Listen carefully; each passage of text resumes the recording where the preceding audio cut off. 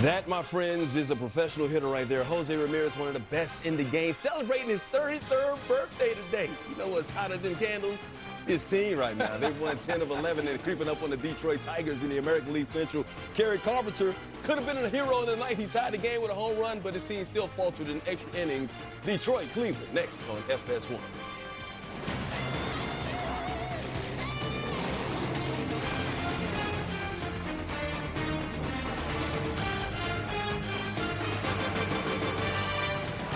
Welcome to the MLB on FS1 3-game show sponsored by Geico, getting you set for a crucial central battle in Detroit. Mike Hill, the D-Train, Dontrell Willis, the Cleveland Guardians starting to creep up on Detroit right now. They're hotter than fish grease. We'll get to them in just a second, but right now we want to take you around Major League Baseball where the Cubs are trying to make the postseason for the first time in 5 years. Magic number at 1 in, Happ and the boys taking on the Pirates. Happ, top of the first, cause I'm happy. He said if he in there, he ain't happy. Johan, oh, yeah, you know, ain't happy about that 2-run shot. 23rd of the season for Happ. Cubs up 3-0. It's Moises Ballesteros. Oh, yes, if you're a Cubs fan. We go back to back. They scored 4 runs in the first, and they're in command right now. 7th inning, Cubs up 7-4. Matt Shaw hits this Dory Moretta pitch deep. Watch Alexander Canario.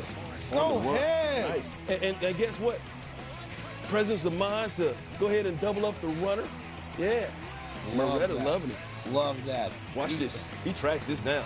Go get it. At his finest. Way to go get that ball. Hit the cutoff, man. Young men and women back home, always playing fundamentally sound baseball. You like to see that for a team that doesn't have anything to play for. Teams, the players still playing hard right there. But this is the Cubs day. Justin Turner brings in Nico Horner right there, 8-4. They clinched their first postseason berth since 2020. It's time to pop that champagne. Dansby Swansea.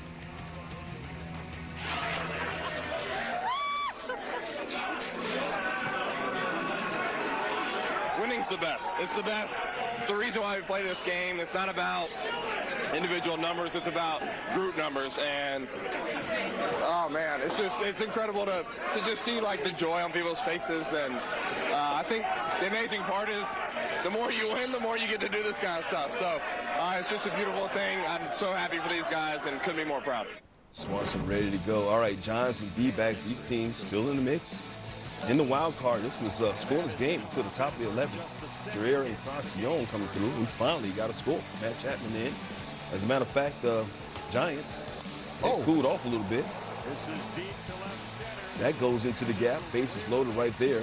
It's 5-0, 8, 5-1 the final. Giants ending their mini skid right there. As we take a look at the NL playoff picture, and Phillies in, of course, Dodgers, Padres, crazy battle right there. Hey, take a look at the D-backs, just 2 out. The Reds and Giants still in it. The Mets, one of the more disappointing teams in baseball right there, trying to hold on.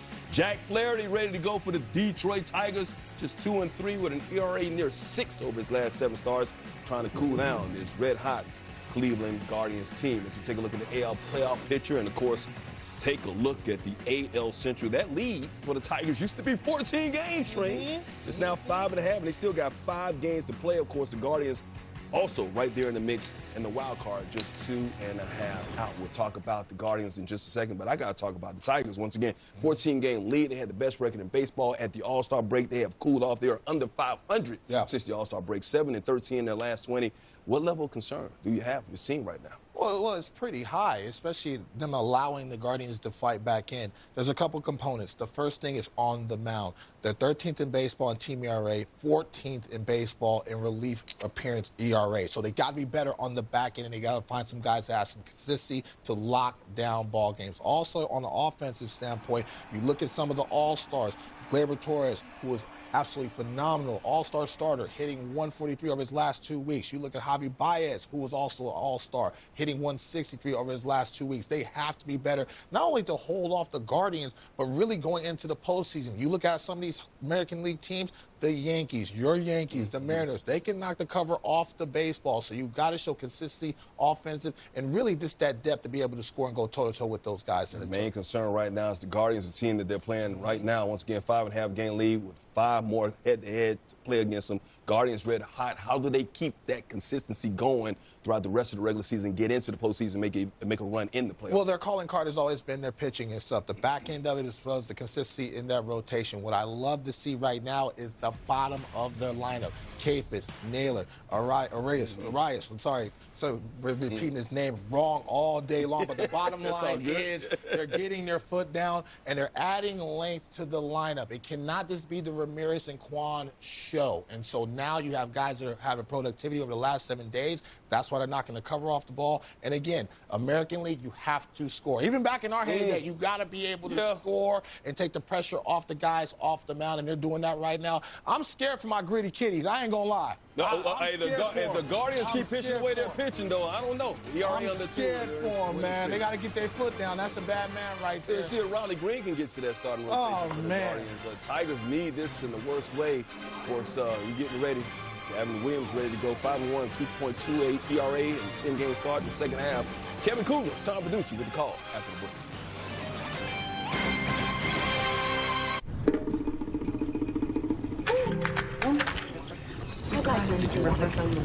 Hilton is bringing you more new ways to stay than ever before.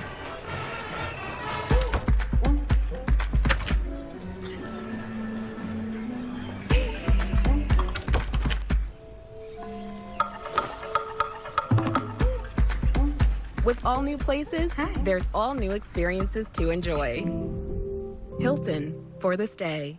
With 12 grams of protein in every serving, Quaker Protein Instant Oatmeal is there for active mornings, friendly competition, and big moves. Quaker, bring out the good. I am a dreamer, my head in the clouds, so I'm off to find that place I've been, if only in my mind. The road I take is winding. There's more room for imagination in the 3-row GV80. Welcome to Genesis. You've been working from home, but your roommate just took up percussion as a hobby. I need Indeed. Indeed you do. With an Indeed profile, the more skills and preferences you add, the faster Indeed can bring the right job to you. Bourbon this balanced doesn't just happen. With subtle notes of bright cherry and warm vanilla, there's a method to our smoothness. Maker's Mark, perfectly unreasonable. With Prime Big Deal Days coming October 7th and 8th, greatness is a deal away.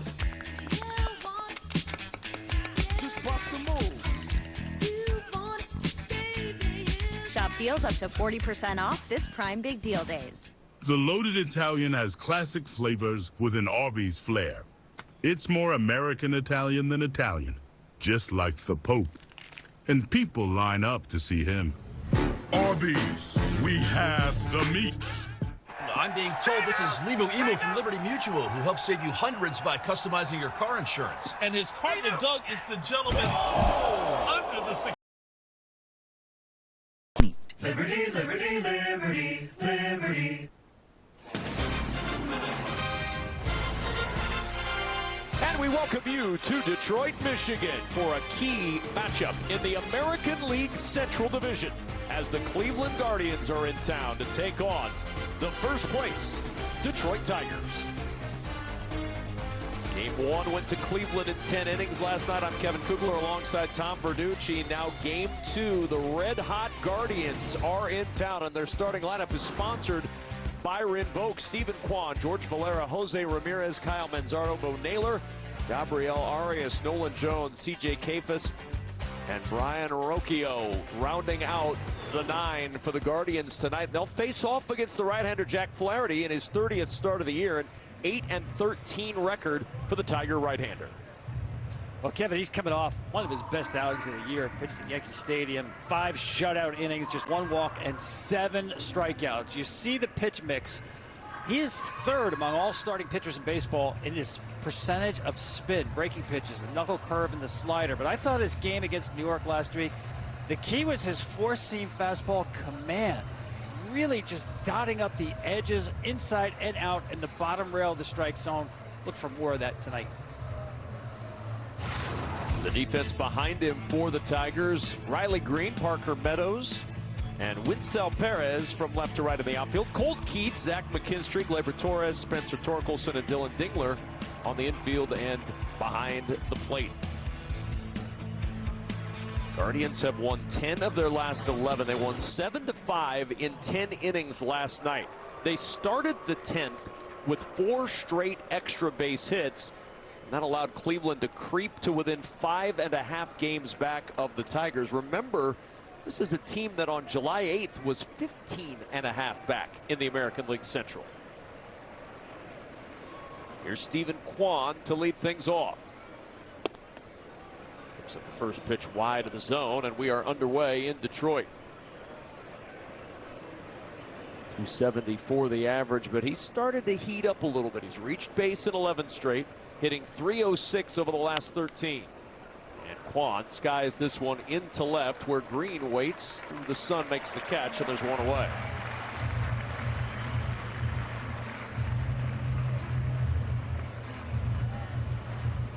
One down for George Valera. He was called up on September 1st when the rosters expanded, and they're anxious to see what he could do with some opportunities down the stretch. Yeah, one of 8 hitters in this lineup hitting from the left side, including the switch hitters. And Stephen Vogt just trying to find something out of this number 2 spot in the lineup.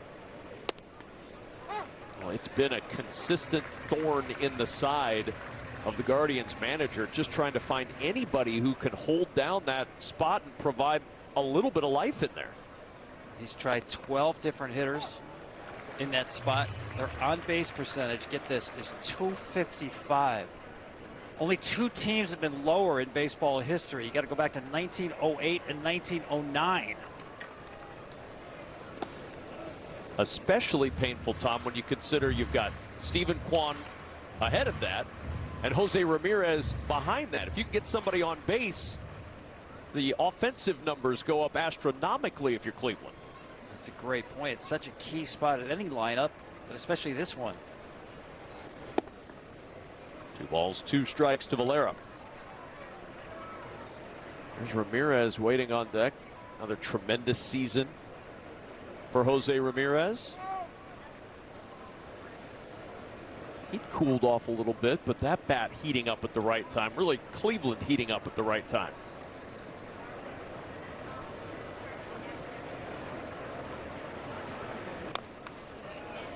Fouled away. 2 Central Division. Sorry, Kevin, I asked Steven about Valera, and he said, you know what? I've only seen 19 plate appearances. I know about as much as you, but the rep is he will take his walks. Good plate discipline. And a chopper to the right side where Torres makes quick work of Valera, and there's 2 gone.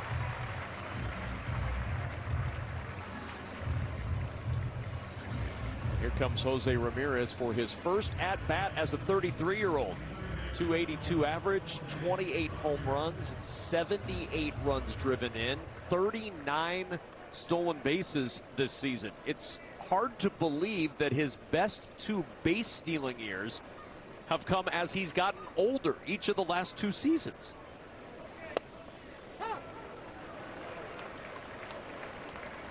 Just checking to see, you saw there his 33rd birthday, to see if Dylan Dingler wished him a happy birthday. It's his birthday as well, a little bit younger.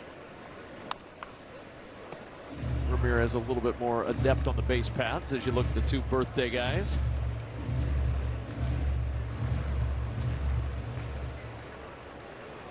No balls, 2 strikes to Ramirez.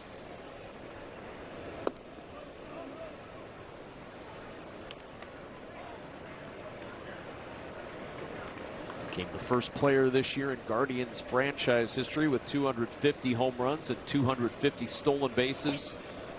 2-2 the count on Ramirez.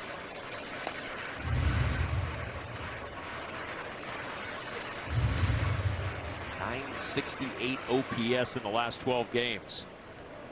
He's hit 2 homers off Flaherty in his career. The 2-2. Fastball just missed low, and the count's full.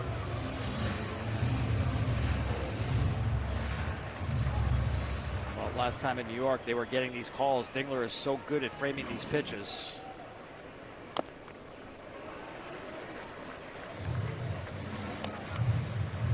You're seeing the pattern early. Jack Flaherty with all these lefties. Get the breaking balls below the hands, below the barrel of the bat. Get the fastball on that down and away corner.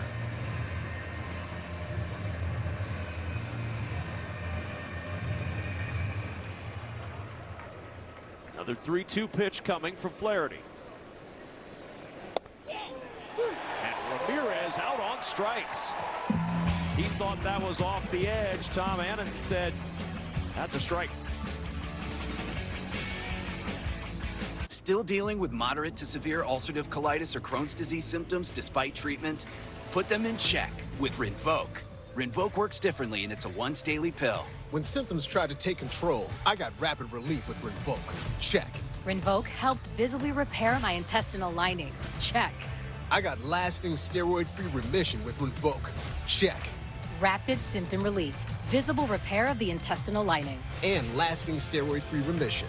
Check, check, and check. Rinvoq can lower ability to fight infections. Before treatment, test for TB and do blood work. Serious infections, blood clots, some fatal. Cancers including lymphoma and skin. Serious allergic reactions, GI tears, death, heart attack, and stroke occurred. CV event risk increases in age 50+ with a heart disease risk factor. Tell your doctor if you've had these events, infection, Hep B or C, smoked, are pregnant, or planning. Don't take if allergic or have an infection. put UC and Crohn's in check and keep them there with Rinvoq. Ask your gastroenterologist about Rinvoq and learn how AbbVie can help you save. All right, team. USAA is open to spouses and kids of military who joined, like me. And grandchildren if their parents joined. Are you eligible, Coach Gronk? It's complicated. USAA. Become a member today.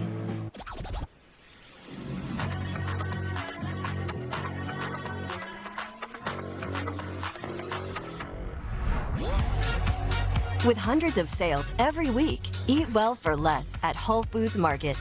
Here at Once Upon a Farm, we chose the Capital One Venture X business card. With no preset spending limit, our purchasing power adapts to meet our business needs. And unlimited double miles means we earn more too. What's in your wallet? Drop whatever you're doing right now. The Wendy's $8 JBC meal deal is here. That's 2 junior bacon cheeseburgers, medium fries, and a medium drink. So you better be on your way. Bacon waits for no one. The #1 deal for the #1 bacon cheeseburger, gotta be Wendy's. Bottom of the first inning, scoreless in Detroit as the Tigers will send Parker Meadows to the plate, working against right-hander Gavin Williams in his 30th start of the year, a 10-5 record, and an earned run average of 3.16. First pitch swinging. Meadows ropes it fair down the right field line and into the corner. Meadows on his way to second. The throw cut off, and he's got a leadoff double for the Tigers. And I think you'll see this approach from Detroit tonight. Hunt fastballs early. Williams has been lights out in the second half of the season, but he's leaned a lot on spin. He's moved away from the sinker and a four-seamer, but hunting it early. Meadows got it, didn't miss it. And immediately a runner in scoring position for Gleyber Torres, who's one of the best in baseball, hitting .340 with runners in scoring position. Almost 100 points better than his season average as he looks at ball one inside. There are the numbers on Williams for the year. 156 and 2/3 innings, opponent batting average of just .214.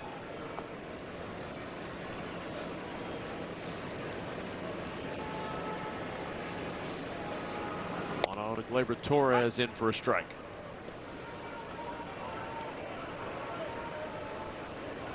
See the pitch mix there. The fastball percentage gone down in the second half. The curveball and sweeper have really played up.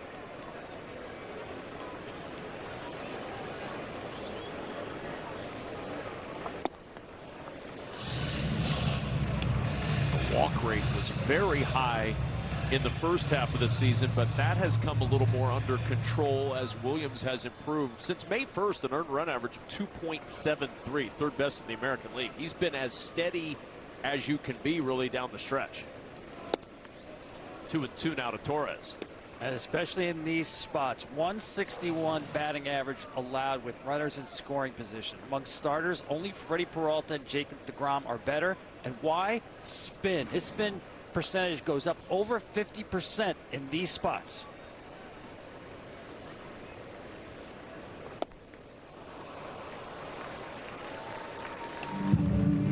And Torres out on strikes for the first out of this first inning.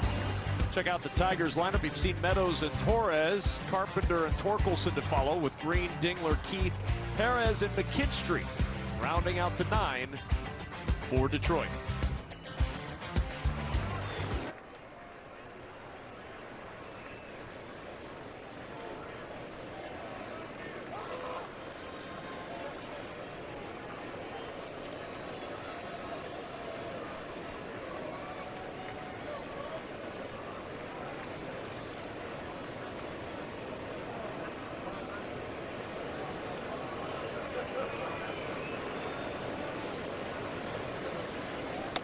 Kerry Carpenter looks at the fastball up for a ball.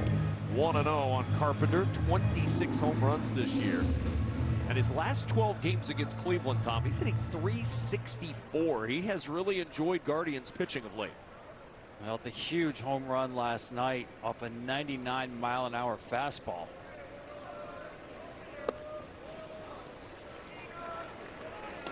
Pinch hit home run, 2 outs. That sent the game to extras, and then in extra innings, Cleveland with 4 straight extra base hits. Last time they did that in extra innings was 1961.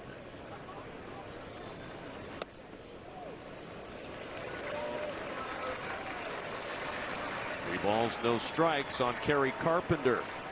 Yeah, base open here, and again, relying on spin. He's not going to give in. He'll keep spinning that baseball, see if he can get a chase.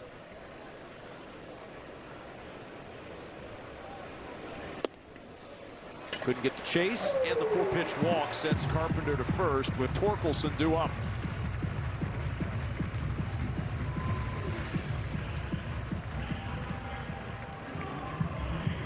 Spencer Torkelson got this series off personally on a strong note. First 4-hit game of the year last night. Snapped the season-high 18-game streak without a home run last night. And now up with 2 on and 1 out here in the bottom of the first. Ball, no strikes on Torkelson. See the numbers. Nice bounce-back season for Spencer Torkelson after last year, where he ended up going down to AAA Toledo in early June. Spent about 2 months down there.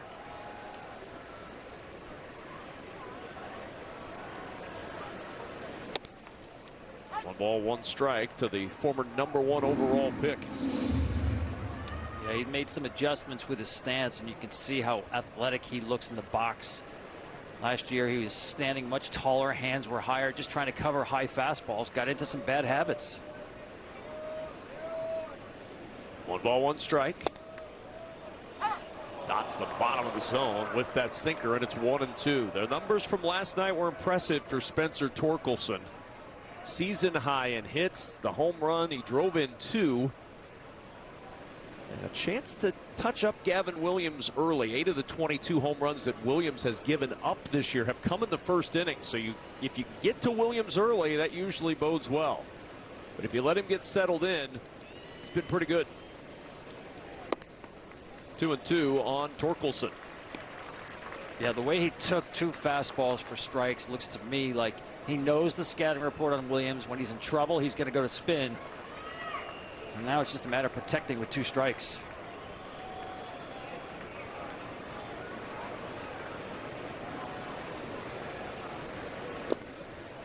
Three balls, 2 strikes. Runners don't advance on that hop into the dirt. Bo Naylor up with it quickly, and it's now full to Torkelson.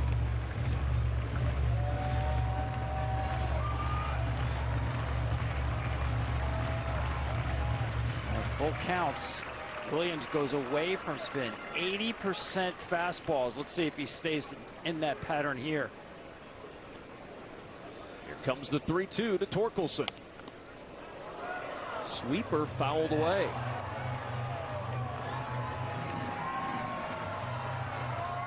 So at least for one pitch, he goes against the scouting report. Yeah, that's a difficult pitch to throw there because he had to throw it in the strike zone, got away with it. You can't throw your chase breaking ball here. 3-2 pitch. Got him to chase. That sweeper was out of the zone, and Torkelson went after ball 4. 2 gone in the first. Yeah, surprised Torkelson did swing at this. This is a good pitch. He did execute the chase sweeper. Lost his strike zone discipline on the biggest pitch of the at-bat. And now the Tigers just 5 for their last 34 with runners in scoring position. Riley Green trying to change that now. First pitch, that one hit hard but foul.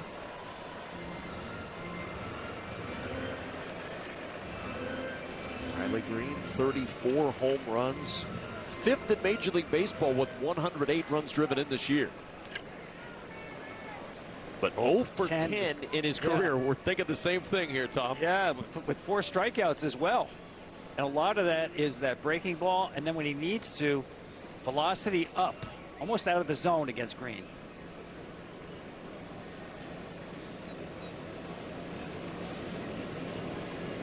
The 0-1.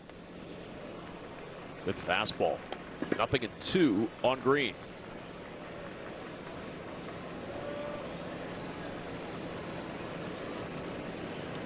Gavin Williams, a homegrown Guardian pitcher, first-round pick in 2021. 20th pitch of the inning here. And it's 1-2.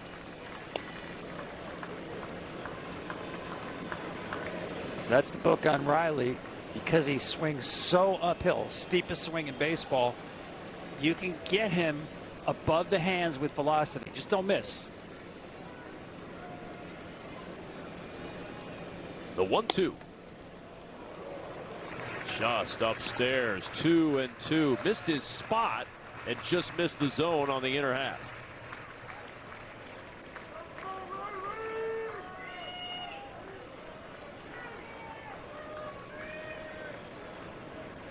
Two on, 2 out. The 2-2 pitch to Riley Green. Down the line to right. That ball hit hard but foul. And it stays 2-2.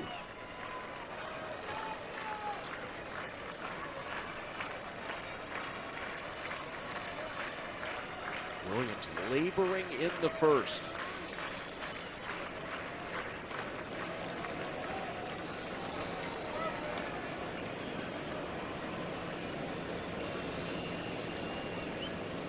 Another 2-2 pitch to Green. Still 2-2.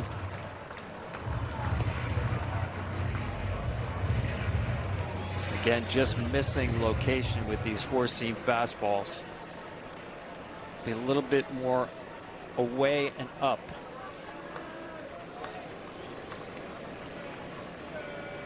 Seventh pitch of the at-bat. And we'll do an 8th as Green fights off another fastball. Yeah, you can see where Naylor's setting that target, and he's just carrying it a little more to glove side than he wants. Steady dive to these 4-seamers elevated.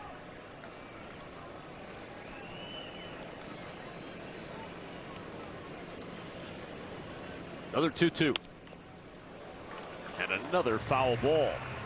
99 on the fastball, but now 25 pitches thrown in this first inning for Gavin Williams.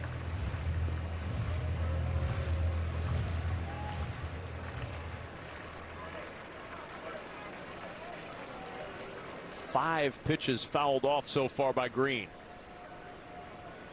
Williams ready again. Popped him up. That'll reach the seats. Foul ball number 6 in this at-bat. I love these battles because it's a battle of stubbornness. You know the way to pitch Riley Green is velocity up, and he's doing that. bottom of the zone, the bottom third of the zone, only Shohei Ohtani has a higher slugging percentage than Riley Green. He has not shown a pitch down there. I would stay up. He doesn't go fastball, but he missed out of the zone with the curve. And oh, Williams wanted that call, didn't get it. And now the count's full and the runners are going on the pitch.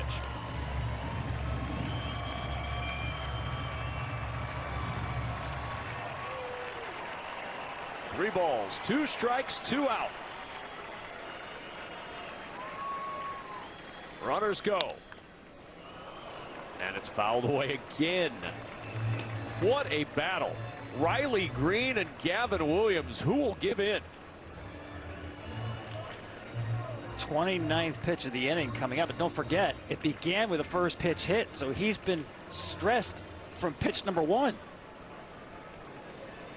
12th pitch of the at-bat. 7 foul balls. Green ready. Williams set. Runners go. Swing and a miss. Another chase strikeout. And a long inning ends with a whimper. Let's go! Let's go! Georgia. Arizona's in the house. Whoa! Let's go. Mashed potatoes. Pop over. Who will rise? Who will fall? A battle of the states. Last year, I wore jean shorts to the Osborne's annual neighborhood barbecue, and they yelled at me. This year, I went to Men's Warehouse, so I'll have the best outfit. Use the good plunger, the big one. Dang it. This is just a bowl of ketchup. If you don't change, my wife and I are going to yell at you again like we did last year. How about now? Hey, nice to meet you. Oh my God, you're... Yeah, no, it's me. Oh my, it's like a stark difference. Is Like this you're different really... again? Yeah. That's good. Thank you. When life happens, get Dave. Up to $500. Oh, baby. In 5 minutes or less. On the run. Showtime. For fun. I'm late for vinyasa. And cash for everything in between. One on your side. And one on my side. Dave is there. Download the app. Sign up and get money. Kind of genius. Try Dave today and see Bad Guys 2. Rated PG. Only in theaters. When you realize that you've chosen too many Italian ingredients to put on a sandwich, name it something like loaded. So people think you did it on purpose. Arby's, we have the meats.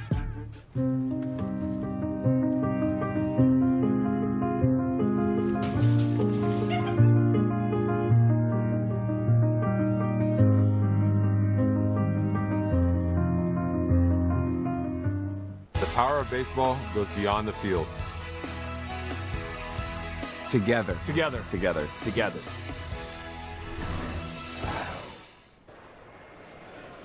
Feels like it's been a long time since Jack Flaherty was on the mound. A relatively quick 15-pitch first inning as he faces off against Kyle Manzardo and takes ball 1 outside. What a battle in the bottom half of the inning. Won eventually by Gavin Williams, but we'll see in the long run if that wasn't actually won by the Tigers. Driving up that pitch count as Manzardo looks at ball 2 low. Yeah, usually there's a tax bill associated with working that hard throughout the inning.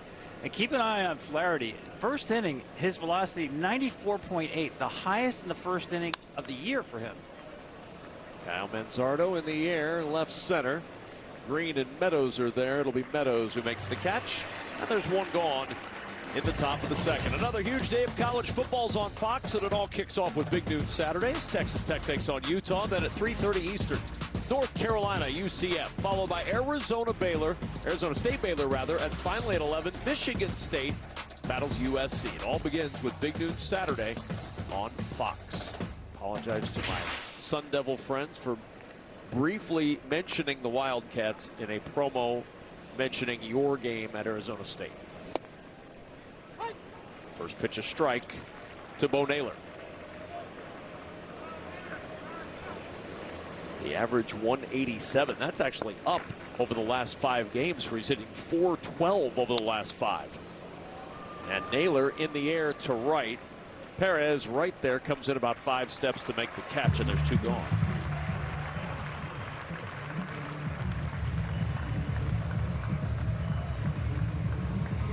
So 5 in a row retired by Flaherty. And Gabriel Arias to the plate. This is where Gavin Williams is thinking, give me a long at bat here. He's catching his breath after that long inning. And Flaherty is working quickly and throwing strikes. It's a good sign for Flaherty and a good frame behind the plate on that pitch that looked like it was close to the edge by Dylan Dingler. We've seen a couple of those already for the young Tiger catcher. Yeah, I saw this a lot last week against the Yankees too. Gets the swing there, but the bottom of the strike zone, Dingler is the top 3 in baseball in terms of framing pitches, especially for a big catcher. That's really impressive. And for Jack Flaherty, that is enormous because he's going to live down there. The 0-2, and it's fouled away by Arias. Now, what a luxury for a pitcher like Flaherty to have a framer, especially at the low end of the zone like Dingler has proven to be. Yeah, his hands are just very quiet. He doesn't really jerk the ball back in. Very quiet. Tried to pull that one up a little bit on the fastball. A little more of a jerk motion on that one. Yeah, as soon as I praised him, right? I mean, just those ones you just really want to stick and don't try to bring it into the middle of the zone. 2 balls, 2 strikes. Yeah, you know, normally when you have a conversation, you'd appreciate it if the guy you're conversing about would do something to illustrate your point rather than to say this is not how to do it. 2 balls, 2 strikes. And the count's full. 3-2 now. Flaherty trying to close out a 1-2-3 second, finding a little bit of trouble here with the strike zone against Arias. He's got to get used to a right-handed hitter in the box, Kevin. So rare tonight.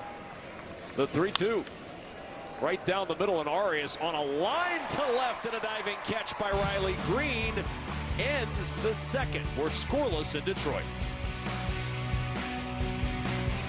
As an official sponsor of the NFL, Jersey Mike's wants you, Eli Manning, to be our new spokesperson. I'm in. I love Jersey Mike's. Hold on. Jersey Mike's new spokesperson? You're stealing my job. I don't want to steal anything. Lies. Eli's. I just love these subs. You'll be hearing from my lawyer. He's very prompt. Jersey Mike's, a sub above. Hey, that's my line. A sub above. Come on, Charlie. Use your new door. Let's go. I said go! Silly dog. I'm gonna trade you for a cat. Red Bull gives you wings. Americans, we can do anything we want, except one thing. We just can't stop being American. So get out there, take your swing, rev your engines and let freedom ring, and never, ever, ever stop being American. Nothing stops America, and nothing stops Ram. During the Ram Drive into Fall event, get 10% below MSRP, plus $2,000 bonus cash on select 2025 Ram 1500 models in dealer inventory, or get 0% financing for 72 months. With 12 grams of protein in every serving, Quaker Protein Instant Oatmeal is there for active mornings, friendly competition, and big moves. Quaker, bring out the good. Aaron Judge and the Yankees continue their fight for a division crown as they take on the Orioles or Cubs, Reds. It's a special baseball night in America, Thursday at 6:30 Eastern on Fox. High-powered offenses go head-to-head as Texas Tech takes on Utah. It's big noon Saturday on Fox.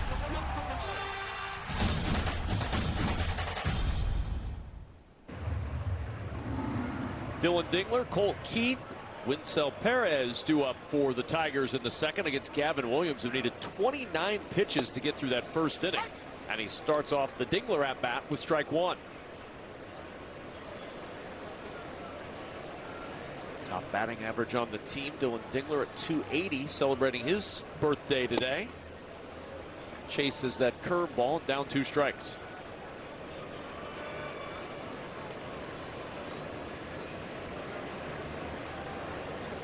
Second round pick in 2020 by the Tigers. And it's 1-2 now on Dingler. You can see how he pitches almost backward now. The guy who throws 97 with a low arm slot has really become a breaking ball pitcher. And we saw that in trouble in that first inning. 3 strikeouts, all on spin, sweepers and curveballs. He's got Already a fastball that doesn't. Yeah, his fastball doesn't have a lot of carry at the top of the zone. It moves more side to side. It's really interesting when you start looking at the spins of fastballs. If you have that true ride with a four-seamer, your hand is right behind the baseball, true north-south spin. He's actually a little bit to the side, which is great for breaking pitches, not so great for four-seamers.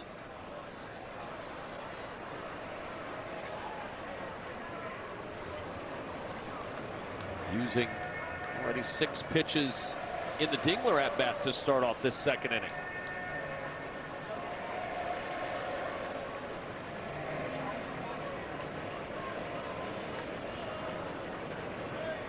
Williams has been a long pitcher. He's gone 6 innings or more in 14 of his now 30 starts this season. Got another swing and a miss on the chase. He has not thrown a strike 3 in the zone tonight. 4 strikeouts and all 4 have been chasing out of the zone. That tells you how tight his spin is. The hitters are not reading that spin until it's too late.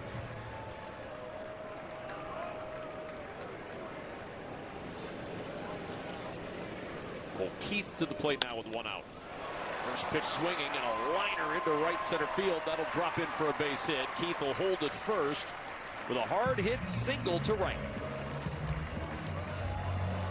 Your team, your players, baseball your way. Get personalized highlights and push notifications just for you. Download the MLB app today. Cole Keith took the same approach, Tom, that we saw from Parker Meadows.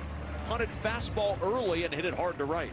Yeah, I think you have to do that against Williams. You're not always going to get a fastball first pitch, but you can't concede it if it's in the zone. If you get one, attack it, just as those 2 did. Minsel Perez, breaking ball in the zone for a strike.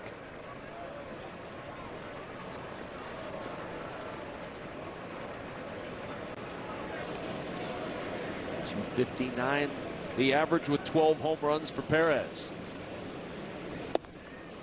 Swing and a miss. Big swing on the curveball. You're going to see mostly, in terms of his spin, curveballs to the left-handed hitters, sweepers to the right-handed. Now, he will throw to both sides, but majority to the lefty will be that big curveball.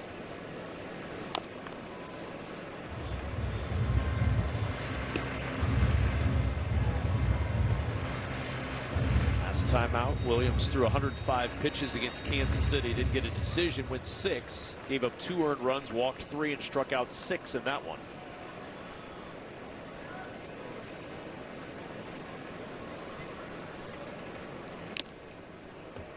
Perez fouls the fastball back. Still 0-2.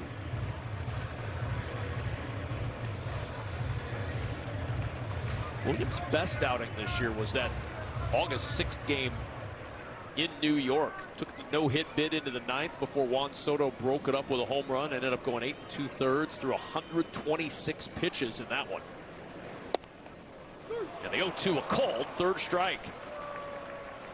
5th strikeout for Williams, 2 gone in the 2nd. It's so easy to give up on a big breaking pitch like that, but that did catch enough for the zone, plenty of it. Now Zach McKinstry with 2 out and Keith at first.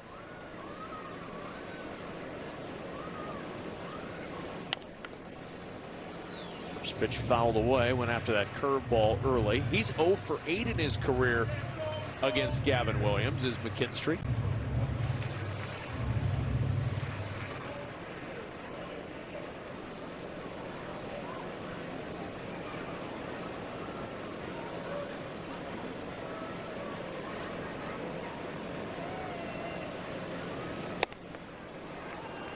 Swung on and missed late on that fastball, and it's quickly 0-2. What a difference between home and road for McKinstry this year. Yeah, this late in the year, it's hard to figure out why there should be a split that large. It just does not compute.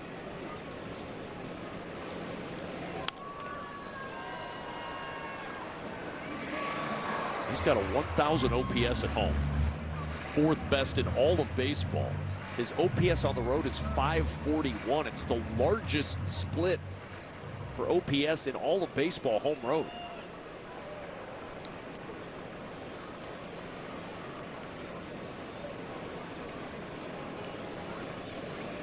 The 0-2 to McKinstry. Did he go around the appeal to third and no swing? So it's 1 ball, 2 strikes on McKinstry.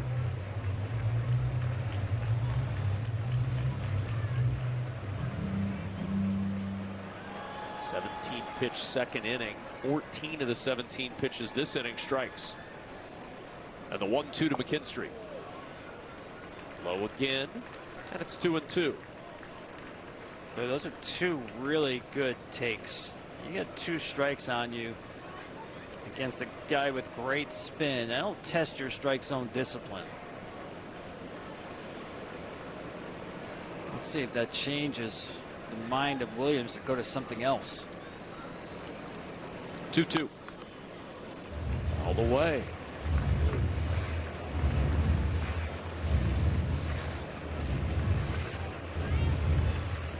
Coming up on the 20th pitch of the second inning for Williams.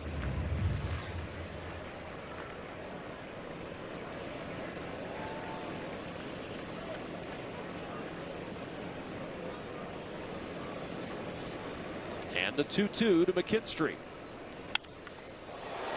Fastball in the air, left center field. That ball is well hit, and Kwon is there to make the catch at the track on the run.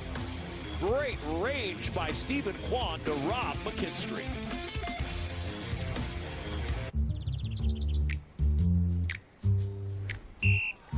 Slow?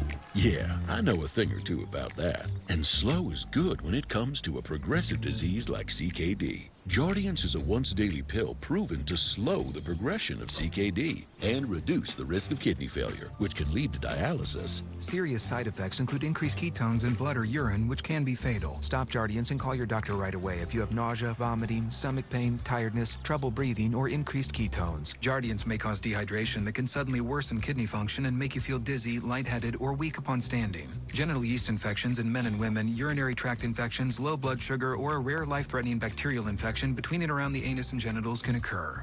Call your doctor right away if you have fever or feel weak or tired and pain, tenderness, swelling, or redness in the genital area. Don't use if allergic to Jardiance. Stop use if you have a serious allergic reaction. Call your doctor if you have rash, swelling, difficulty breathing, or swallowing. You may have increased risk for lower limb loss. Call your doctor right away if you have new pain or tenderness, sores, ulcers, or infection in your legs or feet. You could say, I like taking it slow. And with CKD, slow is the way to go.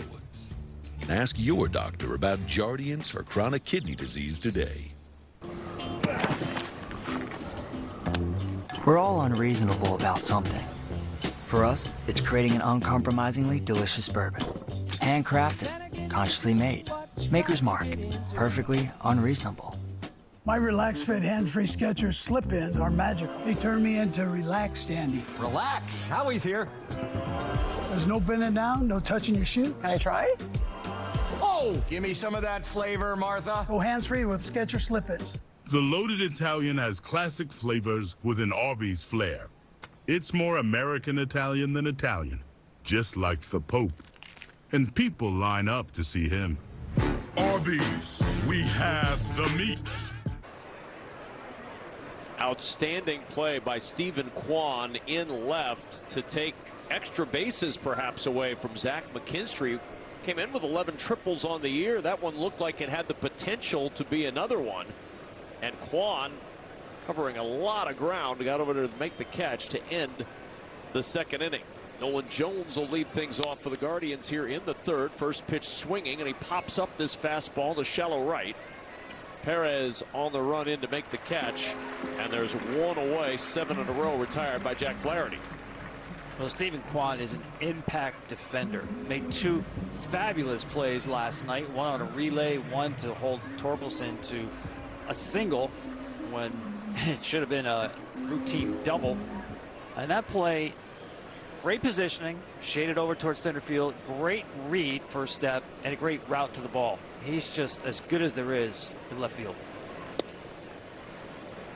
First pitch to C.J. Kafis, that fastball out of the zone. Meanwhile, Flaherty just kind of clicking right along early here, Tom. 5 of his 7 outs have been in the air.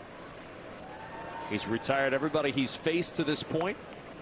The 1-0 evens up 1-1. That knuckle curve swung on and missed by Kafis.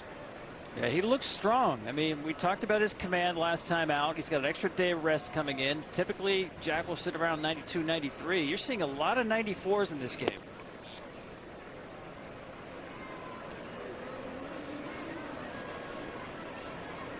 Tigers came in with a 5.5 game lead over Cleveland. The Guardians have been surging. They were 11 back on September 4th. Give you an idea how much ground they've made up in a short amount of time, as it's even now 2-2.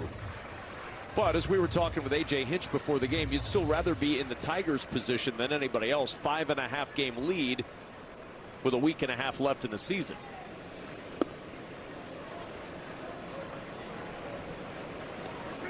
AJ, 5th season as Tigers manager. Now the difference for the Tigers and Guardians is they play each other starting tonight again, with tonight's game included, 5 times before the end of the year. Yeah, the season series is tied. They seem incapable of playing a bad game when they face off against each other. Every game seems, and last night was again another one, seems taut, close, well played. Playoff atmosphere is what the players were saying after last night's game. 3-2 pitch to Kafis is low for ball 4, and there's the first Guardians base runner. It's Kafis who draws the 1-out walk here in the 3rd. Flaherty's walk rate to left-handed hitters is twice what it is to right-handers. He will not give in. He will throw that spin, curveball, slider anytime to lefties, more so than to right-handed hitters. Here's Brian Rocchio, 230 the average, 4 homers, 40 runs driven in. The first pitch in, a strike. Coming into play today, Tom, the 2 central divisions in the American League and the National League looked very similar. The Brewers with a 5.5 game lead over the Cubs, the 5.5 game lead for Detroit over Cleveland. The difference, of course, being the Guardians and Tigers play each other tonight and 4 more times after tonight. Cubs and Brewers season series has been long done. So you can, when you're talking about the opportunities to be the team caught from behind, the Guardians at least have what appears to be a legitimate path. I'm not sure the Cubs have that path in the National League. Rocchio to the left, and Green is there to make the catch for the 2nd out. Yeah, since they went to the schedule, it's not as heavy intra-division as it used to be. We don't have as many of the head-to-head matchups in September. But that is old school matchups this year, with these 2 teams playing 2 series in the last 2 weeks. And by the way, these are ancient rivals, right? They played each other 2,327 times, including the postseason. And the difference, 3 more wins for Detroit. I mean, that's incredible. Old foes indeed. Playing with a lot on the line. 1-0 to Kwan is low, and it's 2-0.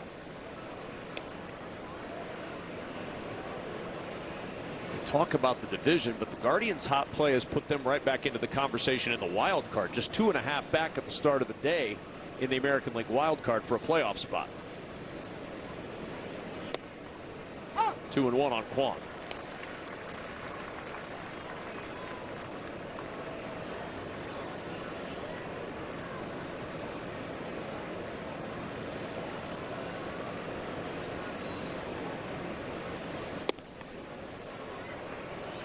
Three balls, 1 strike to Stephen Kwan. Flew out to left in the 1st inning.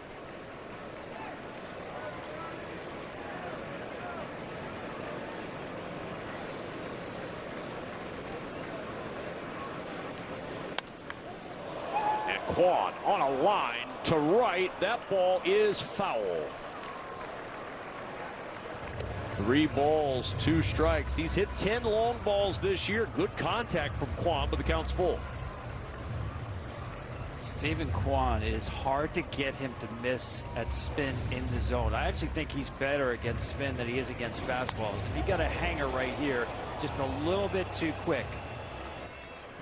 This series swung and missed all year long, only 11 times on breaking pitches in the strike zone.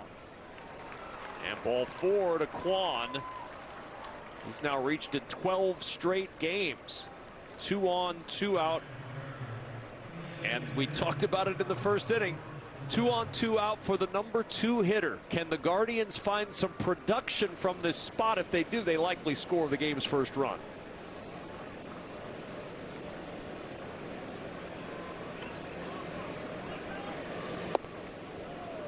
Valera looks at ball 1. Yeah, I thought he had a good at bat his first time up. And right there, he's showing it again as advertised. Good idea of the strike zone. Looks very comfortable. And the 1-0 hit into left field. That's a base hit. Rounding third and headed for home is Cephas. And production from the number 2 spot does give the Guardians a 1-0 lead.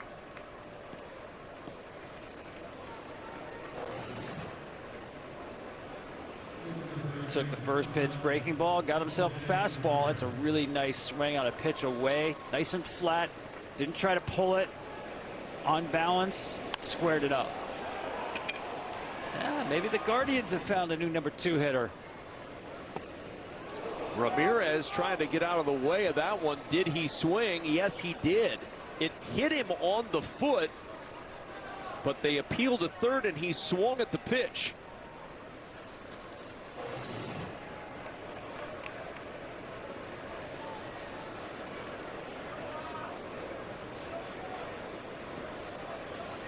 Yeah, it's borderline, but I think it was a swing. Most umpires will use the third base chalk line as a guide, and if that barrel crosses that line, they'll call swing.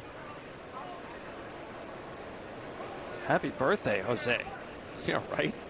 You get a strike and the ball hits you on the foot.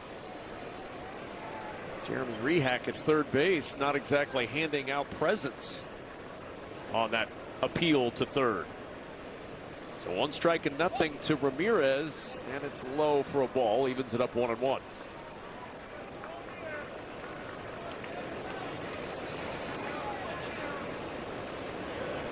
He's 16 this year with runners in scoring position. He's got Quan at second. Valera with the lead over at first. 1 ball, 1 strike. And Ramirez golfs this one into foul territory. Colt Keith with a long run, and he just ran out of room.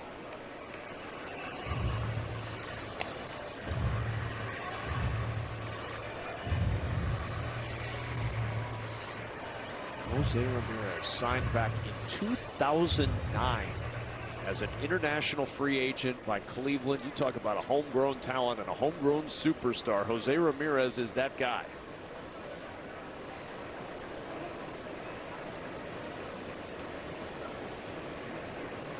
The 1-2. Ball skips in the dirt, and the runners are going to advance. Quan to third, Valera to second, and now 2 runners in scoring position on the wild pitch.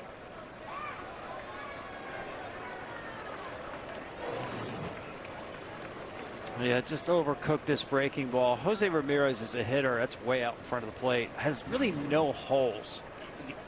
When he's cold, it's usually just because he chases out of the zone. Fastballs away, he can pull with power like nobody I've seen in a long time. 24th pitch of the inning, and he's got to deliver it in a big moment. 2-2 with 2 on and 2 out, and Ramirez on the ground, right side. Torres there, throws to first in time, and the inning is over with a run across in the third for Cleveland.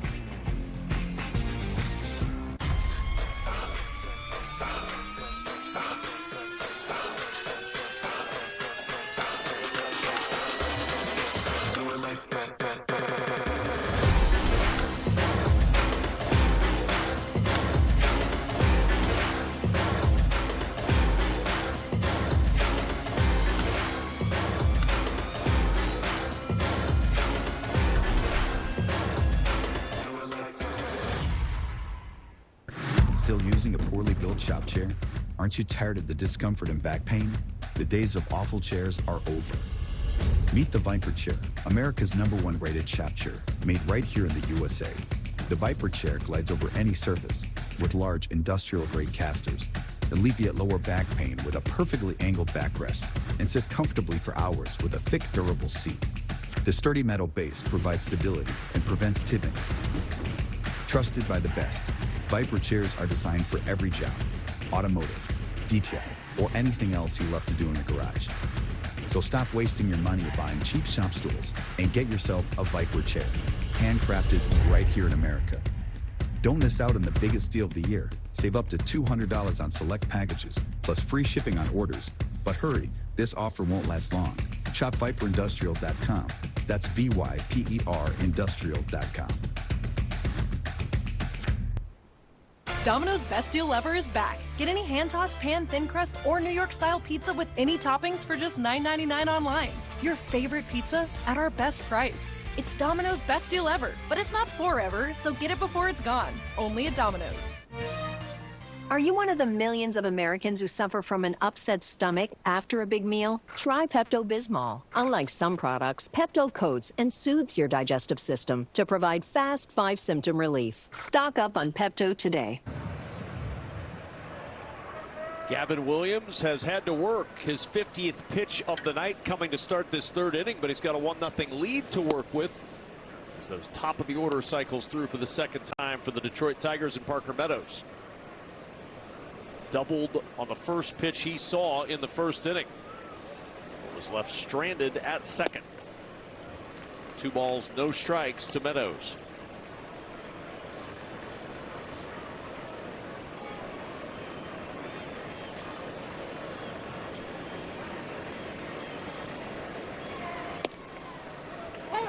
Two and one.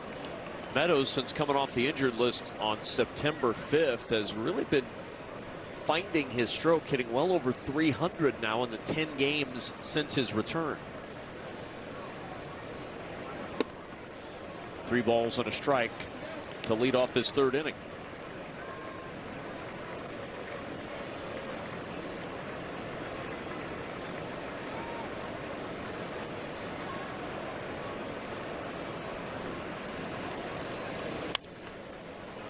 Three and 2 to Meadows. Yeah, there are some pitchers, Kevin, who when they have those high pitch counts early can just kind of dial it back in and just feed the strike zone. And because Williams doesn't get a lot of swings and misses on the fastball, you're seeing a ton of foul balls, and he relies on chase on spin. I don't think he's one of those guys. The 3-2 swung on and missed. There's that spin again. The curveball gets the swinging strikeout, his 6th of the night, and there's 1 gone in the third. It's just amazing. So far, the Tigers have swung 16 times at his curves and sweepers. They've missed half the time they've tried to hit it. That's impressive. Gleyber Torres struck out swinging in the first. Fastball fouled back.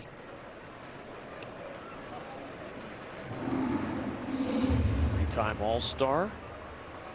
Has really struggled in the month of September. Came in hitting just 152 in the month. 1 ball, 1 strike.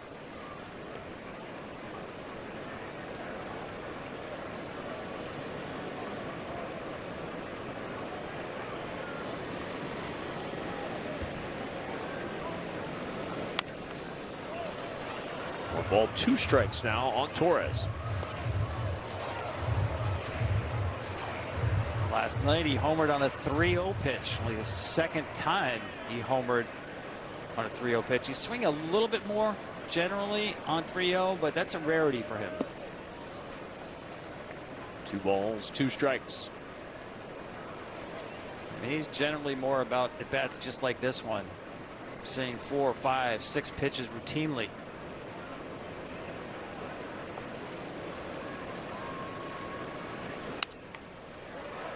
The 2-2, nice pickup. Arias across in time, and there's 2 gone in the third. Tomorrow, it's a special baseball night in America on Fox as Aaron Judge and the Yankees look to stay in the hunt for an AL East crown against the Orioles. or the Cubs and Reds battle for positioning in the NL wild card. Check local listings for the game in your area tomorrow at 6:30 Eastern on Fox. Yankees right now with the top wild card spot in the American League. Cubs sitting in the top wild card spot in the National League. Some important games on Fox tomorrow night. The 1-0 to Kerry Carpenter. And it's 1-1 on the designated hitter, Carpenter.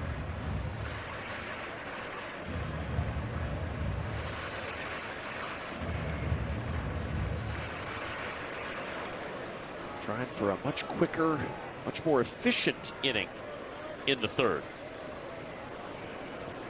Tired the first two batters in an inning for the first time tonight, and now a 1-2-3 inning for Gavin Williams with a 1-0 lead through 3. Liquid Death soda-flavored sparkling waters have 1/10 the sugar of top sodas, so we hired 1/10 of Tony Hawk to tell you about it. Hi, I'm 1/10 of Tony Hawk, and I just love these products. 1/10 the sugar is crazy, but you know what else is crazy? Other sodas have 10 times the sugar. Pretty sweet, kid.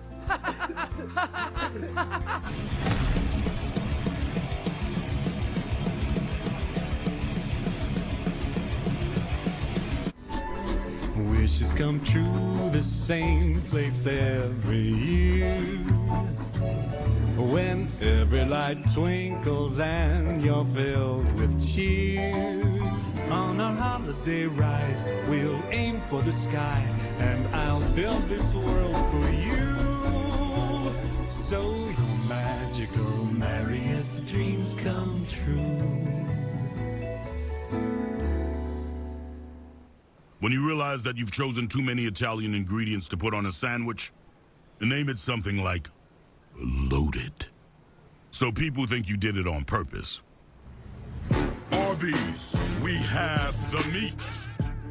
Experience the world's largest sports book at your fingertips. I'm Derek Stevens. I'm a lifelong sports bettor and owner of Circus Sports. We built this platform for bettors that want high limits and total transparency.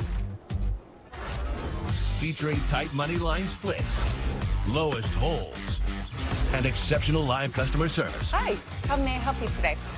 Download your new bookie today and start betting like a pro. Circus Sports.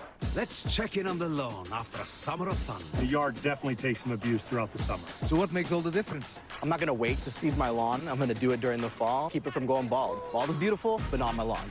It's seeding time again with Scott's Turf Builder Rapid Grass. Top of the fourth inning, a 1-0 lead for the Guardians over the Tigers. With Tom Verducci and our entire Fox crew, I'm Kevin Kugler. Good to have you with us for a little Wednesday night baseball on FS1. One run scoring in the third on a RBI single from George Valera. Kyle Manzardo, Bo Naylor, Gabriel Arias all due up for the Guardians here in the fourth inning. 2 balls, no strikes on the Guardian first baseman.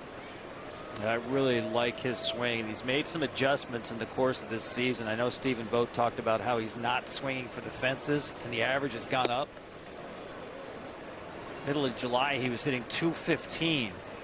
He's hitting 281 since then, the last 50 games. And to me, it's very similar to what Ryan O'Hearn did when he went to Baltimore. He's really improved his spine angle. He's not tipped over as he gets through the zone.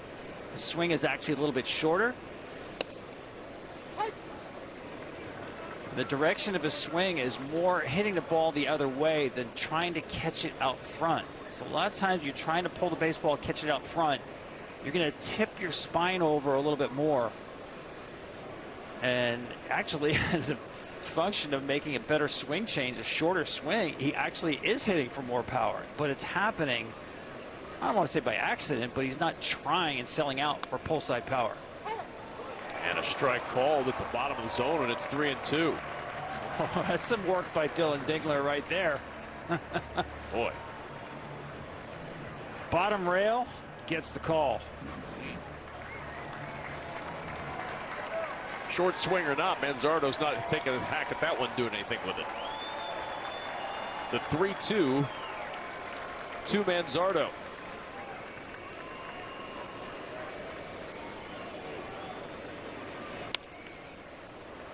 And it's in the air to left. Long run for Riley Green, and that'll drop in there.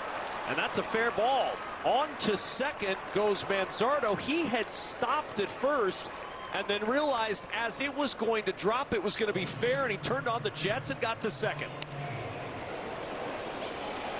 I wish I could get my pitching wedge to check up like this. I mean, there's nothing Green can do right here. Nobody, this is in no man's land. Nobody can get here. And there's still enough time right on the chalk for Manzardo to get to second base. But that's a good example of that swing there. That's an inside fastball where he stayed inside the ball.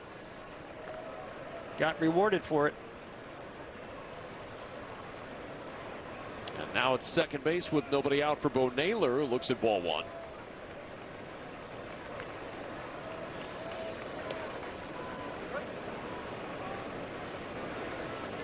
You can't place a ball better than that. No way for Colt Keith or Zach McKinstry to get out there down that line. Riley Green playing deep.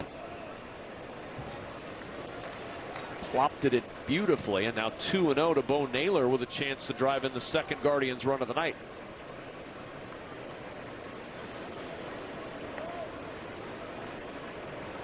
.354 with runners in scoring position as a team, Cleveland, the last 13 games. And Naylor puts a charge into this one to right, but playable for Perez, who makes the catch, tagging and forcing the throw, but no advance. Manzardo. There's one away in the fourth. Baseball's just heating up. Be a part of all of the excitement, action, and unforgettable moments. Scan the QR code or go to MLB.com/tickets and plan your ballpark visit.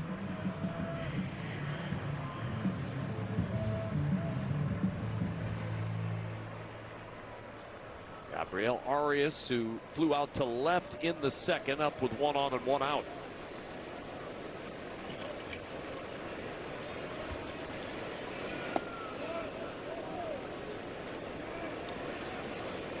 That was a big out for Jack Flaherty to keep the runner on second base. It just was not deep enough. It wasn't a great breaking pitch. Naylor hit it well, but not well enough to advance the runner and bring the infield in. On the ground to third. That's a fair ball. Long throw across in time. And how important was that out of Naylor to hold the runner at second? This likely scores the run if he's at third. Yeah, nice play. Good, accurate throw after getting over there. Tiptoe around the base to make the throw.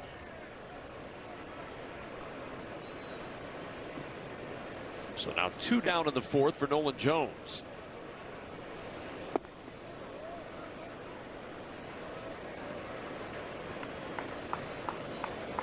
Jones flew out to right in the third inning.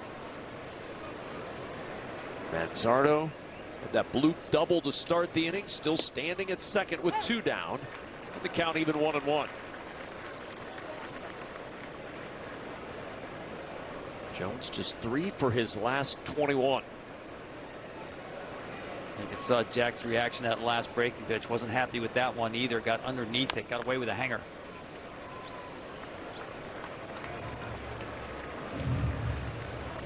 Ball, 2 strikes, 2 down, fourth inning.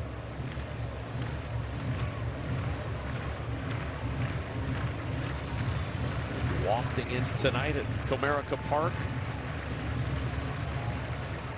Beautiful night for baseball and a 1-0 ball game between 2 contenders in the American League. The 1-2 to Jones. Missed wide, 2-2.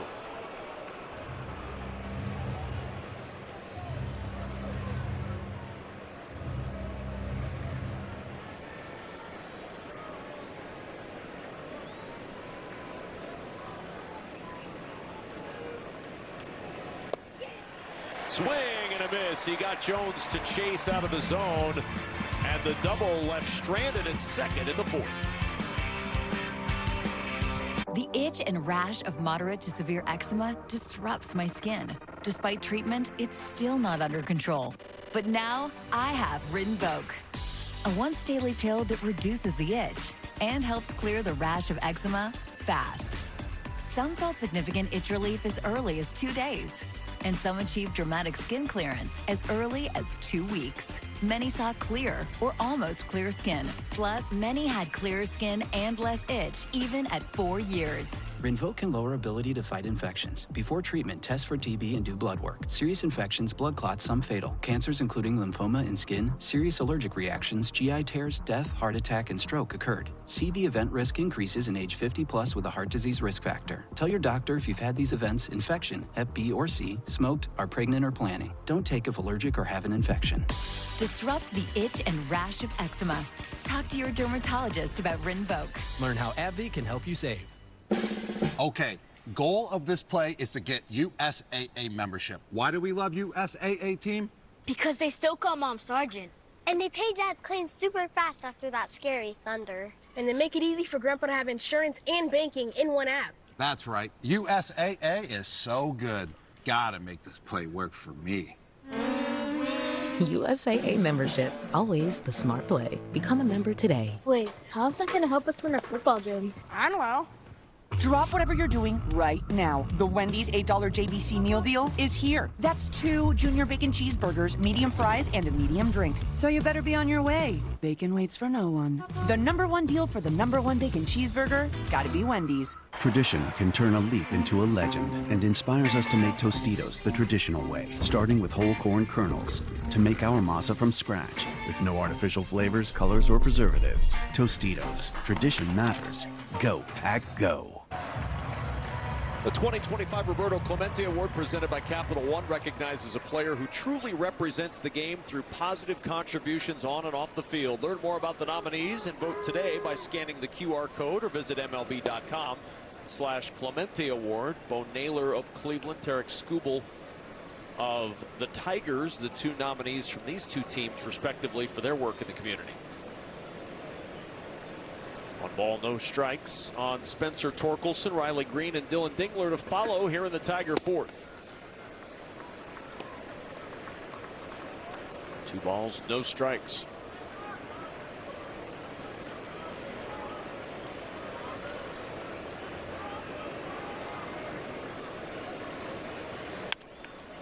The 2-0 hit well to left center.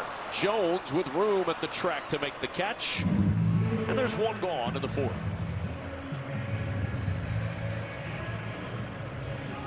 You mentioned Skubal. Tigers got some great news. Their ace will make his next start on schedule. A lot of concern when he had to leave his last start with that. Just felt a little twinge in his side, and I think proactively he's like, let's just take a look at this, make sure we're not going to risk anything here. And it sounds like he's good to go. Went through a full bullpen session, actually a little more than full. He really tested it, came out of that feeling fine. So full steam ahead.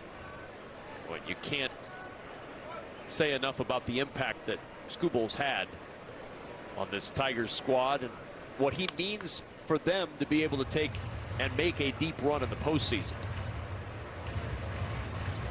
Yeah, I mean, listen, the last 2 years, to me, he's been the best pitcher in baseball. I mean, people have gone on runs. Paul Skeens is amazing as well, but, you know, what I love about Skubal, he can beat you in so many different ways. He can beat you with power, he can beat you with the changeup, he can beat you with spin, he can beat you up in the zone, down in the zone. There's just so much you have to cover, and he commands the baseball so well. I mean, it's just a very difficult assignment for any hitter. 2 balls, 2 strikes to Riley Green. He faced 12 pitches in his first at-bat, ended up striking out swinging. Bad at-bat, a big reason why Williams is throwing his 71st pitch right here in the 4th, and it's fouled away.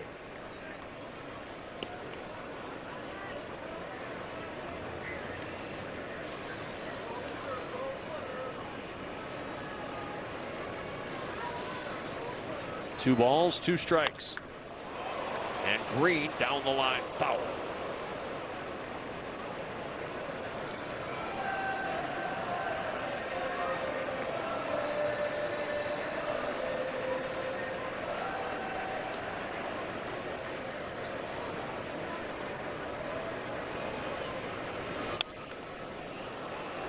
Still 2-2. He's fouled off 11 pitches in the 2 at-bats against Gavin Williams tonight.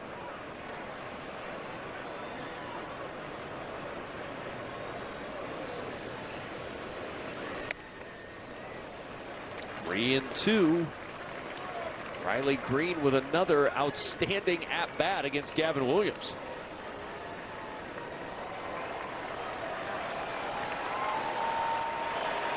And the 3-2 pitch.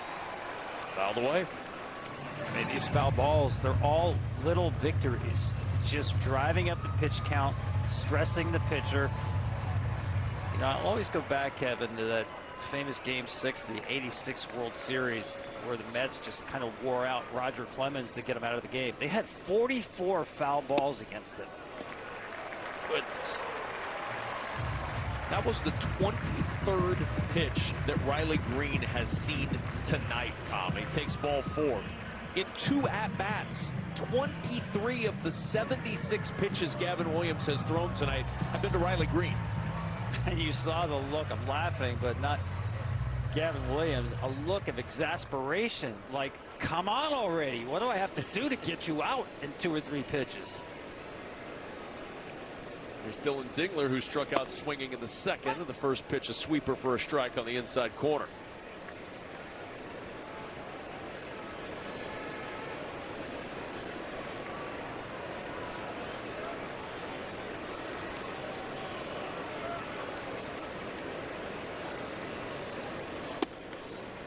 Ball 1 strike on Dingler. Tigers down a run here in the 4th.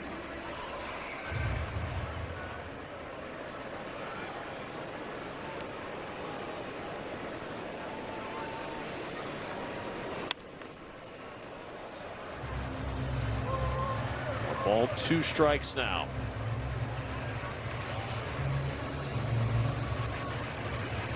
Tigers entering play tonight 4 games back of Toronto in the race for the top seed in the American League.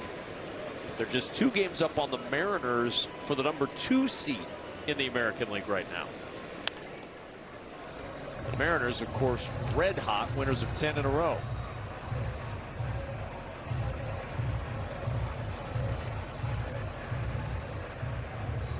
We're going through a lot of baseballs tonight. Hope you bought stock. 1 ball, 2 strikes. Fouled at the plate. Still 1 and 2.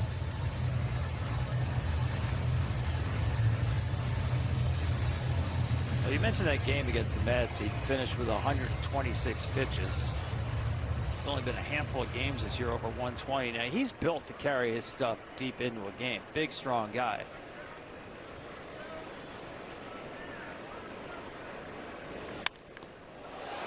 Dingler to left center. Kwan on the run. He's there again. He covers so much ground out there. He took one away from McKinstry and now from Dingler. Yeah, they're doing a great job with their positioning, covering the gaps. And then Steven with his first step quickness and his route to the ball is always so good. You rarely see him have to reroute. He's got that radar system that is almost flawless to get to the right spot quickly. Colt Keith singled in the 2nd. He's up with 2 out. And he looks at strike 1.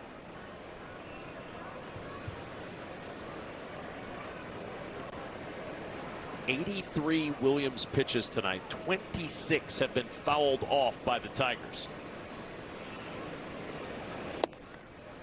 Swing and a miss, and it's 0-2. So even if you're not getting to Gavin Williams, you're getting to Gavin Williams by driving up that pitch count and perhaps getting into the bullpen an inning or 2 earlier than you normally would have. Yeah, they've created a lot of stress. You know, even if it's not a ton of base runners, it's just trying to get strike 3 is creating stress in and of itself. The 0-2. 1 ball, 2 strikes on the appeal.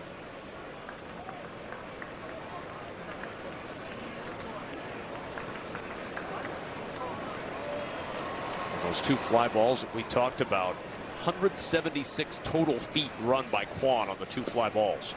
Swing and a miss in the dirt. Naylor up with it to throw to first to get the strikeout. 7th for Williams. Still 1-0 in Detroit. The loaded Italian has classic flavors with an Arby's flair. It's more American Italian than Italian, just like the Pope. And people line up to see him. Arby's, we have the meats. If Jerry knew football the way Tom Brady knows football, he would in no way be able to handle it. Come on, Ryan, what do you do? You gotta look off the safety before you... When the safety rotates down, just rip the seam. Nobody knows football. Come on, we can do better. Like Tom Brady.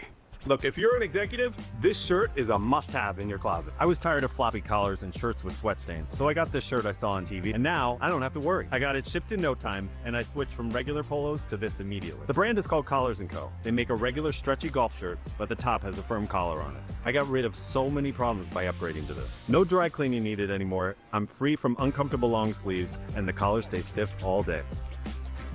Get 20% off today using code TV at collarsandco.com.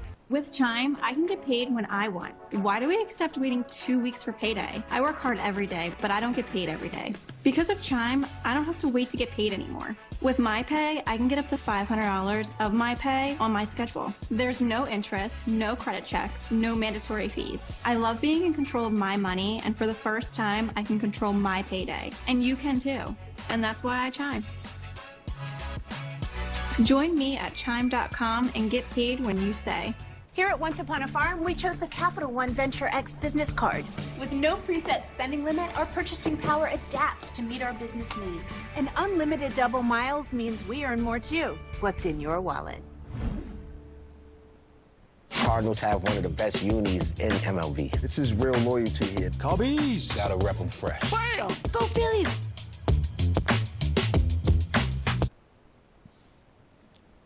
One nothing lead for the Guardians as we head to the top of the 5th inning. C.J. Kafis, Keogh, and Stephen Kwan. 8-9-1 for the Guardians in the 5th against Jack Flaherty.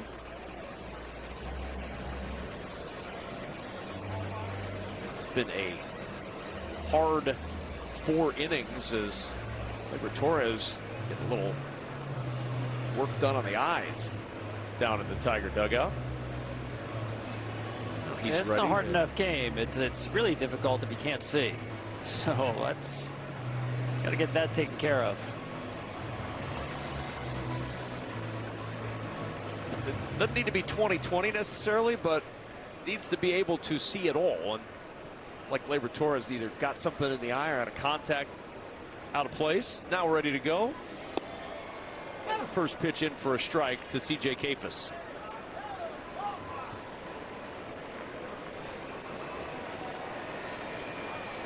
Kafis walked and scored the only run of the ball game in the 3rd.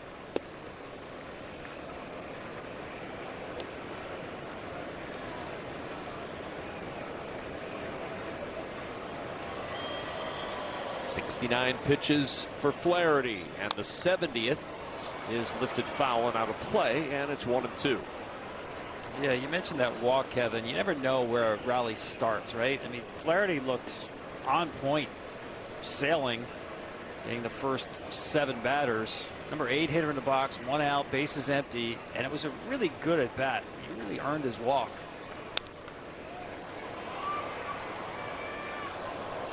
Putting together another good at bat here. After that walk, it was a fly out, and then another walk and a single, and all of a sudden you have a 1-0 lead. The 1-2 to Kafis. That's low, 2-2. This is not a good spot for Kafis, at least at this point in his young career. 3 for 47 when he gets 2 strikes on him this season.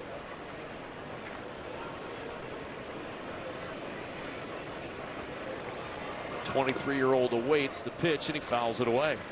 Good at bat again, though, for Kafis against Flaherty.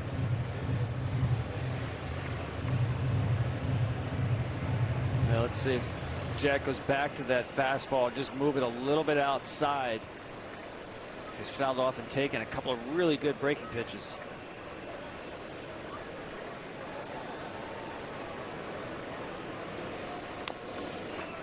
Another foul ball.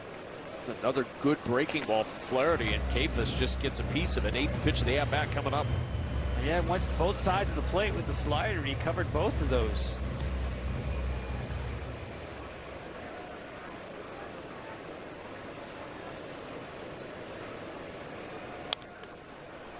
Fastball fouled away again.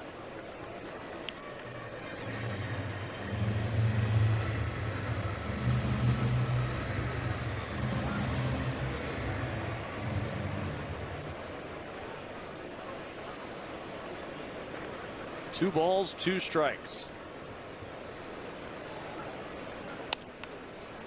And Kafis, a little jam shot, will drop into center field for a base hit. He's had 2 tremendous at-bats tonight, and he's been on twice tonight against Flaherty.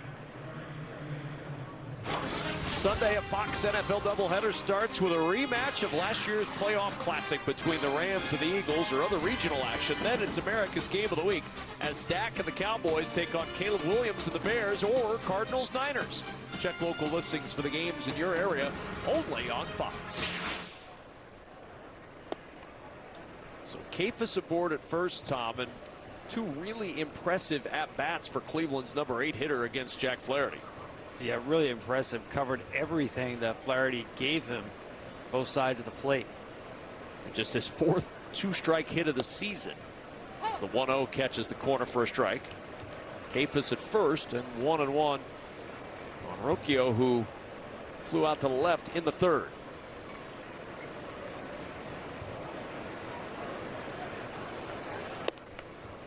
For his last 16 at the plate is the Guardians' number 9 hitter, and he's out front 2-1. Yeah, because of that, I think Keith was rolled up at third base, maybe expecting a bunt. Not going to see it here with a strike. Now 3-1. Danger here for Flaherty with the top of the order, Stephen Kwan, waiting on deck. Yeah, just got outside of his delivery the last couple of pitches.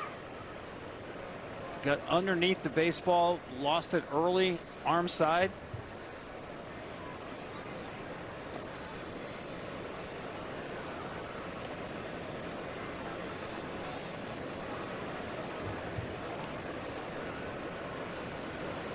Three balls, 1 strike.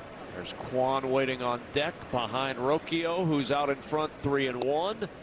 And the 3-1 pitch is a strike on the outside corner. Just caught the edge, says Tom Hanahan behind the plate, and it's 3-2. Let's see if Stephen Vogt wants to start the runner here. I think that he will. No movement at first, and there's ball 4 with the fastball. Danger here for Flaherty. A single to the number 8 hitter, a walk to the number 9 hitter, and Chris Fetter, the pitching coach, making his way out to talk with Flaherty. 2 on, nobody out, in the top of the order coming up. Yes, first time, really, it looks like he's laboring a little bit. Of course, that extended at bat by Kafis had something to do with it. Good mound visit here, slow the game down, get him a breather. Bullpen just starting to stir for Detroit. Looks like Brant Hunter beginning to loosen, the left-hander.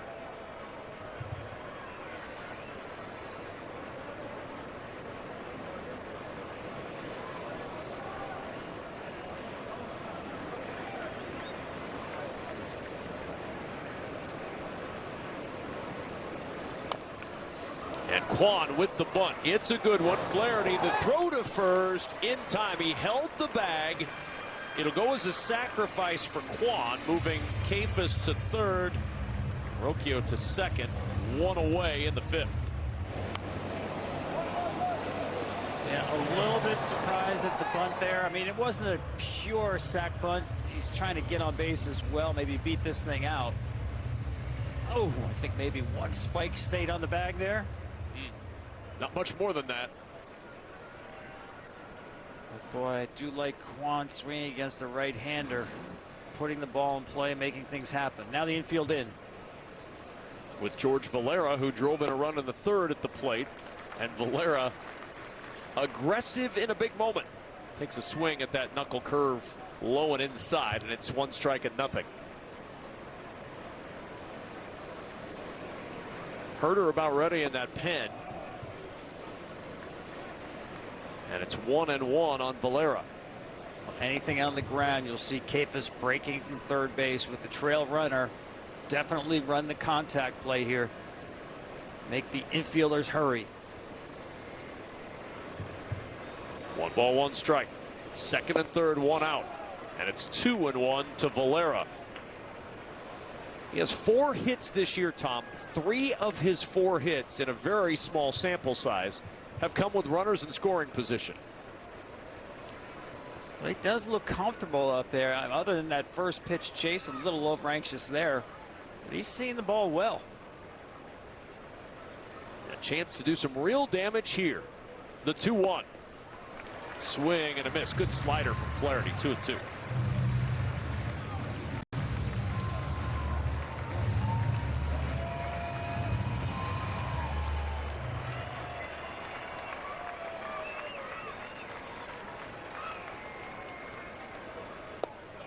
Swing and a miss. What a time for a strikeout for Jack Flaherty. Just his 3rd of the night. None bigger as he gets the 2nd out of the 5th. Yeah, great execution. Remember, the base hit for Valera was on the fastball away. Stayed with spin during this at bat. And really no mistakes anywhere with this spin. Everything bottom rail and below. Well done. And now with the base open, you give Ramirez the free pass. He goes to first. The bases are loaded, and it'll be up to Kyle Manzardo to try to add more to this Guardians 1-0 lead. He doubled in the 4th. A fastball inside. 22nd intentional walk of the year, by the way, for Ramirez. That's the 2nd most in all of baseball. Yeah, that's another reason why I wasn't in love with the bunt by Quan. I mean, you're asking a guy who's got 20 major league plate appearances to get the run in, and if not, just saw he took the bat out of Ramirez's hands. And now 1-1 on Manzardo.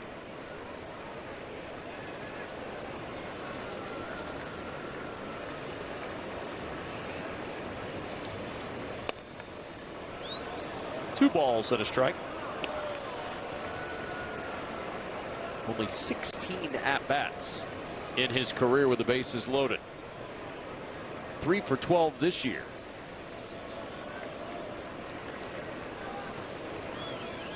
The 2-1. High ball 3. All of the strategy goes out the window if Flaherty loses Manzardo here. A huge pitch in this game right here. 3 balls, 1 strike, 2 down, top of the 5th, bases loaded. Flaherty will reset. Manzardo is ready.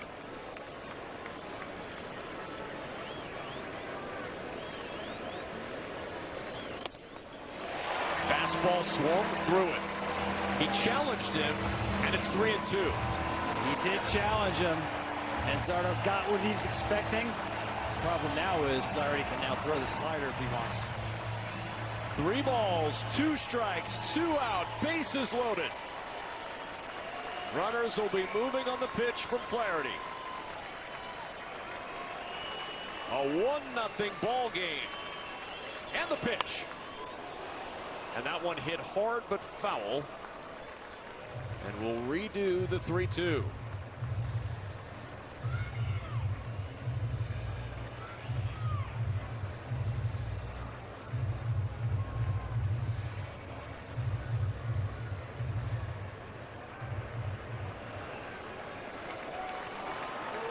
Seventh pitch of the at-bat to Manzardo.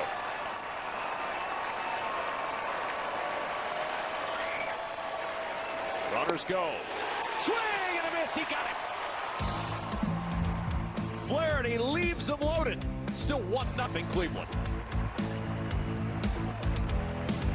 You could buy on your own. You could get a lender, get showings, get catfished, get more showings, get through all the paperwork, get an inspector. Nope, definitely not him. Yeah, Chuck will be good, right? Sure. No deal. Get into negotiations, get a stress rash, get to see a new side of your spouse, get a divorce. Just kidding. And finally, with the last breath you have, get ready to close. Or you could get an agent who is a realtor with the expertise and ethical training to make home happen. With 12 grams of protein in every serving, Quaker Protein Instant Oatmeal is there for active mornings, friendly competition, and big moves. Quaker, bring out the good. This is the newly redesigned Dell AI PC with Intel inside. It's not just an AI computer, it's a computer built for AI. So you can do the stuff that slows you down way, way faster. Like that. And that. And yeah, that too. It's a U multiplier. So you can get more done quicker, which means you get to be done sooner.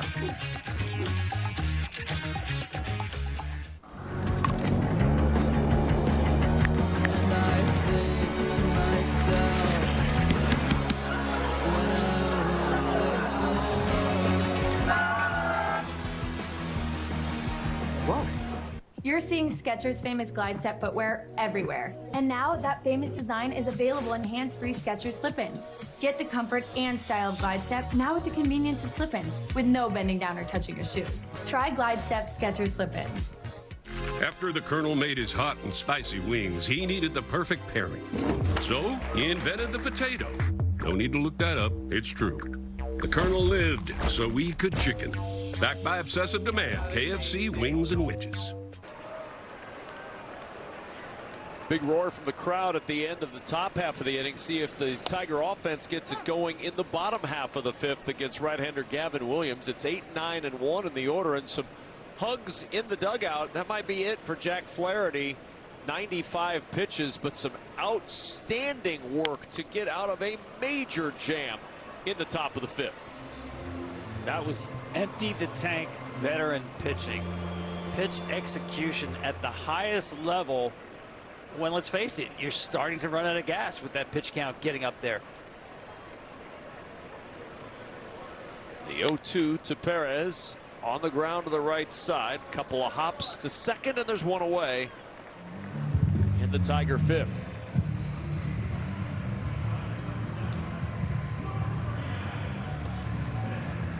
And now Zach McKinstry to the plate. He was robbed his first time up. A fly ball to left that looked like it was ticketed for 2, maybe 3 for a guy who has 11 triples this year, and instead out of nowhere comes Stephen Kwan to calmly get underneath it and pluck it. On strike and nothing to McKinstry.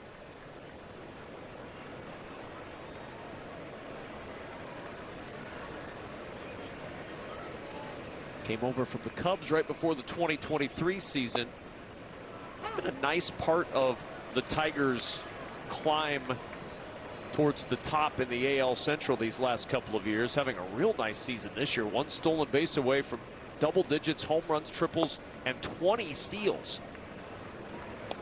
It does so many things well. Can play basically anywhere on the field and not just play in different spots, but play them well. And I think he's the best base runner, pure base runner on this Tigers team. They have a lot of them. Chase that one in the dirt. The throw to first to finish the strikeout. 8th of the night for Williams. 2 up and 2 down in the 5th.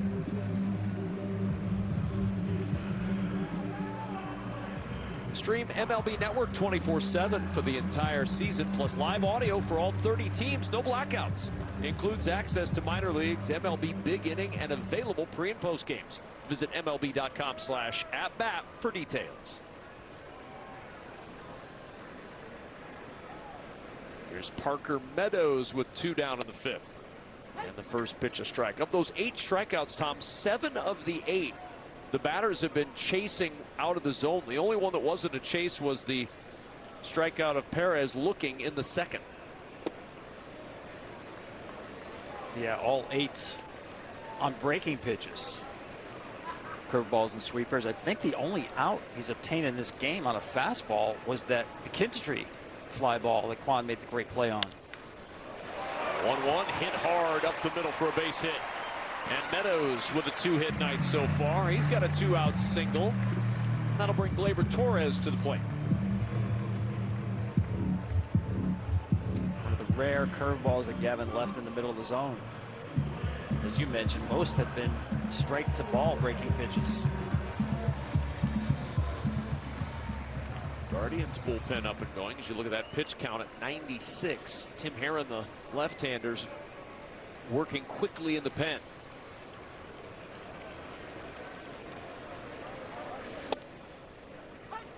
And a strike with the sinker.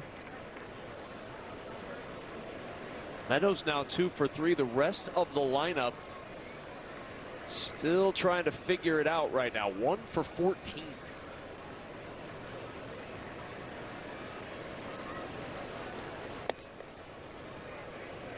Torres held up, 1-1 the count. Well, remember, Stephen Vogt took a look at the schedule. See, Tim Herron was great last night warming up. Had 17 games in 17 days and went to a 6-man rotation. And that is really paying dividends, buying a little more time for the starters.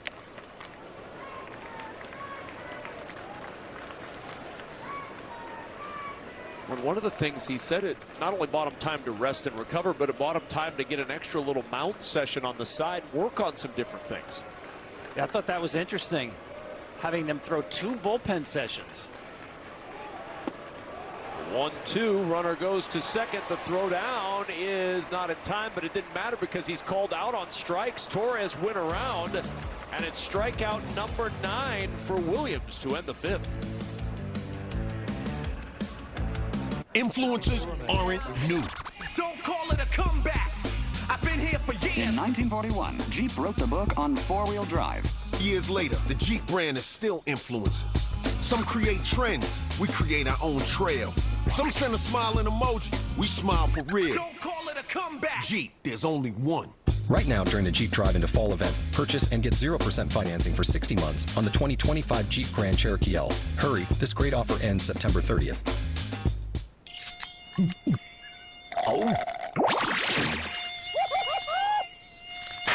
Oh. Huh? Nature sure is full of wonders. Red Bull gives you wings. Like this. Introducing the Old Spice NFL Collection. Try again. Here, watch. Introducing the Old Spice NFL Collection.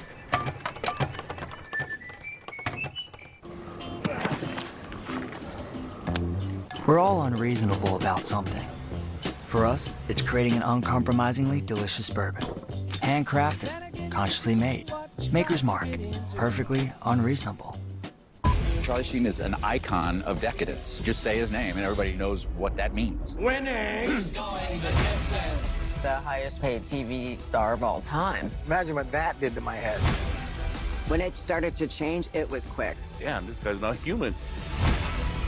Now, Charlie sober, he's going to tell you the truth. There's only one person that has the answers to so many people's questions, and that's...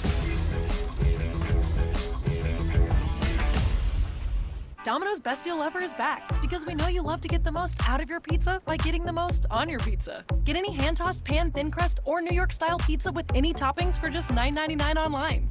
Get extra without paying extra for $9.99 at Domino's. Tonight's Power Players sponsored by Circa. We can't choose just one, so we choose both. Gavin Williams and Jack Flaherty, who looks like both nights are done. We know Flaherty's is for sure. Gavin Williams got some congratulations in the dugout, but both pitched through some hard innings in a 1-0 game in the 6th. And the aforementioned Brant Herter on to pitch for Detroit, ending the night of Jack Flaherty, his 39th appearance, an earned run average of 2.45.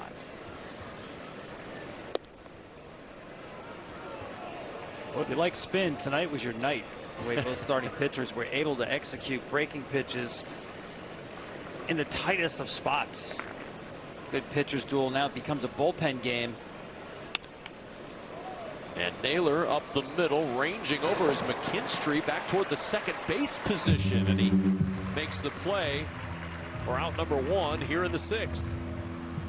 And one thing, Kevin, both of these teams do is they use their benches a lot. They're the top 3 in Major League Baseball in pinch hit appearances. They love trying to get platoon advantages. You see with 3 lefties in that Detroit bullpen, this lefty-heavy lineup. We'll see who makes the first move. 1-0 to Arias, who's 0 for 2 tonight.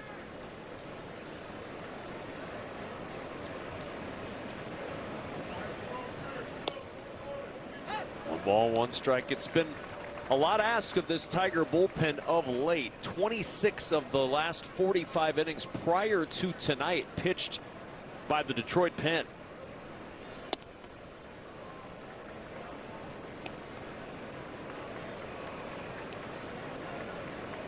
They've been asked to carry the load down the stretch here as the Tigers try to close out the American League Central, and the Guardians try to get back into that, as well as fight for a spot in the wild card picture. Came in 2.5 back in the wild card tonight, chasing the Yankees, the Astros, and the Red Sox in that wild card spot.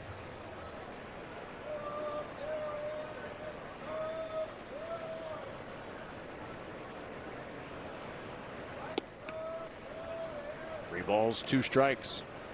And they do have the advantage on Houston in terms of the tiebreaker, having won the season series due to the Guardians. We saw it come into play last year between New York and Arizona. In the air to right field. Perez going back. It's off the base of the wall. And Arias on his way to second with a 1-out double. This guy's got such natural power the other way. We saw it last night. Went yard, right center field. 5 of his 11 home runs have been hit in the right center field gap. You see the way he hits. He's got that kind of step over and scissor kick where that front foot is closer to the plate than the back foot. So he loves the ball away, loves to take it away. And as Nolan Jones steps in, lefty versus lefty, it's fouled away. And the thing with Arias, Tom, is his swing doesn't necessarily give you the impression that that ball is going to jump like it did, for example, on that double there. That was a relatively easy, effortless swing, and then the ball just jumps off the bat into right center. That's a great point. I think he's got tremendous power. He's just kind of learning how to use it. And we know about his arm at shortstop. Even A.J. Hinch said, I may make a few people unhappy, but I think that's the strongest arm at his shortstop position in the game. So Tommy Kahnle getting up. 1 ball, 1 strike to Nolan Jones. Just inside, and it's 2-1.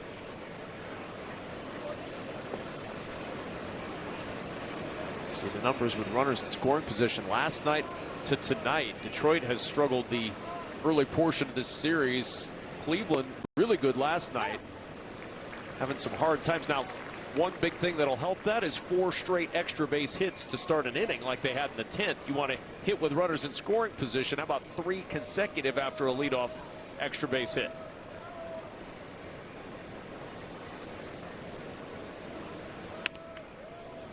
And it's fouled away. Still 2-2 on Jones.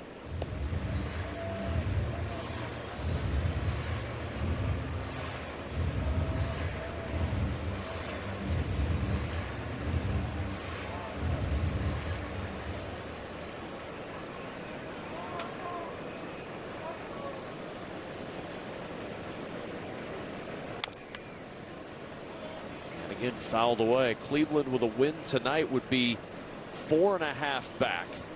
The closest they will have been to Detroit since Memorial Day when they were 4 back. But if the Tigers rally and win, their magic number for clinching the division goes down to 5.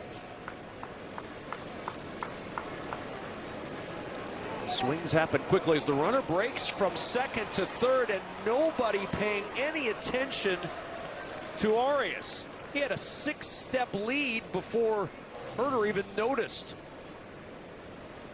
good heads-up play here. He's seen a lot of pitches out there, and with the left-hander in the box, you see Keith was far away from third base, couldn't get over there in time. Now 2-2 the infield in, and Jones chased that one out of the zone, and there's 2 gone in the 6th. That's a huge pitch right there. Just kind of had your pocket picked with the runner taking third base uncontested. Gets the chase swing here with the infield in, where only a little bit of contact might have brought a run home. Big pitch. And the first move is made. And it's the Guardians who make the move. C.J. Kafis is lifted, and Angel Martinez announced to pinch hit. And then the counter move from A.J. Hinch, Tommy Kahnle to face Martinez when we return. Join the more than 7 million adults, like Michael, who've taken Ozempic. As touring musicians, my type 2 diabetes could have slowed us down, but I didn't let it. I'm Michael from the Warren Treaty, and this is what my Ozempic era looks like. I lowered my A1C, and I saw noticeable weight loss. I also learned some people take Ozempic to lower the risk of major cardiovascular events like stroke, heart attack, or death. And others take it to lower the risk of worsening chronic kidney disease. Don't share needles or pens or reuse needles. Don't take if you or your family had MTC, MEN2, or if allergic to it. Stop taking and get medical help right away if you get a lump or swelling in your neck or any of these allergic reactions. Tell your provider if you plan to have surgery or a procedure, are nursing, pregnant, or plan to be. Serious side effects may include inflamed pancreas, gallbladder or severe stomach problems, or changes in vision. Call your prescriber if you have any of these symptoms.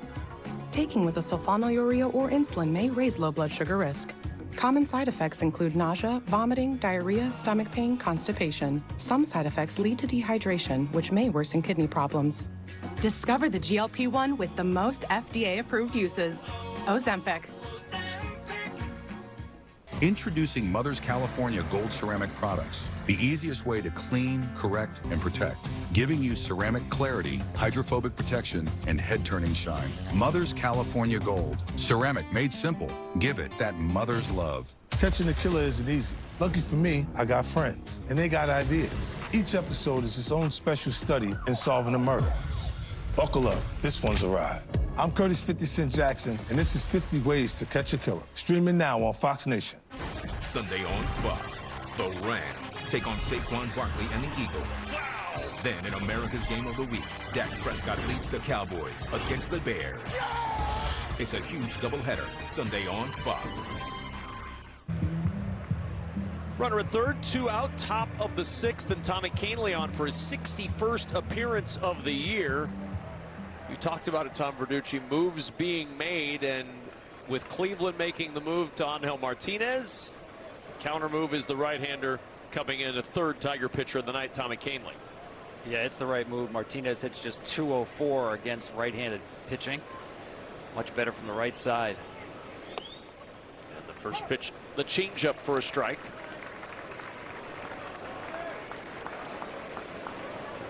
Tigers and Guardians, 2 of the top 3 as far as pinch hitting plate appearances. Tigers #1, Guardians #3 on that list. We'll see more tonight as Martinez delivers on a base hit to right, and it's 2-0 Cleveland. Arias scores on the RBI single from the pinch hitter Angel Martinez.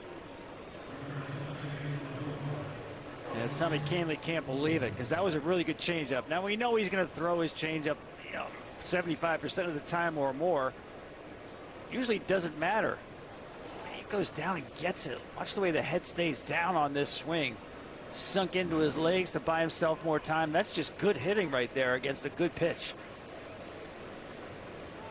Now Brian Rocchio looks at strike 1 on the change. He walked in the 5th, flew out in the 3rd. Martinez now 4 for 12 as a pinch hitter this season. But a big hit there to double the lead to 2-0. Quickly 0-2 on the #9 hitter.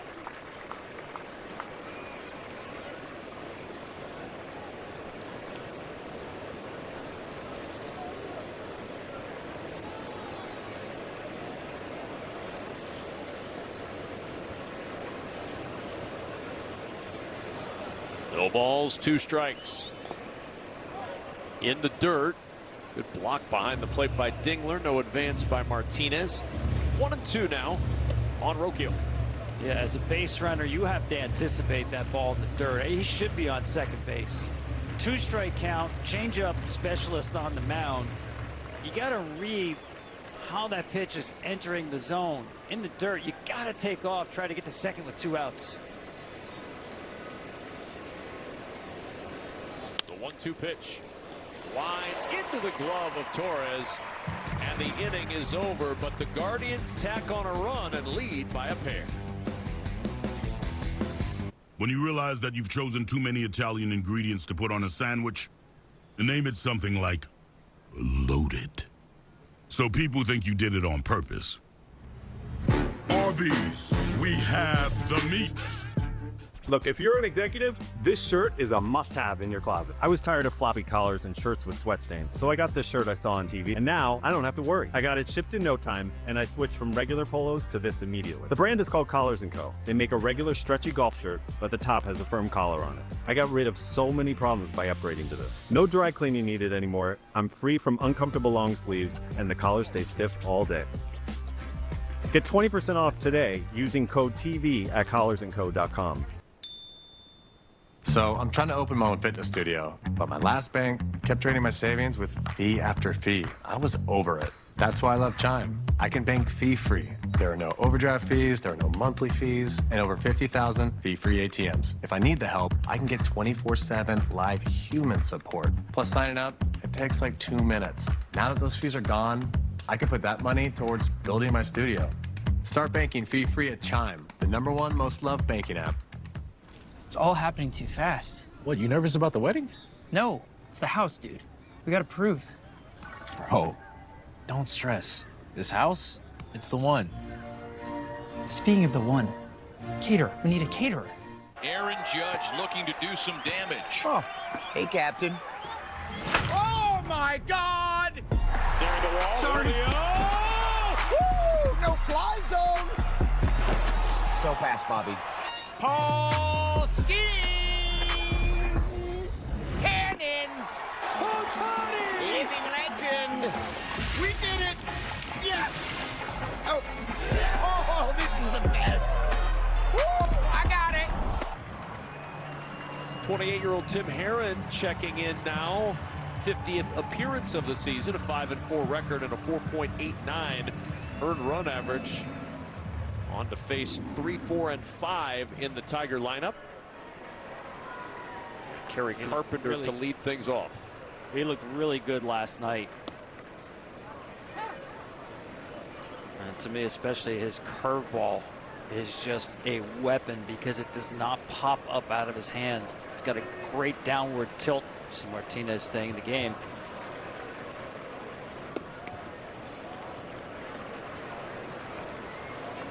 Martinez over at center field now. Nolan Jones moving to right.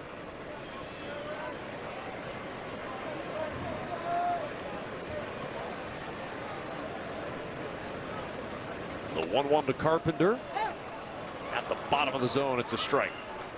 It's a good test for Carpenter. We were talking to AJ Hinch about, Kerry's got tremendous power. In fact, over the last 2 years, only 2 guys named Aaron Judge and Shohei Ohtani slug higher than Kerry Carpenter. But of course, he gets protected because he doesn't see a lot of left-handed pitchers.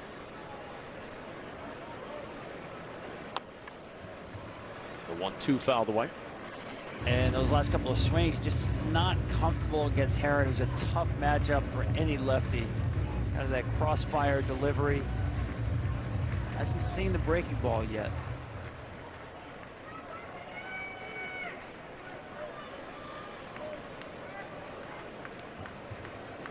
One ball, 2 strikes. Herron to Carpenter. 2-2.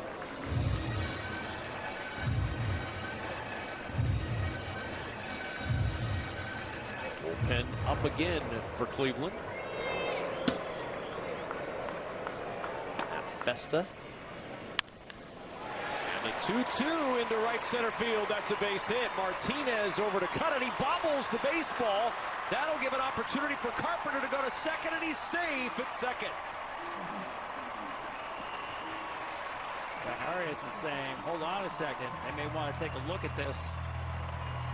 They called obstruction on Arias, blocking Carpenter from the bag at second, and he's safe.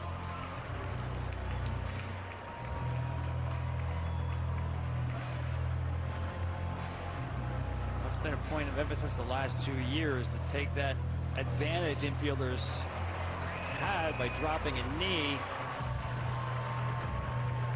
He's in there anyway.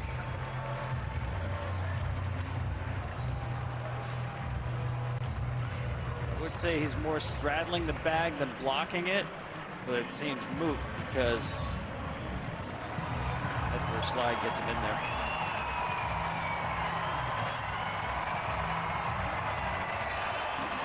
So the first time the Tigers have the leadoff man on since the first batter of the game.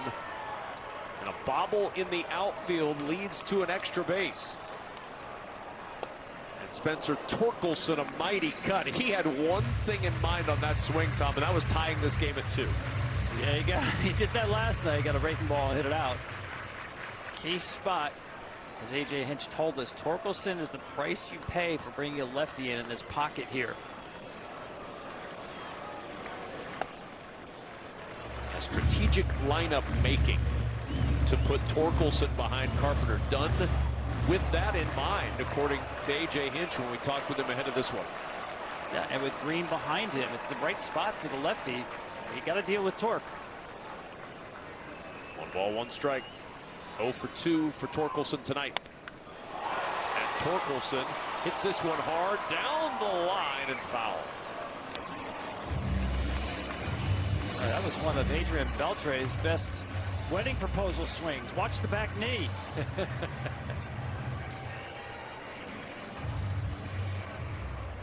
Go out there and get it. 1 and 2. Herron ready. And the pitch to Torkelson. Swung on and missed in the dirt. The throw to first completes the strikeout.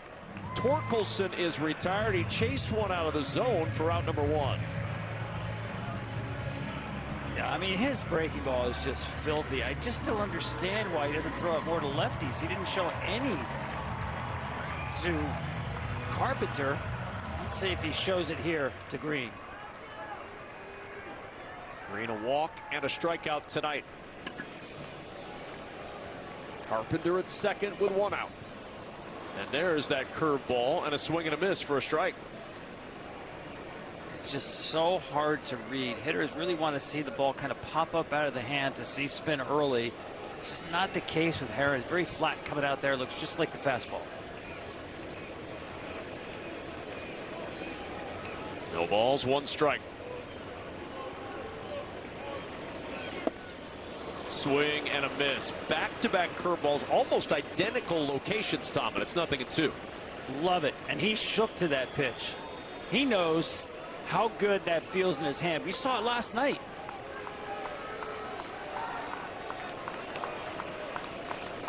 The 0-2 to Riley Green. Went back to it a 3rd time, and Green wouldn't bite this time on the 0-2.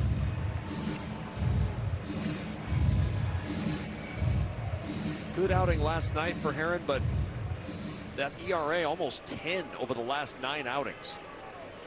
Trying to right the ship coming down the stretch in this season. The 1-2 to Green. And Green golfs it to right, but it'll carry into the glove of Nolan Jones, who slides for the 2nd out.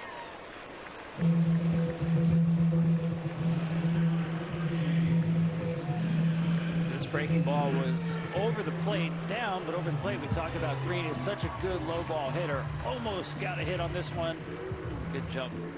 Outfield defense by Cleveland, exceptional. So Stephen Vogt going to the bullpen with 2 outs in the 6th. CIDP is no walk in the park. That's true. But I take VivGuard Hytrulo self-injection. Same. It's the first major innovation in CIDP treatment in over 30 years. And while I still have CIDP, I have a chance to live vividly. VivGuard Hytrulo has been proven to significantly reduce the risk of symptoms getting worse. And I can treat my CIDP with a once-weekly injection in about 30 seconds. Do not use VivGuard Hytrulo if you're allergic to its ingredients. It may increase infection risk and cause serious allergic or infusion or injection-related reactions. Tell your doctor if you have an infection, fever, recent or planned vaccinations, allergy history, or kidney problems. The most common side effects include respiratory and urinary tract infections, headache, and injection site reactions. I'm hitting fairways with the fellas. I'm hitting the road with my number one. Look at you. That's how we live vividly with VivGuard Hytrulo. Ask your neurologist about VivGuard Hytrulo for self-injection. At Mothers, we're driven by the details. The finish, the shine, the personal style. Mother's signature back-to-black surface care technology brings out the best of your tires, trim, and plastic. Give it that mother's love. Next level dog people give their dogs next level protection with NexGuard Plus. One and done monthly parasite protection against fleas, ticks, heartworm disease, roundworms, and hookworms. Used with caution in dogs with a history of seizures or neurologic disorders. Get next level protection with NexGuard Plus. La playa is Spanish for the beach. If you can't remember that, the word Corona also works. Corona, La playa awaits. I love getting delivery, even if I can't move much more than my thumb. And with Pays, the online checkout from banks and credit unions, my thumb is all I have to move. Meet Pays, a new online checkout. Matt Festa to work against Dylan Dingler with Kerry Carpenter at second. And the first pitch hit in the air to center field. Martinez with room. He'll make the catch. One pitch, one out, inning over. No damage done in the sixth. Your mental health is better. But having uncontrollable body movements called TD, tardive dyskinesia, can feel embarrassing. I asked my doctor about treating my TD with Ingrezza. #1 prescribed Ingrezza is clinically proven to treat TD, quickly reducing TD movements by greater than 5 times at 2 weeks. 98% of people were still satisfied with Ingrezza after 2 years, and you can keep taking most mental health meds. Ingrezza can cause depression, suicidal thoughts, or actions in patients with Huntington's disease. Call your doctor if you become depressed, have sudden behavior or mood changes, or suicidal thoughts. Don't take Ingrezza if allergic.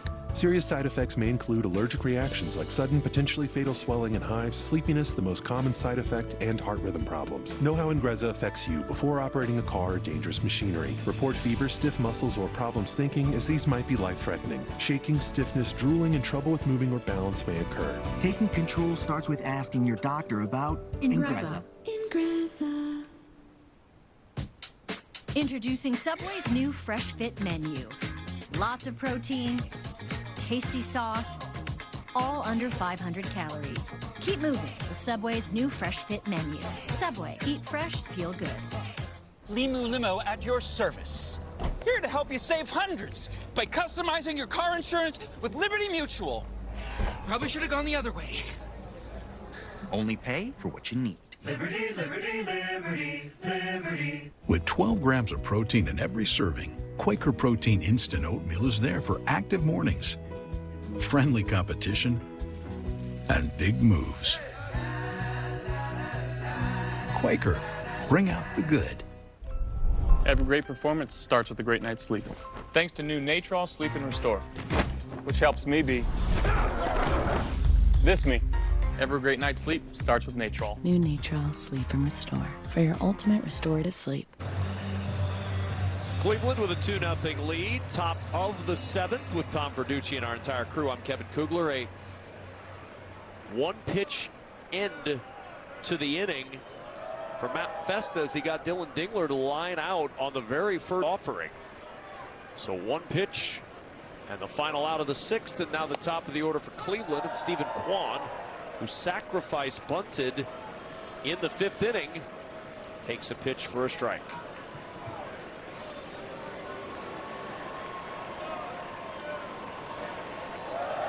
Striking nothing to Stephen Kwan, and quickly no balls, 2 strikes on one of the hardest men to strike out in all of baseball. 73 2-strike hits this year. and the 4th hardest to strike out in all of baseball. The 0-2. 1 ball, 2 strikes on Quan. He's got a very short stroke by the lefty up. Horn in the Detroit bullpen. He's got great just hand-eye coordination where he can just foul off really good pitches. And on the ground to second for Torres, and there's 1 away.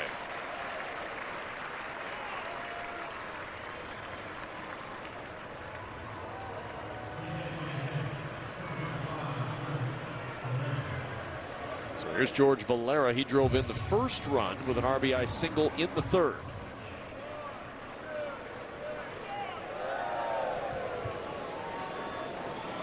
Canely with 1 out in the 7th. Valera, who struck out swinging with 2 men on in the 5th inning. Back up with the bases empty here in the 7th.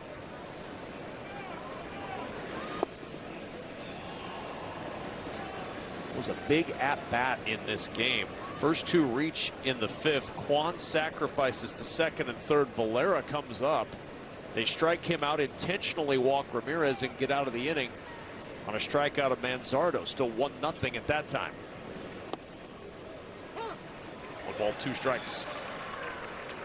Yeah, and the infield is shaded around toward the pole side as much as you can these days, but that's all Valera is going to see is his changeup off the outside part of the plate. He's got to think about hitting the ball the other way. You see a defense like this, they're almost encouraging you. Stay on the ball. Don't try to pull that changeup of Canely. 1 ball, 2 strikes. Swing and a miss. Got Valera to chase it low and away. 2 up, 2 down for Canely in the Guardians' 7th. That's the veteran pitcher just taking advantage of a young, aggressive hitter, staying same pitch, same location, and still out in front.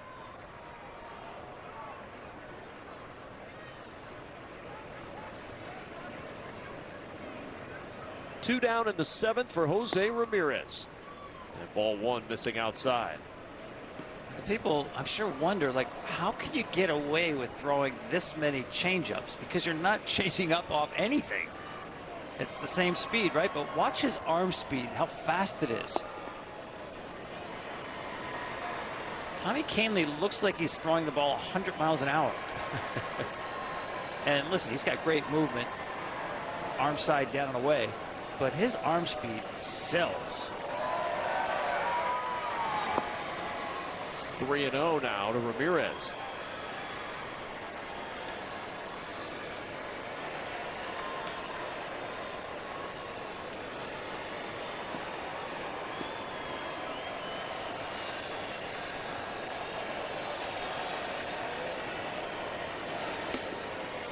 And a 4-pitch walk. Second time tonight, Ramirez has drawn the free pass. The first one was intentional in the 5th. And quickly out of the dugout and to the bullpen once more goes Tiger manager A.J. Hinch. 1 on, 2 out, and a call to the pen. Like a relentless weed, moderate to severe Crohn's disease symptoms can keep coming back. Break away to what's possible with Tremfya. With rapid remission at 12 weeks and fewer bowel movements and less abdominal pain at 4 weeks. Most patients achieve remission at 1 year, and some patients saw visible healing of the intestinal lining. Serious allergic reactions and increased risk of infections and liver problems may occur. Before treatment, your doctor should check you for infections and TB. Tell your doctor if you have an infection, flu-like symptoms, or if you need a vaccine. Healing is possible with Tremfya. Backed by over 15 years of clinical research. Ask your doctor about Tremfya today. Americans, we can do anything we want, except one thing. We just can't stop being American. So get out there, take your swing, rev your engines and let freedom ring, and never, ever, ever stop being American. Nothing stops America, and nothing stops Ram. During the Ram Drive into Fall event, get 10% below MSRP, plus $2,000 bonus cash on select 2025 Ram 1500 models in dealer inventory, or get 0% financing for 72 months. I earned my degree online from Southern New Hampshire University. When it came to colleges, I just couldn't find the right fit. I know so many people who say, like, I almost finished school, but I dropped out. When I saw, like, how much SNHU cost, I was like, I could actually afford this. Going to online school, it's a big step. When Southern New Hampshire University says that they can get you to that finish line, they get you to the finish line. You can't say you can't do it, because I did it. Go to snhu.edu. At Mother's, we've never met a highway we didn't love or a mess we couldn't take on. Mother's interior care products are designed to take the guesswork out of maintaining the interior of your vehicle. Mother's Interior Care. Give it that mother's love. Matchups aplenty in this one. We knew it was going to happen as Bailey Horn comes in for his 10th appearance of the season to face Kyle Manzardo. 0-1 record with a 1.74 ERA for Horn. Said 3 lefties in the bullpen. Marty seeing the second one here in the 7th. And that one gets all the way back to the screen, and Ramirez on the very wild pitch will move into scoring position with 2 out.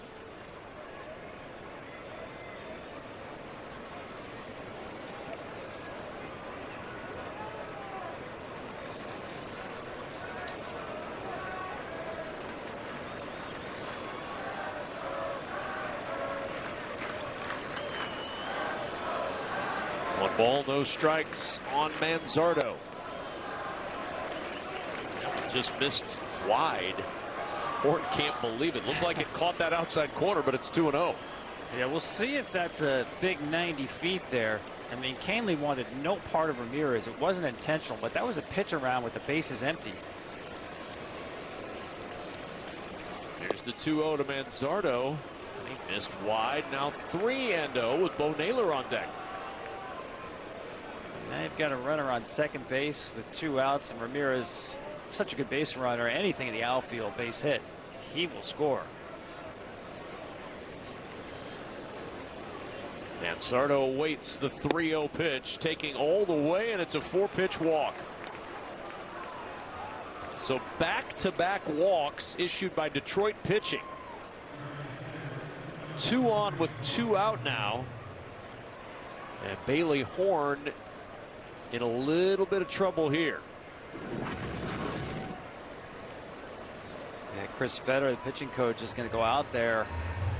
I'm not sure. Usually you're not going to go out there with something mechanical, but it looked to me like that fastball release point was just not where he wants it to be. This is where maybe you throw a sweeper first pitch just to kind of get locked in.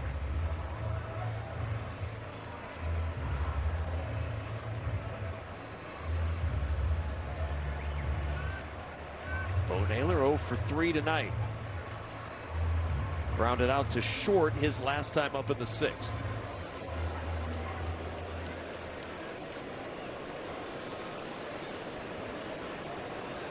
"17 base runners tonight between the two teams. Only 2 have scored. Naylor trying to change that here. Chasing that fastball right at the top of the zone and swung through it, and it's 0-1. Yeah, I like the approach, though.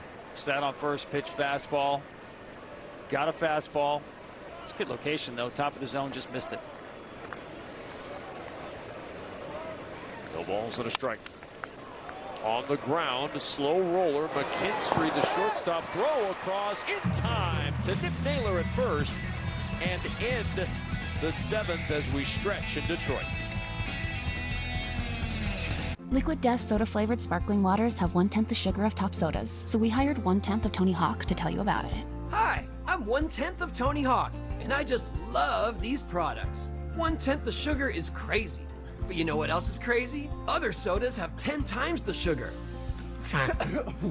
Pretty sweet, kid.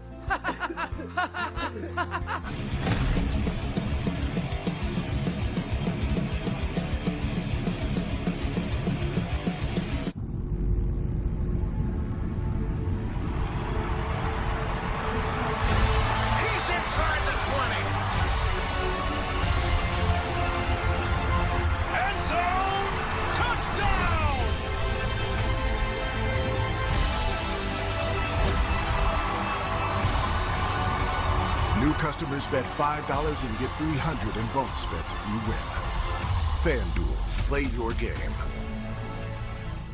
Tradition unleashes the passion of the dog pound and inspires us to make Tostitos the traditional way, starting with whole corn kernels to make our masa from scratch. No artificial flavors, colors, or preservatives. Tostitos.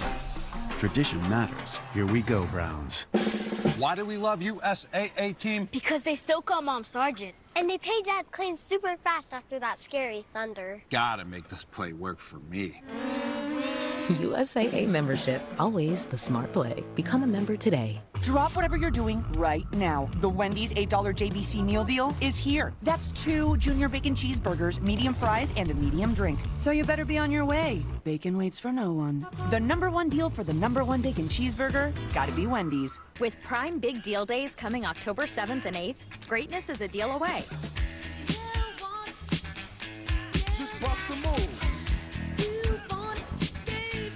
Shop deals up to 40% off this Prime Big Deal Days. Bottom of the 7th inning, a 2-0 lead for the Guardians. 2 runs, 5 hits, 1 error for Cleveland. No runs, 4 hits, no errors for the Tigers. And Detroit with 7, 8, 9 in the lineup. The rally balloon hats are on in Detroit as Matt Festa, who came in through 1 pitch, got Dylan Dingler to fly out to end the 6th inning. He'll go back to work against Colt Keith, who is 1 for 2 tonight. Bullpen's been solid for Cleveland. 4th best ERA in all of baseball for the bulk of the season.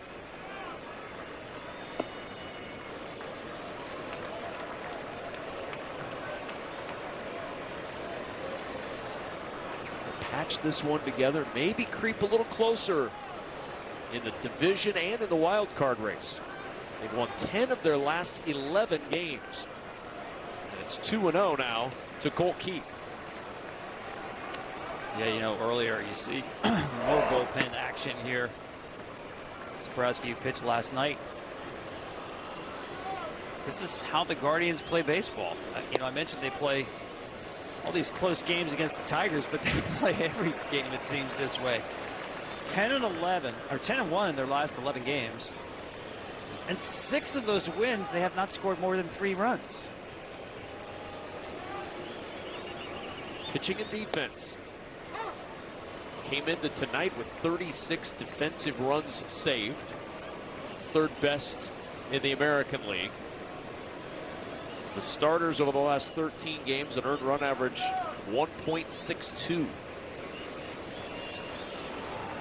The 3-1, that's a strike, and it's 3-2.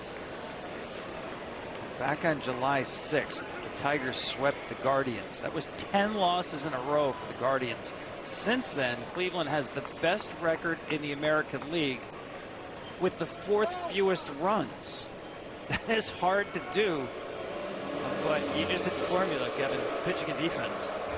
But in that nearly that same span, the Tigers have struggled.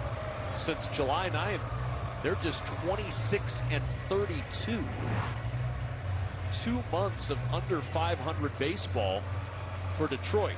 Now they were at 59-34 when all that started, with the best record in baseball. So they have had some wiggle room, and they're still in excellent position atop the AL Central. But the difference in that win percentage and the power since July 8th has been startling for Detroit. 3 balls, 2 strikes. And it's ball 4, and the leadoff man's aboard for the Tigers here in the 7th. Looking to rally down the pair at home against Cleveland. And that's a rally starter right there. Up 2 in the 7th inning, and you walk the leadoff hitter. Winsell Perez, 3 for his last 28 with the 0 for 2 tonight. Festa set. First pitch chopped up the middle. Festa fields to second for 1. No chance to get Perez running well on that slow hit bouncer up the middle, but they get the force. And there's 1 out and 1 on here in the 7th. That's really a good play by Festa. We've seen a lot of pitchers rush this. Good footwork there. He looks like he played infield at some point in his life. That is well played. And a pitching change for Cleveland with 1 out in the 7th. Texas Tech battles Utah. Then North Carolina collides with UCF. And under the lights, it's Arizona State Baylor. It all starts with Big Noon Saturday on Fox. Teen romances on Tubi will be free forever. You mean I have to pick between Brad and Chad forever? Chad? Who's Chad? And Special Forces? The weak do not belong. So you're gonna get a crash course of what it's like to be in our reality.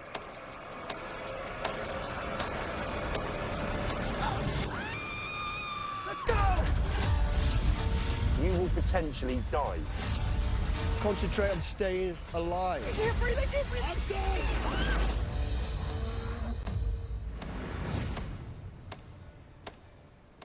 Thursday, it's Baseball Night in America on Fox. The Yankees are looking to close in on another division crown as they take on the Orioles, or the Cubs continue their fight for the wild card against the Reds. It's a special Baseball Night in America Thursday at 6:30 Eastern on Fox. If Jerry knew football the way Tom Brady knows football, he would in no way be able to handle it. Tom Brady knowledge is 10 pounds of football in a 5-pound bag of Jerry. Jer, don't forget to marinate the wings. What? Release the penguin from a bird cage. It still won't fly. Gotta look off the safety before When the safety rotates down, just rip the seam. It's not that hard. Nobody knows football. Come on, we can do better. Like Tom Brady. It's not that hard. The mixing and matching continues. Move to the bullpen. Eric Sabrowski. Detroit moves to the bench and goes with the pinch hitter here. There's the numbers on Sabrowski. 29th appearance of the season.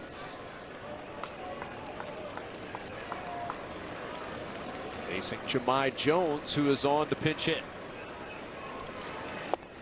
The 0-1 to Jones, swung on and missed. And quickly 0-2. See the numbers for Jones, 265 the average, 6 homers and 18 runs driven in. Yeah, he rakes against left-handed pitching. This does have a postseason feel to it with the mixing and matching going on. A chess match. The 0-2, and Jones fights it off foul. Yeah, we've seen now between the two teams, Tom, 4 mid-inning pitching changes. You and I have done a lot of games this year. I don't know that we've seen 4. We could go a month and not see 4 mid-inning pitching changes between two teams. Absolutely right, as well as the number of pinch hitters we've seen already. And you mentioned it, 2 of the top 3 teams in plate appearances off the bench. Sails high to Jones, 1-2. Jahmai Jones has had some good moments as a pinch hitter, a couple of pinch hit home runs. Tigers would love to see that here and tie this game in the 7th. 1 ball, 2 strikes. 1 on, 1 out. Sabrowski's pitch is high, and it's 2-2.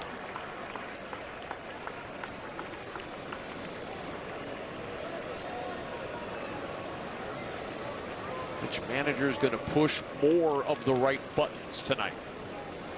They're both working hard. The 2-2. And it's full now. Jones has come all the way back to a 3-2 count. Parker Meadows in the top of the order on deck.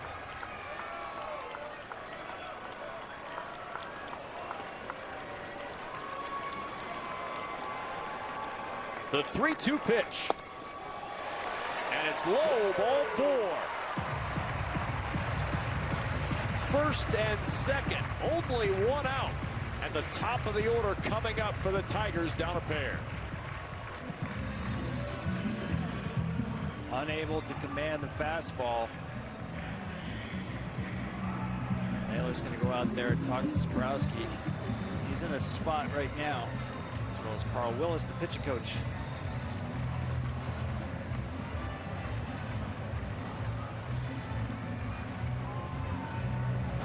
everybody gathering at the mound.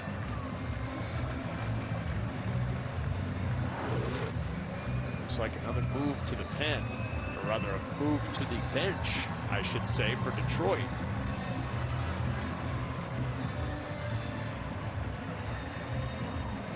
And Ibanez being called upon to pinch hit, not a surprise. His 42nd appearance as a pinch hitter. This is how the Tigers play baseball. It's almost line shifts in hockey, always trying to get platoon advantages.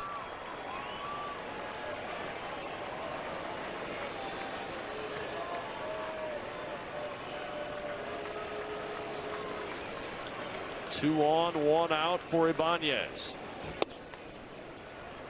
The fastball inside for ball one. 12 for 36 this year as a pinch hitter. Those 12 pinch hits, the most in Major League Baseball. And you see what he's done against the Guardians in his career.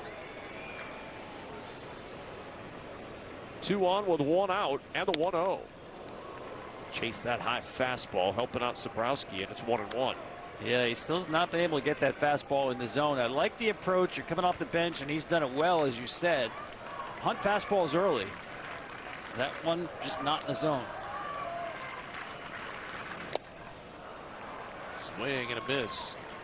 Remember last year in that wild card game, he had the pinch hit 3-run double off Josh Hader.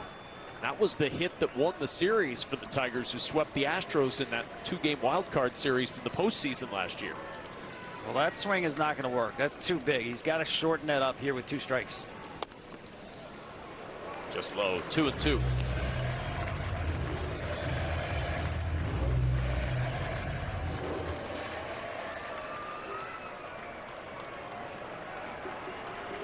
Two balls, 2 strikes.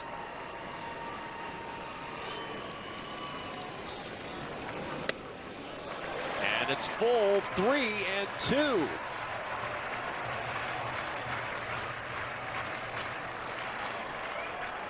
Already 2 walks issued in the inning by Guardians pitching. Sabrowski walked the first man he falls. The 3-2 pitch. Ibanez popped him up. Arias with the second out. Wow. Yeah, that's huge. The reason it's especially dangerous is because he had to throw a challenge fastball, and he threw it right down the middle. And that should be a confidence boost. When you could throw a fastball and the fastball count like that, middle, and get a pop-up, that should help your confidence. Tigers 0 for 7 tonight with runners in scoring position. 5 for their last 40. Gleyber Torres, a big cut, and he's down a strike. Yeah, that big cut is not typical for him. When he's going well, he shoots fastballs the other way. Reminds me of Yandy Diaz. Lets the ball travel, stays flat.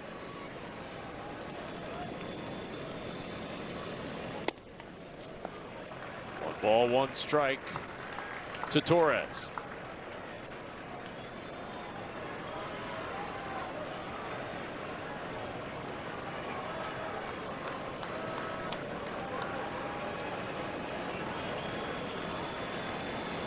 Two on, 2 out. The 1-1 missed inside. 2-1.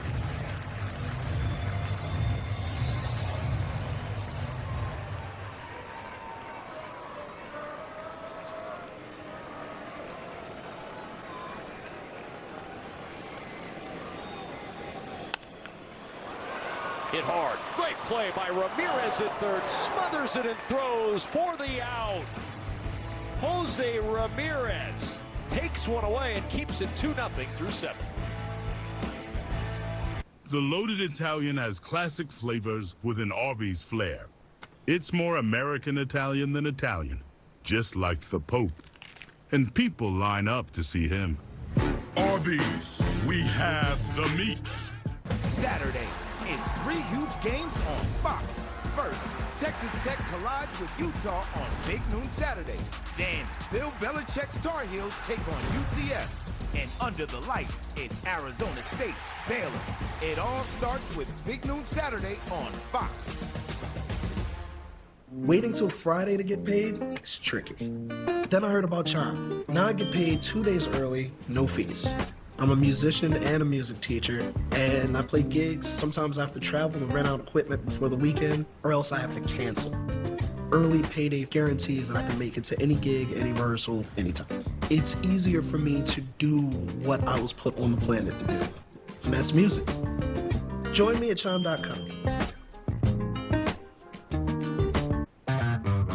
Need to make some home improvements, like going from this to that?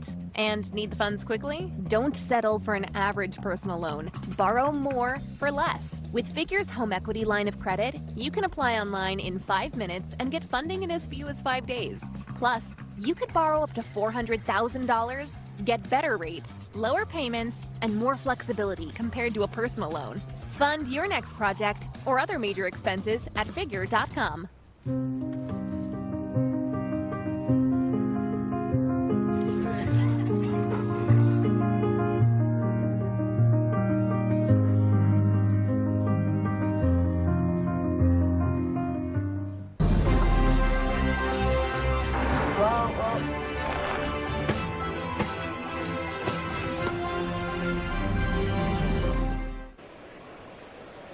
Bailey Horn remains on the hill for the Tigers as we start the 8th inning. Arias at the plate. Looks at a ball. Sweeney moves into the shortstop position, vacated by Zach McKinstry. Perez moving over to center, and Jones in the game in right. All the changes for the Tigers as Arias even up 1 ball, 1 strike.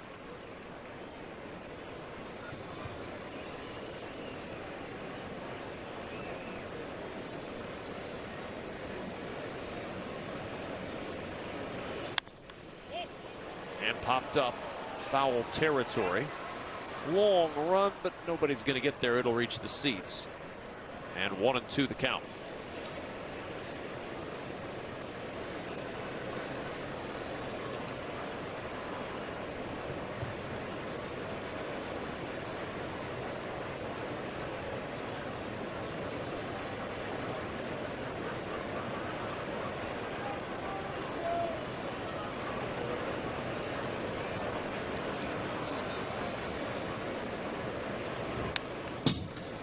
Fouled straight back. Good swing. Just got a piece of it and fouls it back. I mean, look at this defense. You would think a left-handed hitter is in the box, right? I mean, we talked about how Arias' power is the other way. That's as extreme an outfield shift that you will ever see. 2 balls, 2 strikes. And if he pulls a ball into the left field corner, he can circle the bases twice. Yeah, plenty of room to run, both for him and for the left fielder, Riley Green. 2 balls, 2 strikes. And it's high and tight for ball 3.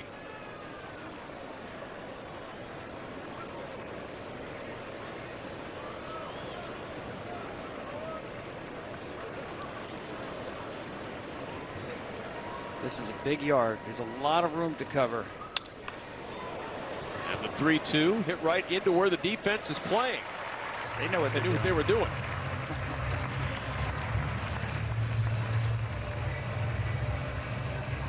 One down. You know, this ballpark is so big, Kevin, that base running is a huge part of what the Tigers do. A big part of that is Joey Cora and the way they emphasize it. And you know, I know they. If you look at some of the metrics, they're the best base running team in baseball, but they almost have to be because the outfield is so big. They have to take the extra base. Like, you're not going to see a team with a small outfield such as Fenway Park or Citizens Bank Park. Those teams are not going to lead baseball in taking the extra base.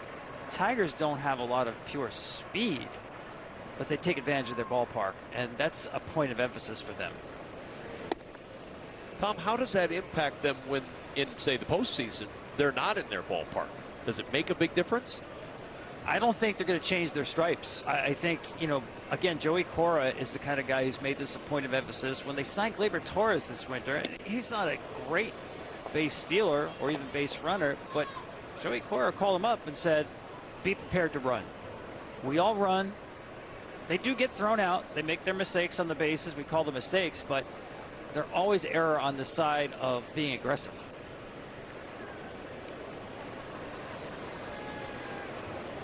Two balls and a strike to Nolan Jones, 0 for 3 tonight. Oh, Jones fouled that one right off his leg. Ouch. Looks like it might have been higher than where that pad is. Let's see. Oh, yeah. Oof.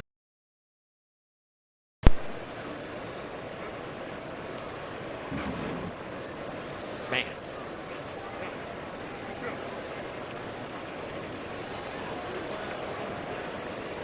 I think when I look at Detroit, Kevin, I think the one thing I'd be concerned about as a postseason team is the strikeouts. They strike out a lot.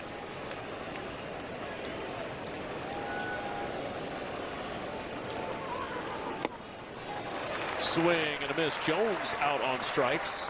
2 up, 2 down in the 8th.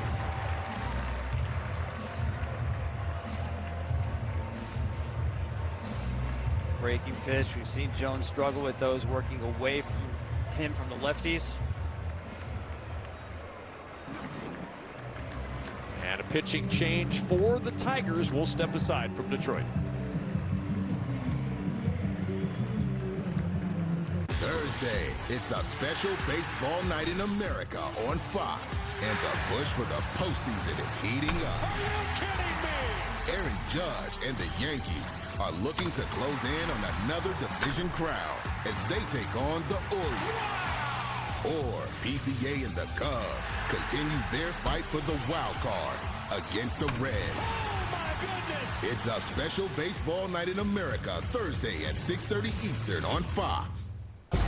It doesn't matter how many times I'm right, you'll still argue with me. This is The Herd. Catching the killer isn't easy. Lucky for me, I got friends. And they got ideas. Each episode is its own special study in solving a murder. Buckle up. This one's a ride. She would never just disappear. This doesn't happen here. And as I passed by, I shot him. This is a very calculating, evil person. I'm Curtis 50 Cent Jackson, and this is 50 Ways to Catch a Killer. Streaming now on Fox Nation. Is this thing on? Testing 1, 2, 3. Football at noon. Like clockwork. Hi, everybody. I'm Gus Johnson along with my quarterback. Tokyo, Shanghai, Rome, Paris, Singapore, Lubbock. There is no time zone on Saturday. I made this myself from an apple juice box. You got barbecue back there? Look at those clocks. And you didn't invite me? That's how it is. Right, Bill? Right? Yeah! Didn't even flinch. Unbelievable! Oh! Is that even a word? No. It's big noon everywhere.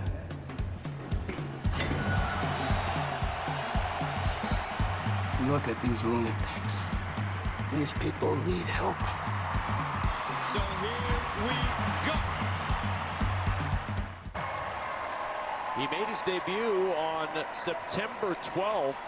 Just his second game since the return from Tommy John surgery for Jose Urquidy. And Urquidy coming on in a big spot here with 2 out in the 8th. 2-0 lead for Cleveland as he faces Angel Martinez, who delivered maybe the biggest hit of the game, the single that drove in the second run in the 6th inning.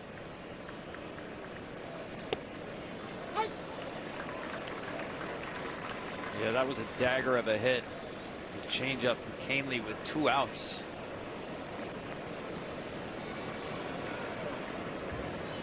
One ball, 1 strike from Urquidy. And the curveball dropping in for strike 2. I don't know if Urquidy can work his way into postseason roster mix, but you know the manager trusts him in any situation. Their times together in huge spots with the Astros in postseasons past. This guy came up big a lot.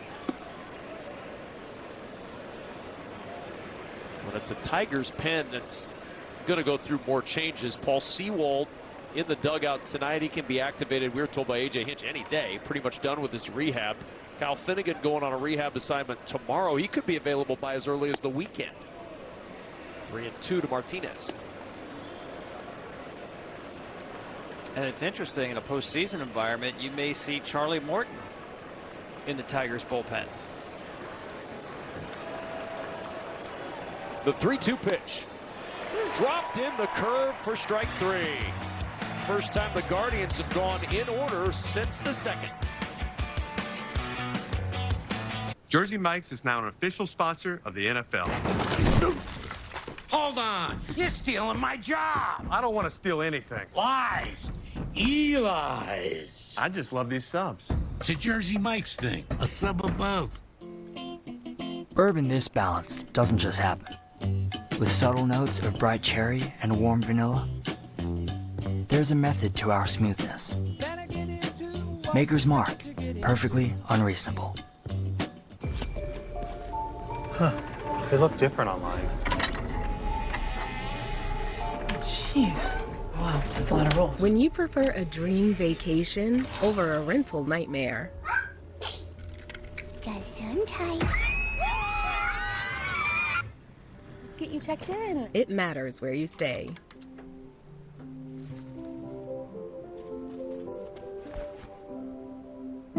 Hilton for the stay.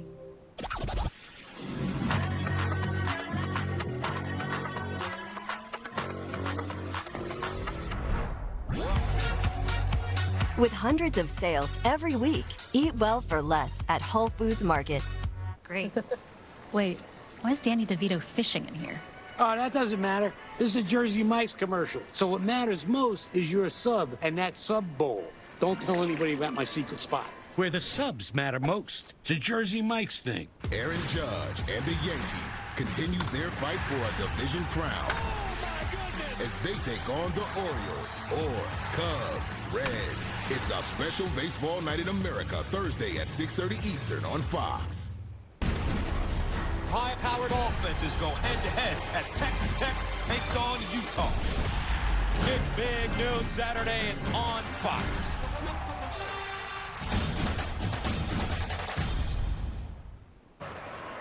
Heart of the order, bottom of the 8th inning. Tigers down a pair. Kerry Carpenter leads things off. Eric Sabrowski still on the hill. First pitch swinging, liner to right, and it's caught by Nolan Jones. One pitch and one big out in the bottom of the 8th. Yeah, that's big. Just looking in the Guardians bullpen, no Hunter Gaddis tonight. Jacob Junis is up, the right-hander, and I thought maybe if Carpenter got on base, well, he's gonna make the move anyway. You've got Torkelson coming up. And another pitching change as the Guardians go back to the pen. Texas Tech battles Utah. Then North Carolina collides with UCF. And under the lights, it's Arizona State, Baylor. It all starts with Big Noon Saturday on Fox. And they're off.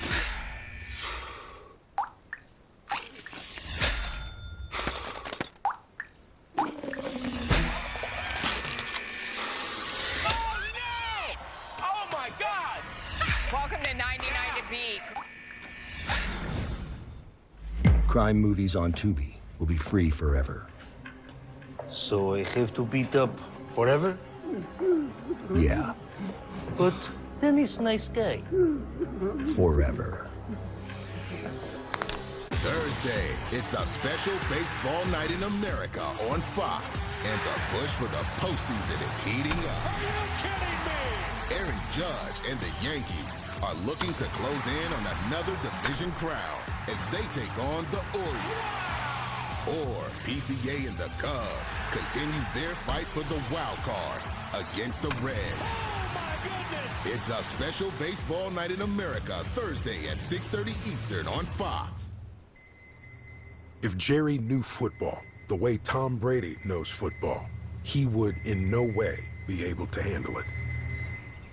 Tom Brady knowledge is 10 pounds of football in a 5-pound bag of Jerry. Jer, don't forget to marinate the wings. What? Release the penguin from a bird cage. It still won't fly.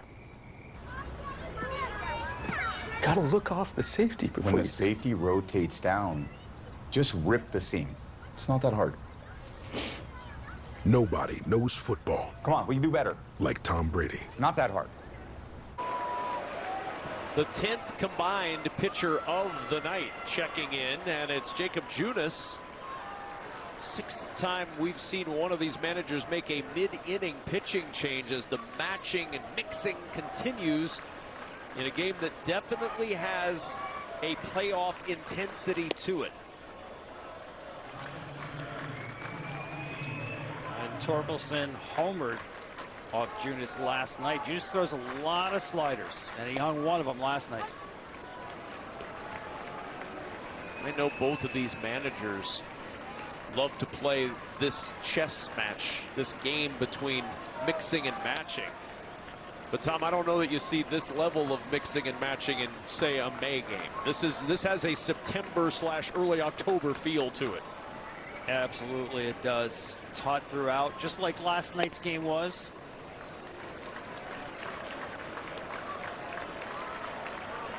Balls and a strike to Spencer Torkelson. 0 for 3 tonight. Can he connect on a 3-1 pitch here? Swing, and it's 3-2. Chase on the changeup. Right on right changeup, inside and up. I'm not sure he meant that one. Watch the target down and away, but gets away with it. 3 balls, 2 strikes, 1 out. The pitch. Fouled away. Torkelson alive at 3-2. Typically you would see Gaddis in these situations, but this pitched the last 3 games, day off in between. 7 of the last 10 games he's been in there. He had a day off once in a while. 3 balls, 2 strikes, 1 out, bottom of the 8th, and a 2-0 Cleveland lead. Junis is set in the full count pitch. Torkelson again fights off a good offering from Junis.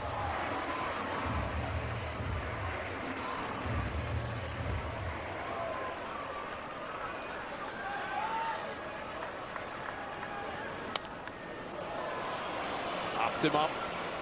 Long way down that left field line, and that is foul. Boy, he hit that ball much harder than it looked off the bat and continued to carry down that left field line, but foul. Another one of those changeups inside, but not below the barrel.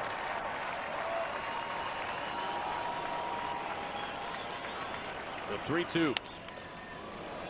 Again, Torkelson with a foul ball. And again, a 3-2 pitch coming from Junis. What a great at bat. Junis' best pitch, even at 3-2, is going to be that slider dotted down and away. Swing and a miss. There's the slider dotted down and away as ordered up by Tom Verducci, and there's 2 gone. I mean, he could not have executed this any better. Perfect pitch, tremendous conviction in that pitch. Wow, that's a big time pitch, and 1 pitch away from bringing the tying run to the plate. And now Riley Green instead will bat with the bases empty and 2 down. Down a pair, and it's 1-0. Green has seen an awful lot of pitches tonight. 26 in his 3 previous plate appearances. Remember those at-bats he had early in this game. Probably took at least an inning off the outing of Gavin Williams tonight.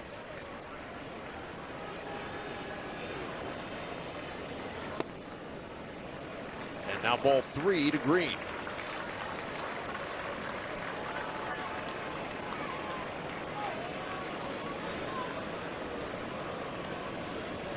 Tigers went down in order once tonight. That was in the 3rd inning. A strikeout, a ground out, and a ground out. That's the only time they've gone down 1-2-3. The 3-1 to Green. And Green in the air to right. Jones with room near the stands to make the catch. And a 1-2-3 Tiger 8. Still 2-0 in Detroit. When you realize that you've chosen too many Italian ingredients to put on a sandwich, name it something like loaded. So people think you did it on purpose. Arby's, we have the meats. Another day in the finance department. Wait, did we pay this already? 6070 airfare, 6040 meals and entertainment. Receipts, expense reports, invoices, purchase orders. What's that? Ramp? Cards with built-in policies. Expenses that submit themselves? Look at it go. Okay, what does it code automatic? Oh. We're fixing the parts of finance you hate. Ramp. Love finance. At Chomps, we create snacks for people who are hungry to get the most out of life, who only accept the highest quality. Because real life demands real ingredients. We make snacks that don't take shortcuts, with grass-fed and finished beef, 0 sugar, and up to 12 grams of protein. When life challenges you, take bigger bites. Chomps, take bigger bites. Learn more at chomps.com. Well, this resume is getting seen, just not by who you want. You need a better plan. I need Indeed. An Indeed profile works harder than a resume alone. The more skills and preferences you add, the more tailored job matches you get. No dance moves required. With 12 grams of protein in every serving, Quaker Protein Instant Oatmeal is there for active mornings, friendly competition, and big moves. Quaker, bring out the good. This copyrighted telecast is presented by the authority of the Office of the Commissioner of Baseball and may not be reproduced or retransmitted in any form, and the accounts and descriptions of this game may not be disseminated without express written consent. That mound has seen an awful lot of business tonight, and Tom, as a result, a little in-between innings work from the grounds crew to get it back to level field. Yeah, some emergency landscaping work getting done here. 10 different pitchers have been out there. We've seen right, we've seen left, we've seen long striders, short striders. So, yeah, it needs a little work, a little TLC for the dirt out there.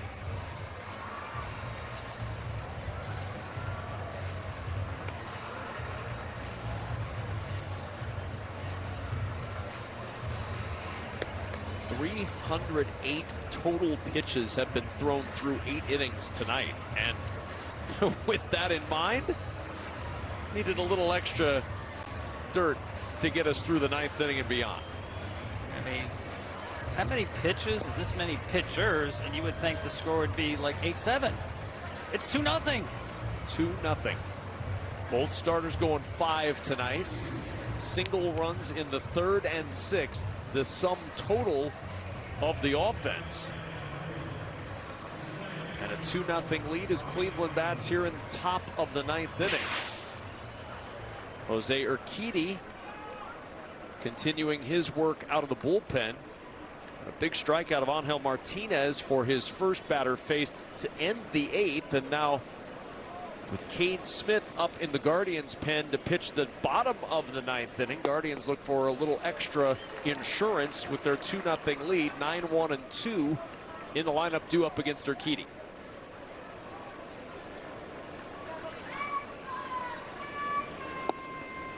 And quickly 0-2 on Rocchio. Kevin, it's just amazing the way Cleveland can do this night after night, play baseball with such a thin margin of error, but they're very comfortable in these very kind of games. The 0-2 hit to left.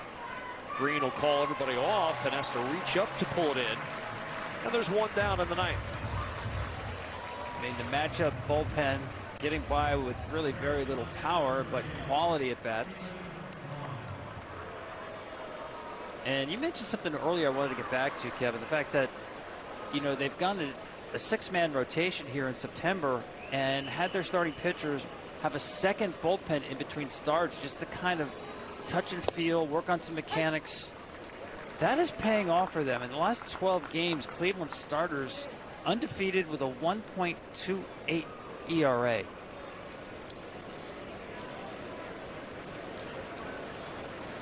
The 0-1 to Quan, and that's on the ground through the left side for a base hit.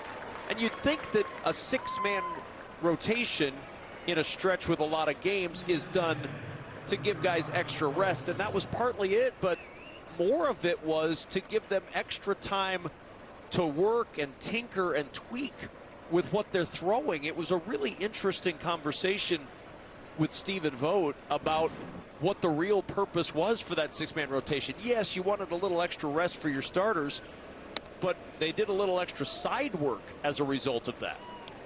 Yeah, and I think the pitcher tonight, Gavin Williams, did a great job. Is a great example, exhibit A of what they're doing here, because he has really found the touch on his breaking pitches. The 9 strikeouts tonight, all on spin. I don't want to say he's got away from his fastball, but he's certainly using that a lot less. It's because the spin has played up so much. On at first with 1 out, and George Valera out in front 1-0. Now 2-0 to Valera. Bullpen is quiet for the Tigers right now with 1 out in the 9th.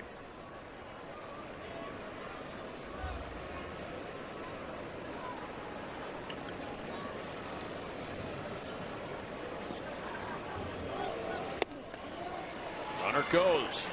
Throw not in time, and Kwan with the stolen base.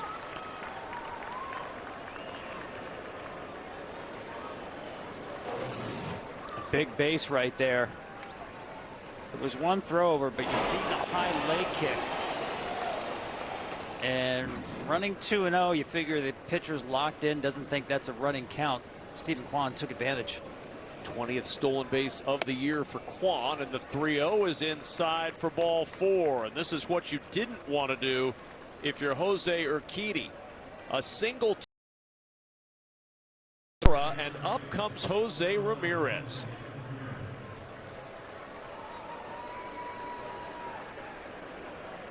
Going to see a pinch runner now for Cleveland, as Valera will be lifted.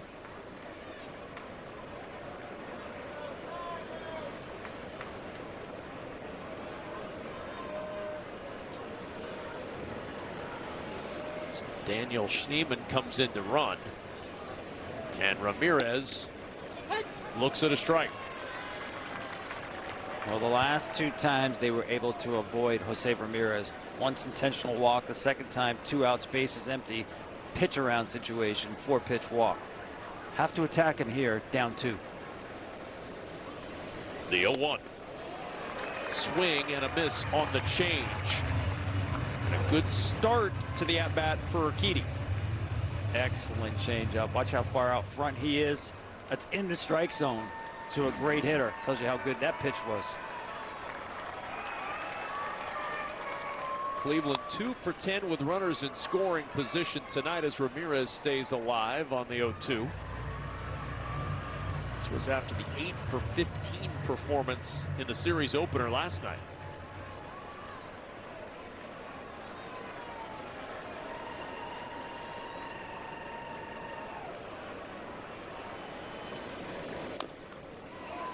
And he stays alive once more. Ramirez going to walk that one off a bit. Again, happy birthday, Jose. Second time earlier it was a pitch that hit him in the foot. This time the foul ball. Turning 33 today. Jose Ramirez in his career, 283 home runs, 282 stolen bases. See, they got him on the back leg. Only 3 other players in baseball history have that combination of homers and stolen bases at this age. Alex Rodriguez, Barry Bonds, and Bobby Bonds. So he's the only one that's done it with one team.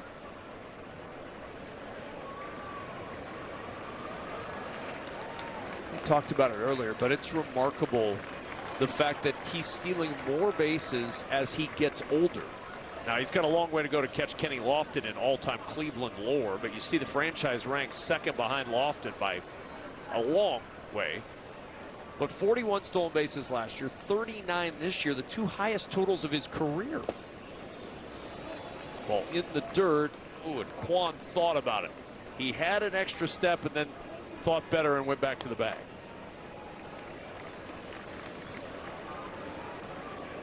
I mean, who steals more bases as you get older in this game? Jose Ramirez is 1, but not many. definition of a franchise player. Great and reliable and hustles. Into foul ground. Dingler trying to get over there, but ran out of real estate. And another 1-2 pitch coming from Urquidy to Ramirez.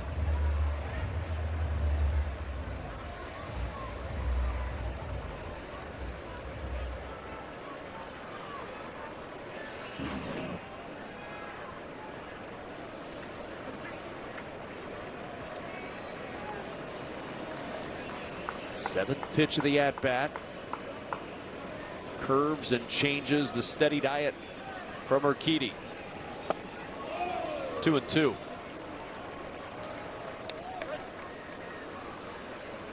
And likely to stay that way. I doubt there's a fastball in this sequence.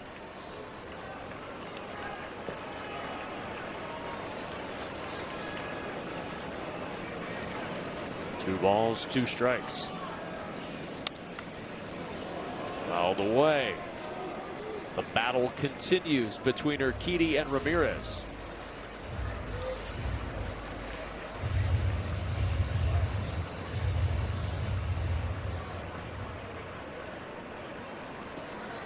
Two nothing, top of the ninth. 2 on and 1 out.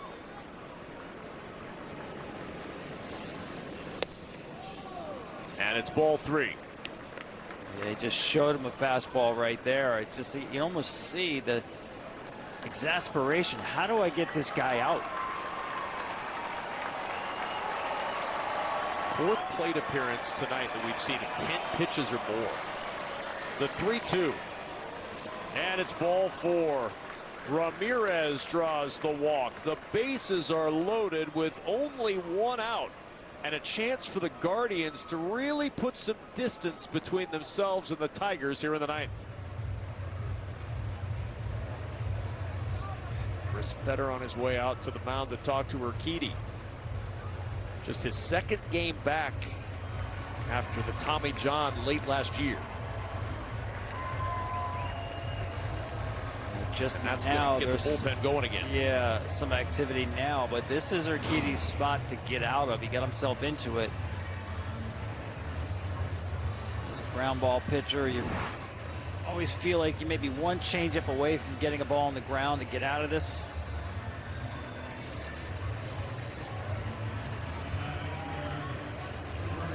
Chris Paddock starting to warm up in the pen, and there's a look at Paddock to prove that he is indeed up.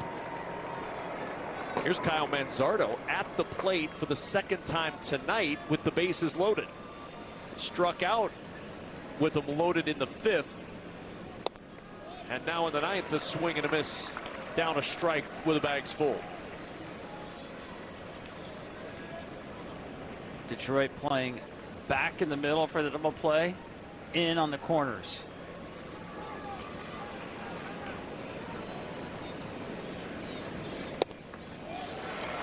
Nothing in 2. Manzardo quickly down 2 strikes.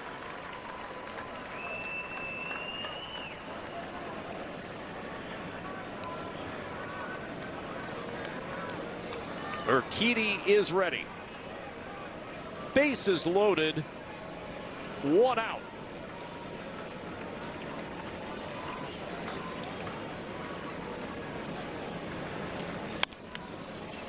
On the ground to the right side, looking to come home. The throw home is in time. Just got it there to nip Kwan at the plate. A little double clutch by Torkelson, but he gets the 2nd out. Yeah, he's cutting it close here. Watch the double clutch that you mentioned there. I think he was waiting for Urquidy to clear the way. Watch Urquidy. He's hustling to cover first, but he's in the throwing lane. Wow, that was close.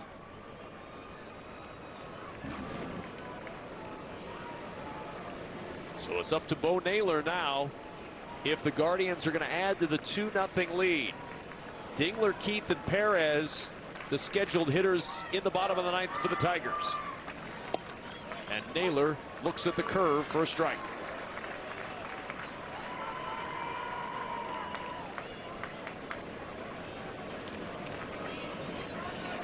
1 strike and nothing. 2 out. Top 9.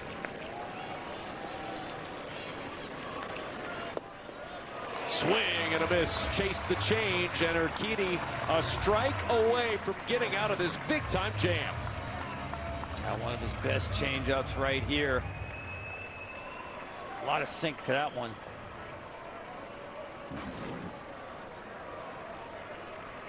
No balls, 2 strikes. The pitch. Naylor on a rope to right. That'll drop in for a base hit. 2 runs are going to score as Naylor delivers a huge 2-out single. And it's 4-0 Cleveland. A dagger. Went back to the changeup, this time trying to run it away, but watch the plate coverage. The same way we saw Martinez get the base hit with two outs against Tommy Kahnle. Very similar. Sink into the legs, buy yourself some time, keep the head on it, put it in play, and good things happen. And that'll spell the end of the night for Urquidy back to the pen. Aaron Judge and the Yankees take on Gunnar Henderson and the Orioles, or Cubs, Reds, Thursday at 6:30 Eastern on Fox. The reviews are in. First things first is a hit. I'll go first. I watch every day. I love how insightful Chris and Nick are. Nick and Chris are great. My man. Brew, ha-ha, which is like a pun. You guys write these? What's wrong with them? Nick is right. Oh, wow. Nick, Brew, and Wild serve up a fresh daily dose of unscripted and unfiltered sports talk. That one could be about me. First things first, weekdays at 3 Eastern on FS1. Catching the killer isn't easy. Lucky for me, I got friends. And they got ideas. Each episode is its own special study in solving a murder. Buckle up. This one's a ride. She would never just disappear. This doesn't happen here. And as I passed by, I shot him. This is a very calculating, evil person. I'm Curtis 50 Cent Jackson, and this is 50 Ways to Catch a Killer. Streaming now on Fox Nation. Another huge day of college football is on Fox, and it all kicks off with big noon Saturday as Texas Tech takes on Utah. Then at 3:30 Eastern, Bill Belichick in North Carolina taking on Scott Frost in Central Florida, followed by Arizona State Baylor. And finally at 11 Eastern, Michigan State battles USC. It all begins with big noon Saturday on Fox. Michigan fans not at all sympathetic to Michigan State having to play at 11 p.m. Eastern on the West Coast, I'm sure. Chris Paddock coming in for his 31st appearance of the season, a 5-11 record with a 5.34 earned run average.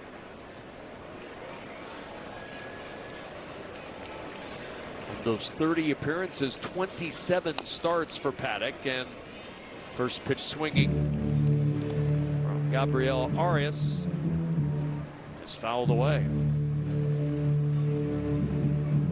Bo Naylor a 2-run single in the 9th to give Cleveland a 4-run cushion. And Arias chasing that high fastball quickly, 0-2.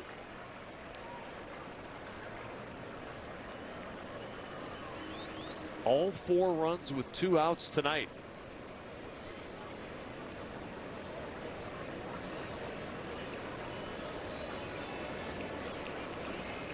The 0-2. Trying to get him to chase an even higher fastball. Wouldn't bite this time, and it's 1-2. Yeah, and Kevin, I think about how those runs scored. You had Valera taking the fastball away and shooting it the other way, and then Martinez and Naylor both took changeups down and away and put it in play.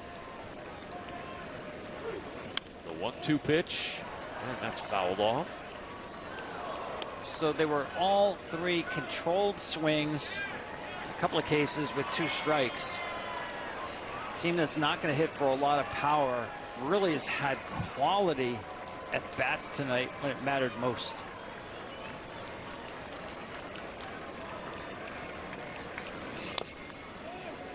Still 1-2 on Arias.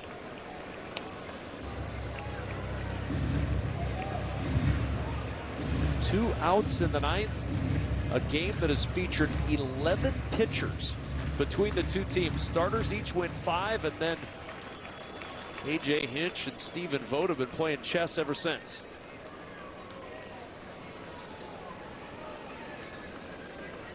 One ball, 2 strikes.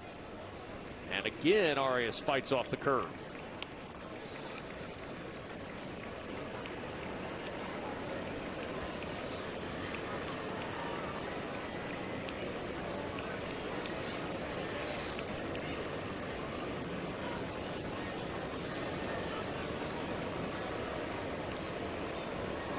One ball, 2 strikes. Swing and a miss. Got him with a fastball. And the inning is over, but the damage done with 2 on the board for Cleveland. The tradition, the atmosphere, the pageantry, and the passion. Big Noon Saturday. Big 12 football is back. 2 high-powered offenses go head-to-head as Texas Tech takes on Utah. Touchdown! It's Big Noon Saturday on Fox.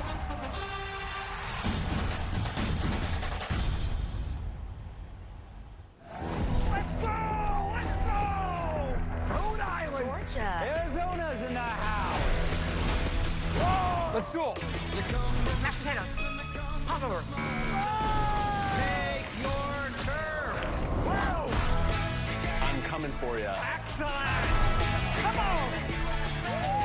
Who will rise? Who will fall? On the Battle of the States. Thursday, it's a special baseball night in America on Fox, and the push for the postseason is heating up. Are you kidding me? Aaron Judge and the Yankees are looking to close in on another division crown as they take on the Orioles. Or PCA and the Cubs continue their fight for the wild card against the Reds. Oh, my goodness! It's a special baseball night in America, Thursday at 6:30 Eastern on Fox. If Jerry knew football the way Tom Brady knows football, he would in no way be able to handle it. Tom Brady knowledge is 10 pounds of football in a 5-pound bag of Jerry. Come on, Ryan. What do you do? You gotta look off the safety before you... When the safety rotates down, just rip the seam. Nobody knows football. Come on, we can do better. Like Tom Brady. It's not that hard. Cade Smith on to pitch for the Guardians in the bottom of the ninth. 72nd outing of the year for Smith, a 7-5 record with a 3.15 ERA. Yeah, maybe in June or July, when you get that 4th run and it's not a safe situation, you throw somebody else out there. Not in September, with a week and a half left in the season. Keep your best out there. He warmed up anyway, so you want to get him in the game. But as you mentioned, Kevin, he has pitched a lot. But you're trying to close out a win against the team you're now chasing in the division as Dylan Dingler pops this one up to right. Jones is there, and there's one away. With a win, if Cleveland hangs on, Tom, they're 4.5 back with 4 more games in this regular season against the Tigers. It's still a steep hill to climb, but the math does math for Cleveland to actually pull this thing out in the AL Central. You can't lose any. But tonight a big one, and then the 4 more would also be huge against these Tigers down the stretch. Yeah, once again, having those head-to-head matchups, the calculus seems more doable than relying on help. And if they do win this game, they'll be as close to the Tigers as they've been since Memorial Day. And going 9 games over 500 for the first time all year. Talk about getting hot at the right time. He would pick up 6.5 games on the Tigers since September 4th with a win. The 0-2 and a swing and a miss. Keith down on strikes. 2 up, 2 down in the 9th. And the Guardians 1 out away from a series win. More importantly, 1 out away from creeping ever closer in the AL Central and staying right in the thick of the wild card hunt.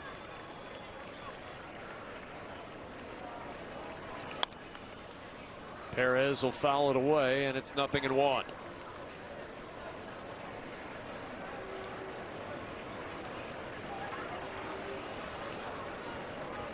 Boston, the team they're chasing directly in the wild card, even up with the A's in the 9th inning.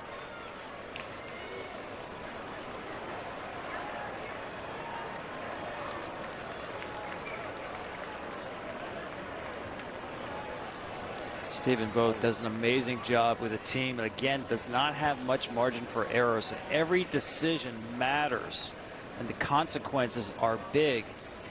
Tonight, asking 5 pitchers to get his last 12 outs.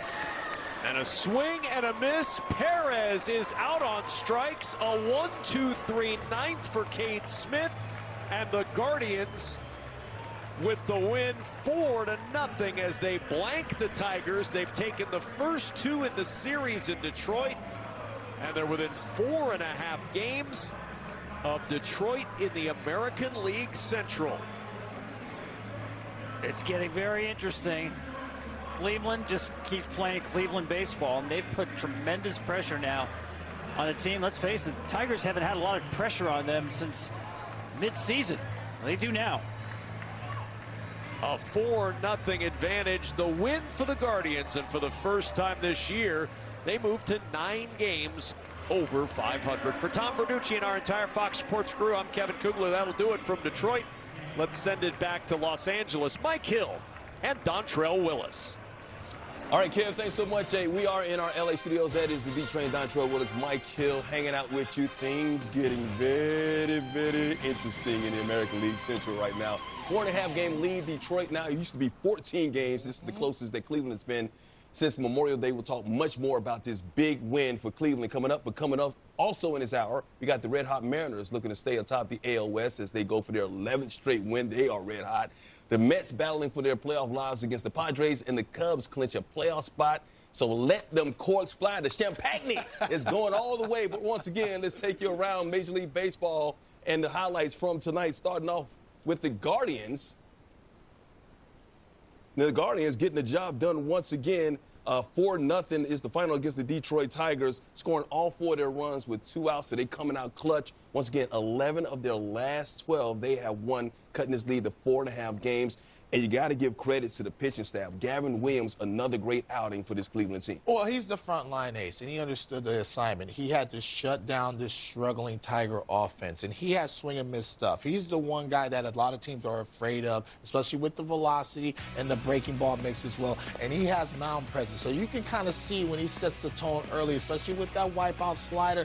It's going to be a long day for anybody in the American League, especially when he's at the arm side and the glove side fastball and that nasty whooper-duper. But timely hits is everything. Yes. We talked about the bottom of the lineup. Bo Naylor coming up with a big hit late to kind of seal that deal. This felt like a Guardians-type ball game and win the whole game. Playing small ball, elite defense, timely hitting from everybody up and down the lineup, and getting good pitching, and obviously elite bullpen play. And so right now, I think the Tigers are pressing right now. I think they see it. They're looking over their shoulder. And now, you know, a little bit, you know, that the Guardians control their own destiny because they still have 4 more games left, and the Tigers are only 4.5 in front of them. So it's scary hours right now. And thinking about that, you're talking about Detroit playing tight right now, and Cleveland playing very loose. They've won 6 in a row.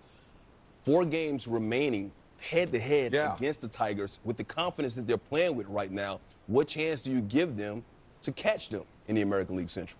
You know, very high in the sense of the key guys for the Tigers offensively are struggling. You look at Torkelson, he went 0 for 4. Green went 0 for 3 today. Gleyber Torres, we talked about him in the pregame show, 0 for 4. So when you have the teeth of your lineup, these guys are all stars that are struggling in your lineup. They're the tone setters, and so I'm talking about not even getting into the postseason. We got to stop the guys within our division.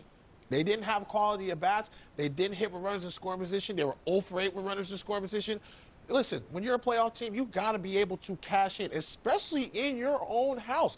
And they kept relatively Quan and Ramirez quiet. You know what I mean? Only one hit between all three of those guys. I mean, two of those guys, you got to win that ball game. And that was a ball game they got let go. And right now, man, the Guardians are flying high right now, one of the most dangerous teams in the American League. They've been kind of up and down, a lot of streaks going on with the season. It's like 3 seasons for the Guardians. I mean, up and down all season long. I mean, they're giving their fans probably a heart attack right now. But once again, not just the Central trying to catch in the wild card, just getting into the playoffs. And this is the time of year where you want to be playing your best baseball right now. Meanwhile, for the Tigers, look, once again, pressing. They give up a 14-game lead. That would be devastating even when they make the playoffs going into the postseason, not playing with a lot of confidence. We'll talk more about that momentarily, but we also got to take you around baseball and tell you what else is going on, because the hottest team in baseball, not the Guardians, the Seattle Mariners, taking on the Royals. They've won 10 in a row, and Salvador Perez, the oldie but goodie, still getting it done. How old is he? He's still getting his foot down. I feel like I played against Salvador. He's 117 playing the Negro League back in the day. Second in the same score, Cole Reagans,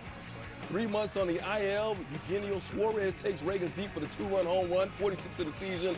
Mariners still down 3-2 here, 5th inning, same score, runner on second. Adam Frazier through the hole.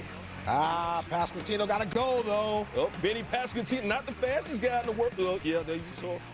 Manuel Rosarena got him at the plate. Mariners still down 3-2. Jorge Polanco here, same score to 6. Mike Yastrzemski on the wall.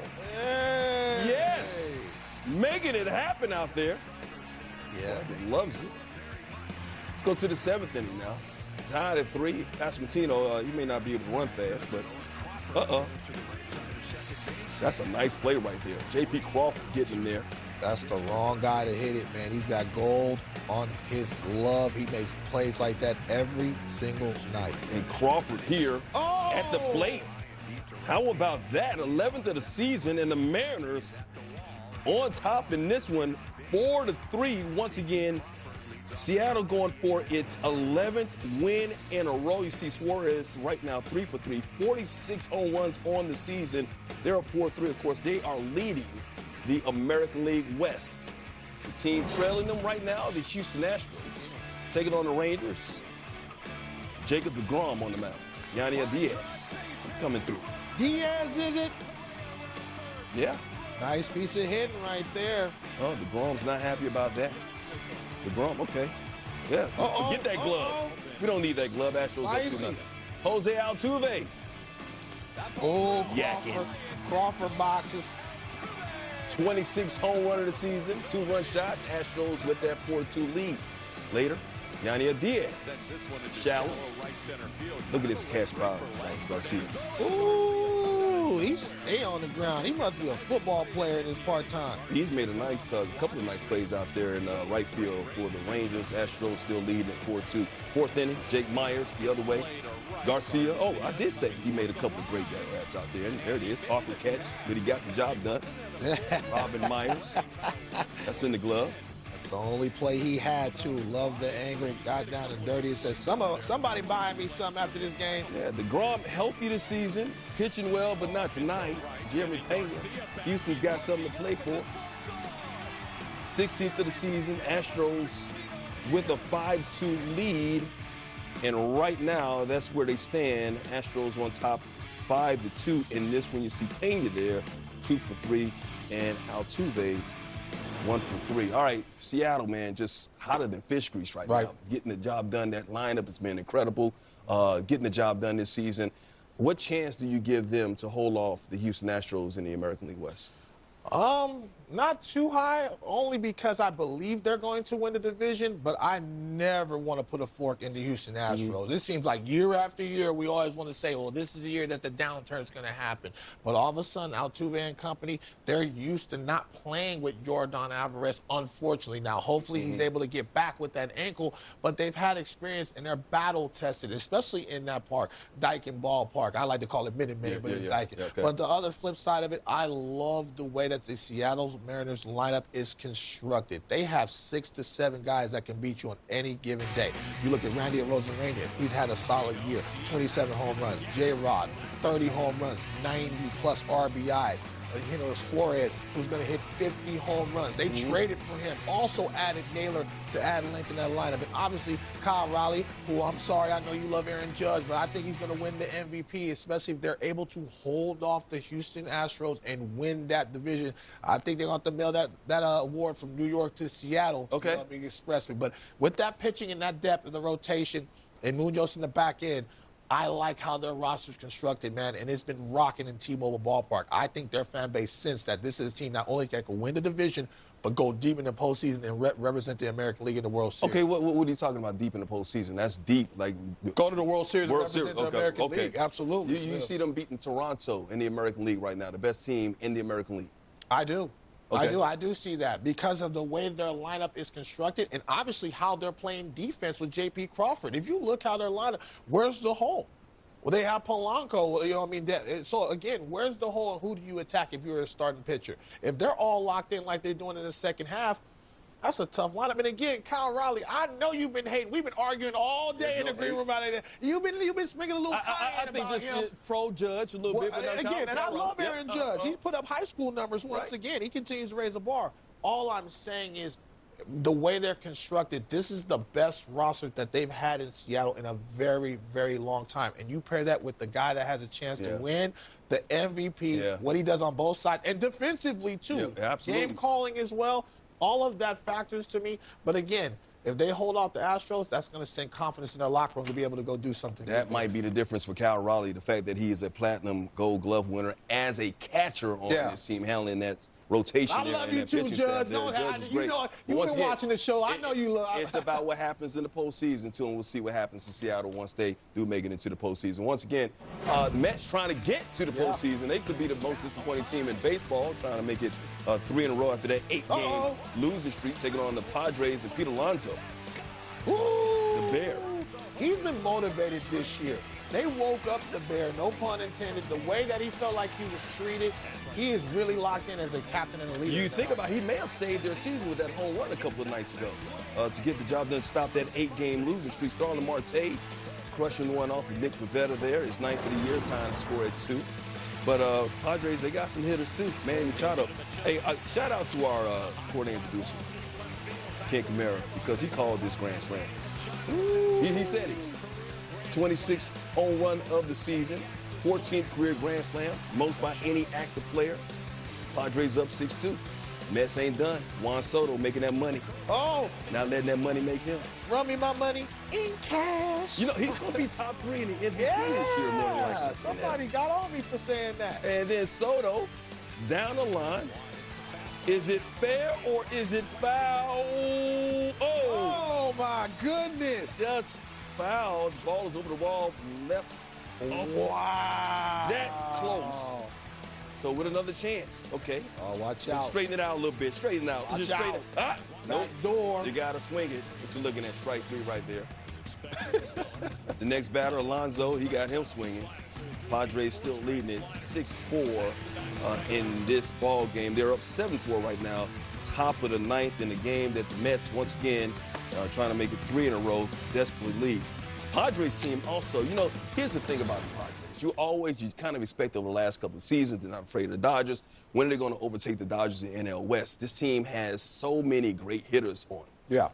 But it's almost like they don't live up to expectations. But they could still be a very dangerous team once the postseason starts. Well, the reason why they can be very dangerous is because they haven't played to their potential, especially on the offensive side of the baseball. They're 29th in home runs, 21st in runners in scoring position. That's unacceptable if you look how this lineup is constructed with Manny Machado and Tatis and company. They go out and get some trades to elongate that lineup, add some attitude with Laureano and company. All of a sudden, over the last 7 days, you're starting to see some life. Manny Machado hitting .308 over his last 7 ball games. All of a sudden, Tatis Jr.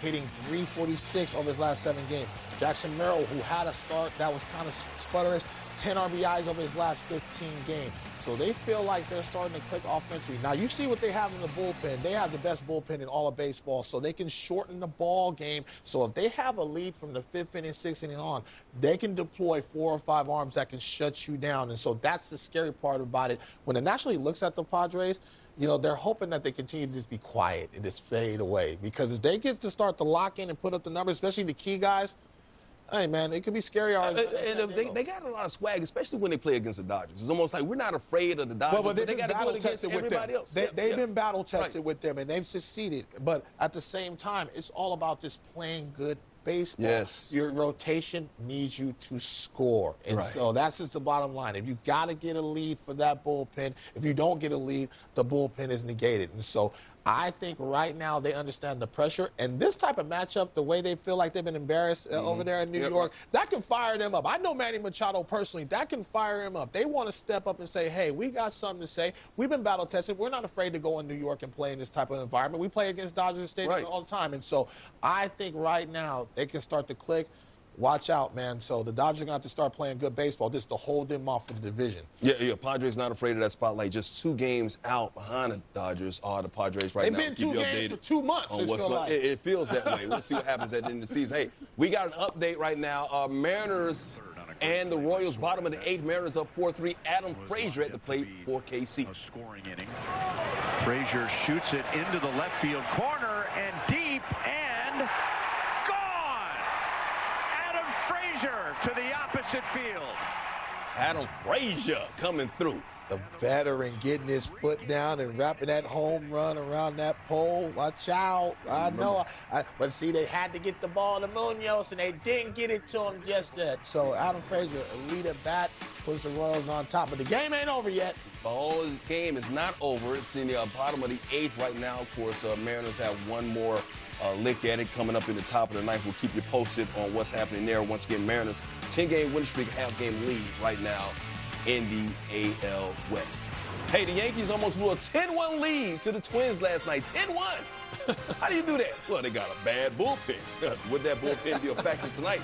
Highlights from Minnesota coming up. And the Red Sox are trying to fend off the Guardians, entering tonight with a 2.5-game lead for the final wild card spot. Could they bounce back against the A's tonight? And for the first time since 2020, the Cubs headed to the playoffs. Bring you all the champagne celebration and more coming up. Get your champagne goggles ready, Train. We're going inside the locker room.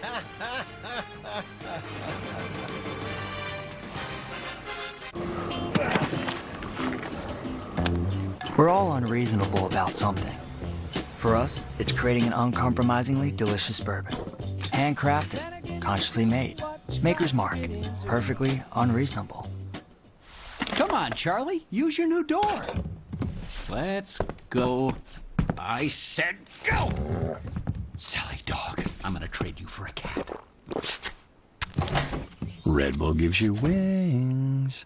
So what are you thinking? I'm thinking about our honeymoon. What about Africa? Safari. Swim with elephants. Hot air balloon. Lions growling in the giraffes that come in through your window. Wait, can we afford a safari? Great question. Like everything, takes a little planning. Or put the money towards a down payment. With enough room for a baby? Babies.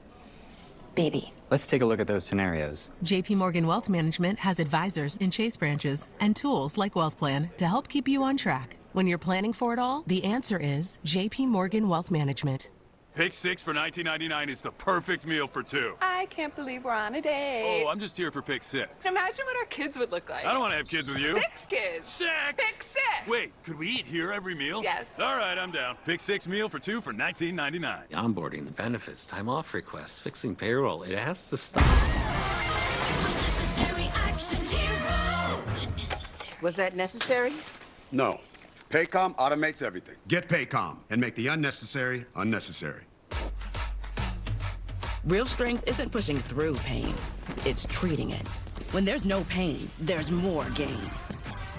Advil targets pain caused by inflammation for fast, strong relief. Advil, that's real strength. Chipotle just dropped Build Your Own Chipotle. Let's go! A mini Chipotle experience at home. It feeds 4 to 6 people. We have a lot of food here. Lots of protein, rice and beans. Everybody can make whatever they want, and there's plenty to go around. Absolute game changer. Next Level dog people give their dogs next level protection with NexGard Plus. One and done monthly parasite protection against fleas, ticks, heartworm disease, roundworms, and hookworms. Used with caution in dogs with a history of seizures or neurologic disorders. Get next level protection with NexGard Plus.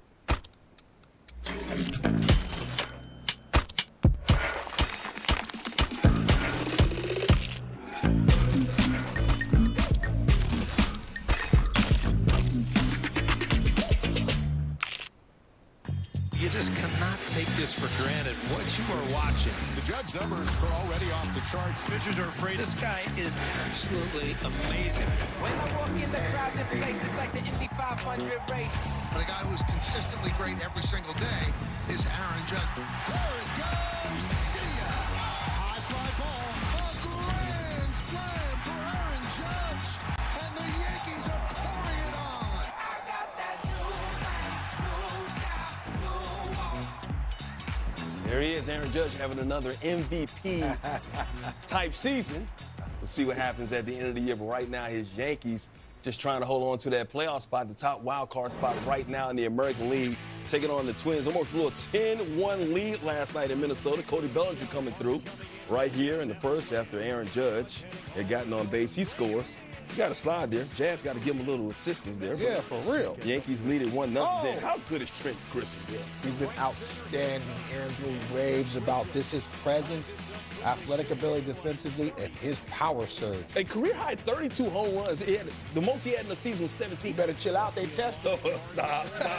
Bellinger, Taj Bradley Austin Martin making a great catch out there. Hustling over. Yeah, I love that he got down, being able to absorb the contact of the wall as well. Yeah, still tied at 2 here. Top 4, guess who's up? Yankees up 3-2, Grisham with 2 on. 5th multi-home run game of the year. Cleanup, aisle 3. Yankees up 6-2. Hey, look at this. Look at Jazz Chisholm Jr. Look, he wasn't even really looking. He grabs this ball here, gets up, and he's like, okay, I'm looking at the last second. That finds his target on time for the out. That boy went into the matrix for that play. One of 2 great defensive plays, because this is another in the hole right there to get the lead runner. So much talk has been about their defensive miscues. You still need athleticism. Jazz Chisholm has that. He's finally at the position that he likes to play. Sometimes it's the good and bad with Jazz Chisholm. Any other Yankee is out in the field right now. It's good. It's bad back and forth. Yankees on top, 8-5. The bullpen actually in this game doing very well. They've only given up 2 hits and 3 innings of play in relief of the starting pitcher tonight. But they're getting the job done, 8-5. Let's talk about this Yankees team here, because as a Yankees fan, and not a lot of people know that, I get frustrated with this team, but I also get excited about this team. It's a huge enigma if you watch them. It's so frustrating watching them sometimes because they had the potential to win it all or get knocked out in the first series of the playoffs. Why are they such a big enigma? Well, the positive side of it, they really are the Bronx Bombers. They have 7+ guys that have 20 home runs plus in that lineup. So the long ball has to factor in that lineup. Obviously, they have the MVP in your mind in there as the captain, and so offensive productivity has been their calling card. So one day they will slug a team to death, beat them 15-2. The next day they will have trouble on the back end of the bullpen, or the starter doesn't go long enough, which is overexposes the bullpen, where Aaron Boone has to deploy 4 or 5 guys. They don't have the depth just yet to be able to do that, and they lose that ball game. And so that's why it's happy, and then, sad tears, with this ball club. The bottom line is they're just trying to get into the postseason. That's the race. They know their calling card. They know they got to play cleaner defense. They can't give away outs in the big leagues. And they know if they get in hitter-friendly counts, they have to hit that ball to the people. And they have the ability to do that. Now you get Luis Hill back in that rotation. You have a little more rotation depth with Rodon and guys like Max Fried. So you're feeling a little better about your rotation. But you're going to have to push them. There can't be any starts in that rotation where they go just 4 or 5 innings. Because, again, like I said, you have to deploy the right guys in right situations to get the ball to Bednar. But always in that 6th, 7th, 8th inning, it's tricky. I know you guys sitting at the edge of your seat, not giving them away that game. So guys have to emerge down the stretch and play better in the back end of that bullpen. They have 35 more home runs than the next closest team. It's not even close. And Luis Hill, 4 2/3 innings tonight, struggled a little bit after having that's why you've been tight. That's why you've been tight. See what happens. Yankees are 3 outs away from getting the win in Minnesota. Hey, speaking of the Yankees, tomorrow on Fox, Baseball Night in America, many of you will see Aaron Judge and the Yankees taking on the scrappy Orioles. Orioles playing much better baseball. The record doesn't indicate that. Others will see the Cubs battling the Reds at 6:30 Eastern on Fox. Reds actually still in the mix as well. Meanwhile, Yankees, they got a lead on the Red Sox right now in the wild card, taking on the A's and Tyler Soderstrom. Deep to the gap. Look at this. Rafaela making a great catch right there.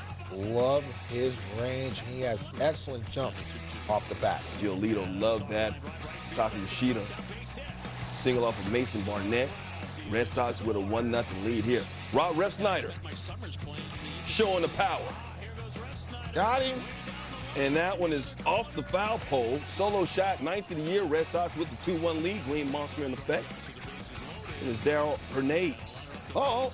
Up the middle.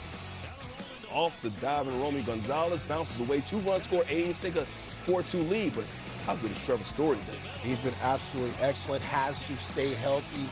Worked his tail off to be able to be that presence. Not only offensively, but defensively as well. That tied the score right there at 4 apiece. And that's where we stand right now. This game in the bottom of the 10th inning. Of course, the Red Sox began the final wild card spot 2 games behind the New York Yankees. Blue Jays and Rays. Jays, best record in the American League. The train says Seattle's the team to beat. Yandy Diaz coming through. Rays up 1-0. 4th inning, Alejandro Kirk. Feisty. Body. Deep. Chandler Simpson. Look at that out there. Get up. Get on up. That's still going to score a run. Sac fly. Robin Kirk, though, the home run. Timed that jump perfectly. Time to score at 1 apiece. 5th inning. Kevin Gossman in a jam, facing Junior Caminero. Strikes him out to end the inning. So Toronto getting out of that jam. IKF laying down the bunt here in the top of the 7th. Ian Seymour feels it. Gets the throw first for the out. Nicely done. Take another look and look at that slide. Great job right there. Still tied at 1 apiece. Bottom of the 7th, same score, Simpson. Oh, that might be a triple with his speed. Up the middle right there. Rays get the win 2-1. So the Jays see their winning streak come to an end as the Rays come in and get a home win down there in Tampa tonight. Hey, update right now, Dodger Stadium, top of the 1st. Dodgers and Phillies. Kyle Schwarber facing Blake Snell. Snell getting them swinging. Next hitter, Bryce Harper. See this replay right there. Always key for Blake Snell when I watch him. Where's the fastball command and velocity? All right, Bryce Harper now. Ooh, check that ball. It ain't supposed to move like that. Because, you got to get that starting pitcher for the Dodgers. You don't want to get into that bullpen. The bullpen hurt him last night. The Shohei throwing some no-hit ball there. Hey, bottom of the 10th here, Red Sox trying to get the win. Here comes the runner, play at the plate. He slides inside. And they do. Red Sox win it. Edie scores. They're fighting up there. Clamchada. 11th walk-off win for the Boston Red Sox tonight. Red Sox celebrating there in Fenway, 5-4. Red Sox once again keeping that 2.5-game lead in the wild card over Cleveland. Of course, Cleveland, as you saw here on FS1 winners earlier tonight. So the Red Sox still in the mix as well. All right, still more to come here as we explore all the craziest moments and strange situations in baseball in tonight's edition of I Caught You Looking, Made You Look. And the Cubs, they punched their ticket to the postseason. We're going to take you inside the clubhouse for all the celebration when we get back. You've been a part of that. Absolutely. That feels good. Cheers. Cheers. Get some of that brown looking up. That oil. Watch out. Don't be telling my business on TV. Carne asada is back at Chipotle. It's our most tender steak, expertly grilled throughout the day, expertly seasoned with garlic, cumin, and coriander, expertly crafted just for you. Nobody does carne asada like Chipotle. Nobody. I checked Allstate first and saved hundreds on my car insurance. Unfortunately, I didn't check if I unlatched Bevo's gate while taking a selfie. Bevo, no! Come back! Checking Allstate first was really smart. Not checking Bevo's gate, though, not smart. Well, at least I checked Allstate first and saved hundreds. Hook 'em. Outback Steakhouse has a 3-course meal called the Aussie, Aussie, Aussie. Oi, oi, oi! With soup or salad, your choice of select entrees, and cheesecake for dessert. Oi, oi, oi! It's three O's. 3 courses starting at $14.99 at Outback for a limited time. Some call it orgullo. Others call it el corazón taíno. But sometimes, the journey is set on track with your ancestors cheering you on. For Francisco Lindor, el ting-ting de la plena was the first roar in the stands. Every at-bat was an encore. Every strike of the drum echoed like a promise. El destino no siempre avisa, pero llega con flow.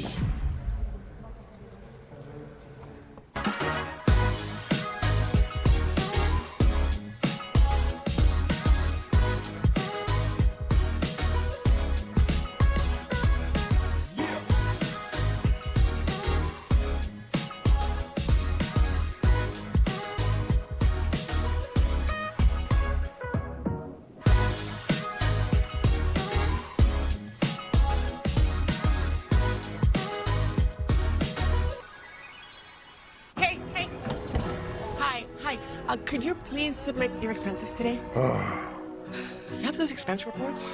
Hi. Can you submit those receipts?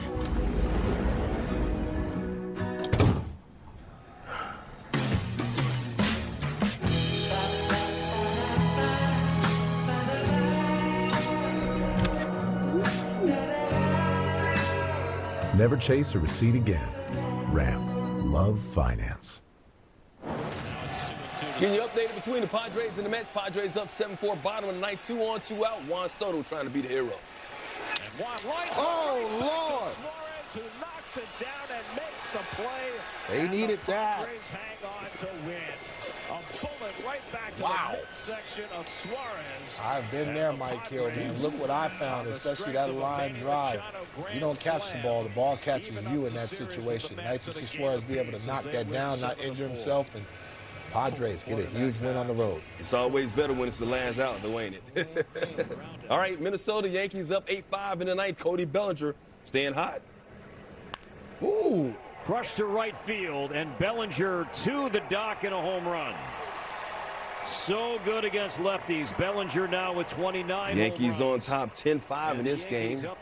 Trying to take 2 or 3 in this series.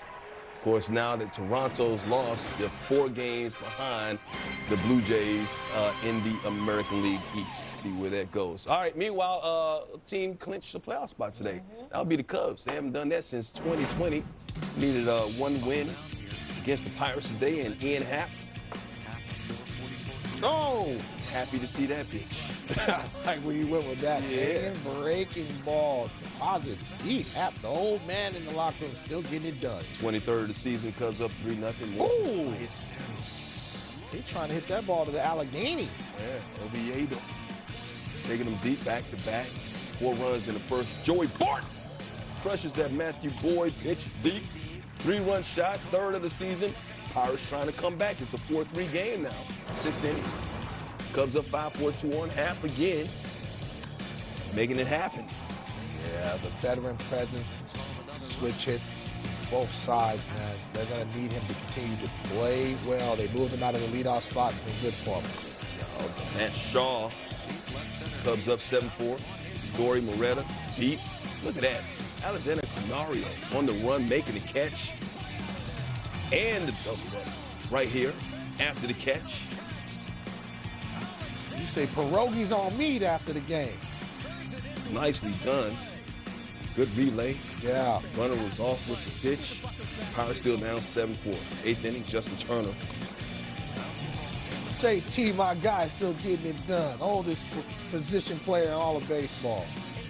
Nico Warner and the Cubs clinch their first postseason berth since 2020 and let the champagne begin as they get the job done 8-4 there go to 88-64 on the season. And let's more partying begin because we want to hear from the Cubs making it back to the playoffs. You know, the playoffs is where the fun happens, and I'm so happy for all the people in the room, for, you know, the guys that are going for the first time.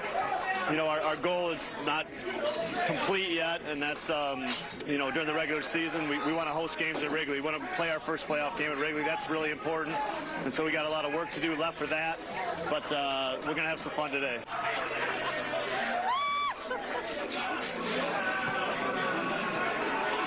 Winning's the best. It's the best. It's the reason why we play this game. It's not about individual numbers. It's about group numbers. And, oh, man, it's incredible to just see, like, the joy on people's faces. And I think the amazing part is the more you win, the more you get to do this kind of stuff. So it's just a beautiful thing. I'm so happy for these guys and couldn't be more proud. Good to see the Cubs back in the postseason after 5 years. They're 88-64 this year. When you look at this Cub team compared to what they did in the first half, it's almost like, okay, well, because Milwaukee did so much, because the other teams have been really stepping up or whatever, you kind of forgot about the Cubs. But can they recapture that magic that they had because they had PCA, Tucker, Suzuki, guys were hitting out of the ballpark and doing well? Can they recapture that lineup? That magic, I should say, going into the postseason? Absolutely, because champagne helps all of that. And so when you get to the finish line, especially in the regular season, they've been battle-tested. They understand that the Milwaukee Brewers overcame in the division, but the bottom line is they still have firepower within that lineup. I still like Suzuki, even though he's at a down second half. I still like Kyle Tucker if he gets back on the field. That's what concerns me. PCA has been struggling, hitting about 180 over his last 2 weeks, but I think the way that he can get back in is using his legs and getting more strike zone awareness. I think the league started to pitch out of the zone, and the numbers he was putting up the first half, you thought that PCA was going to steal that award from Shohei Ohtani, and so I think they still have the capability. You see what Happ does because he's a veteran. He's been battle-tested. He can go get that baseball with the best of them. They can run the bases. They can hit the ball out of the ballpark, and I love what Craig Counsell said. They want to host some games at Wrigley. Wrigley is one of the most daunting places in all of baseball for opponents. And so they love playing at home. They love going up against right-handed pitching because they left-handed heavy in that lineup.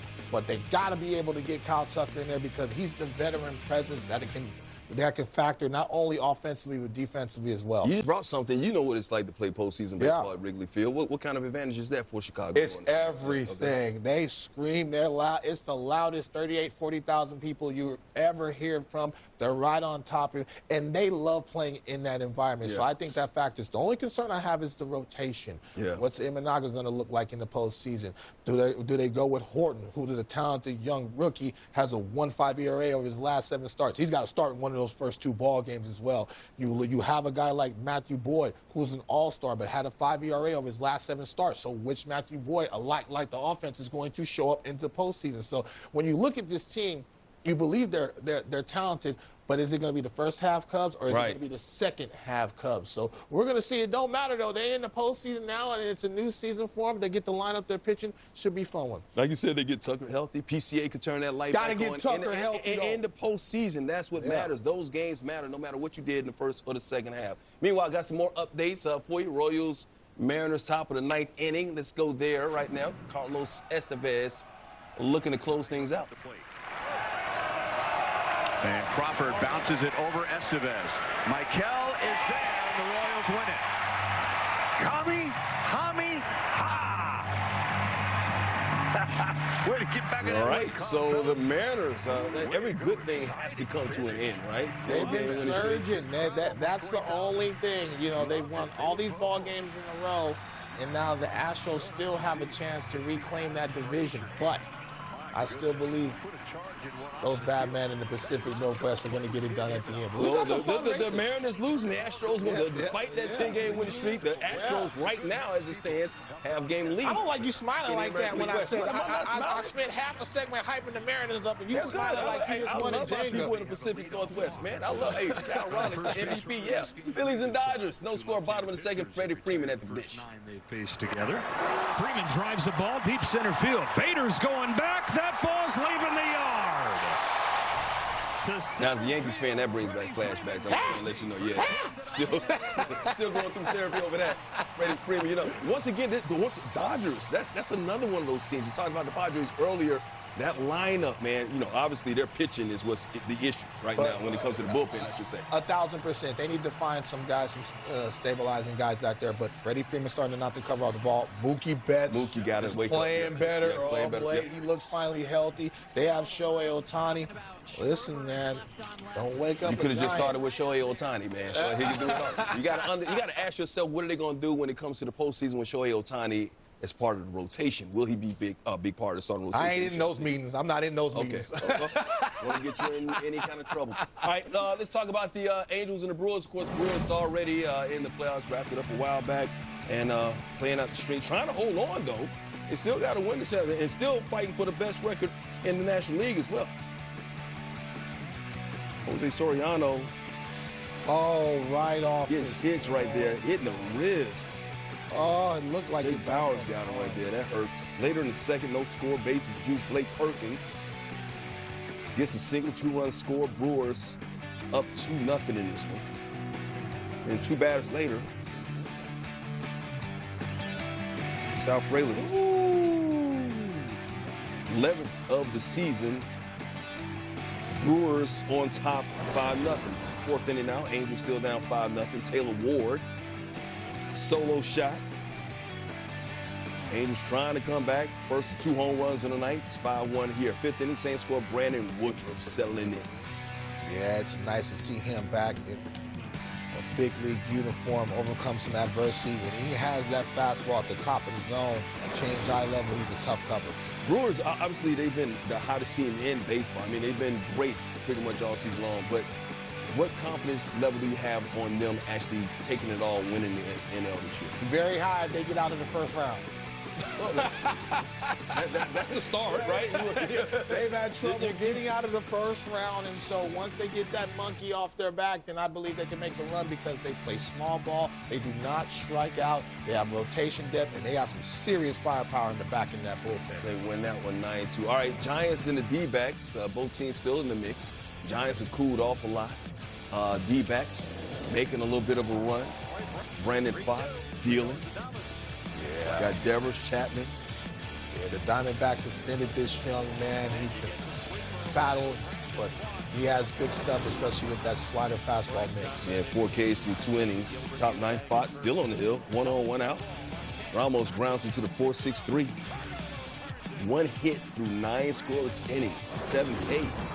Top 11, though, we're still scoreless. And all of a sudden, Giants bats wake up.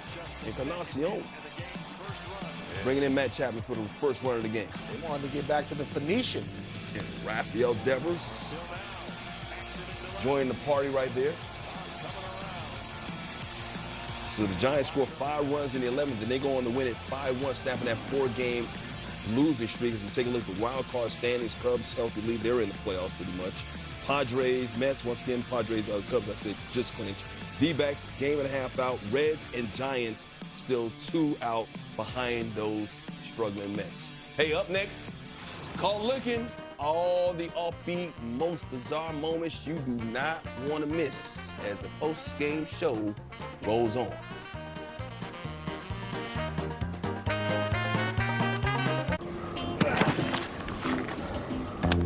We're all unreasonable about something. For us, it's creating an uncompromisingly delicious bourbon. Handcrafted, consciously made. Maker's Mark, perfectly unreasonable. Outback Steakhouse has a 3-course meal called the Aussie Aussie Aussie. Oi, oi, oi. With soup or salad, your choice of select entrees, and cheesecake for dessert. Oi, oi, oi, oi. It's 3 O's. 3 courses starting at $14.99 at Outback for a limited time. Carne asada is back at Chipotle. It's our most tender steak, expertly grilled throughout the day. Expertly seasoned with garlic, cumin, and coriander. Expertly crafted just for you. Nobody does carne asada like Chipotle. Nobody. Every great performance starts with a great night's sleep. Thanks to new Natrol Sleep and Restore, which helps me be this me, this me, this me. I'm kidding. To be my best at all of this, I have to be my best at this. Every great night's sleep starts with Natrol. New Natrol Sleep and Restore for your ultimate restorative sleep.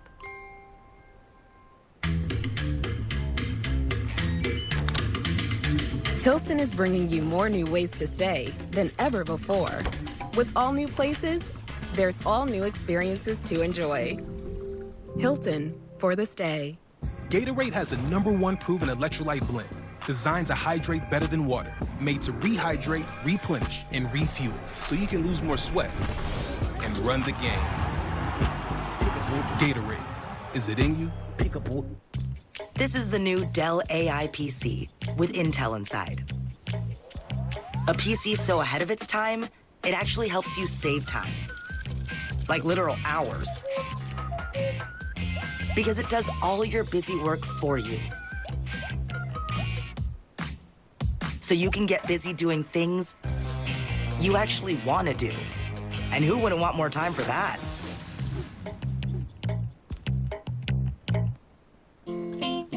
Bourbon this balanced doesn't just happen.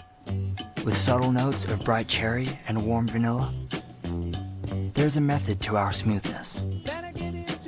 Maker's Mark, perfectly unreasonable. Update from Dodger Stadium. LA and Philly, bottom of the second. Dodgers looking to extend their 1-0 lead.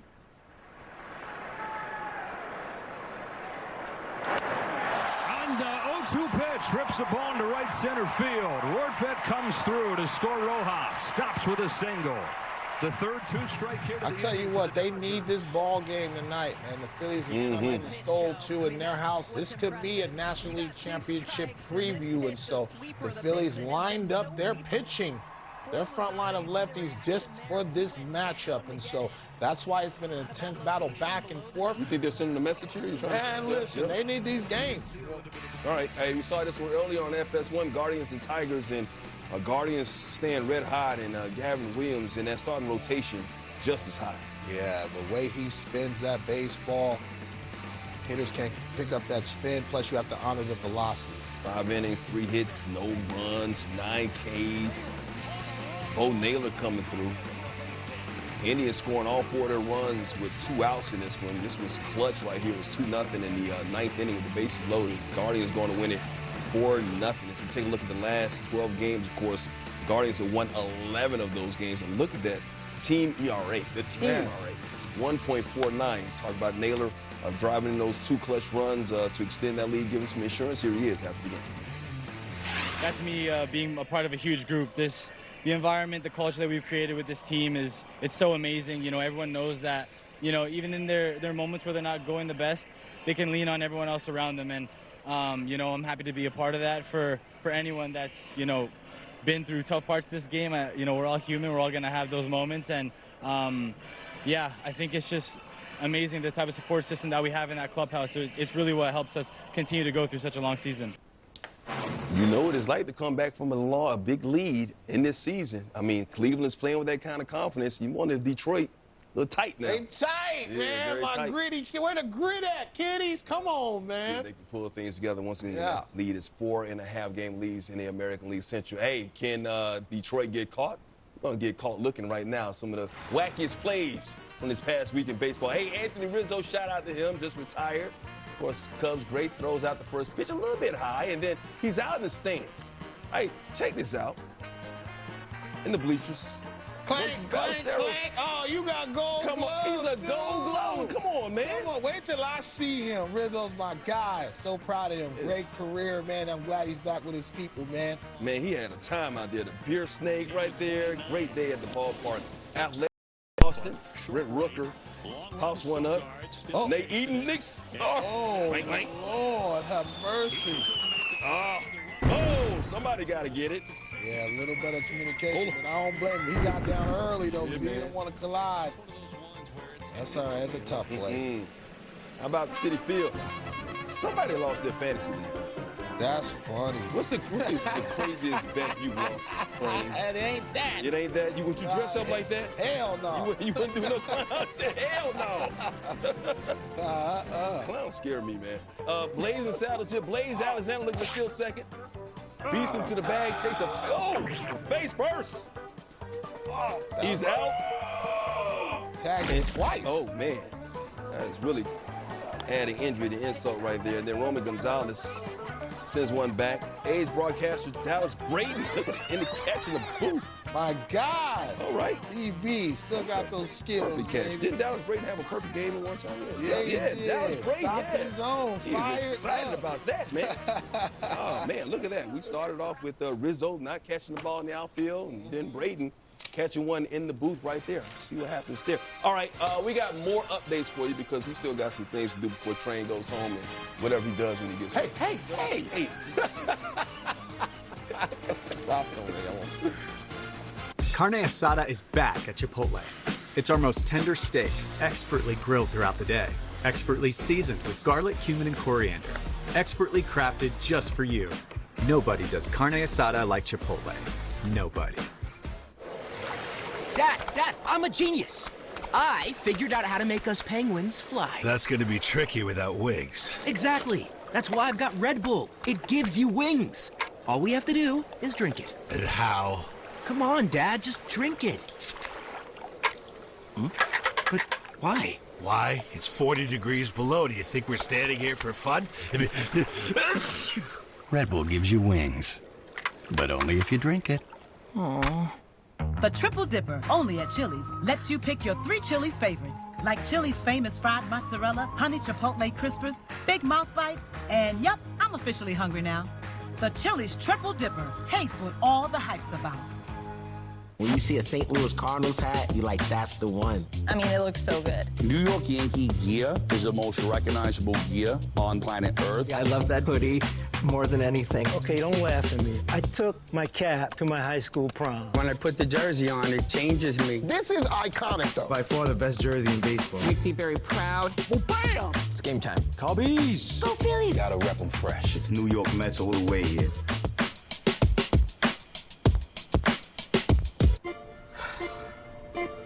You could spend all night checking every receipt and coding every expense. Or you could let Ramp do it. Close the books without the busy work. Ramp. Love finance. No, hold on. Use this.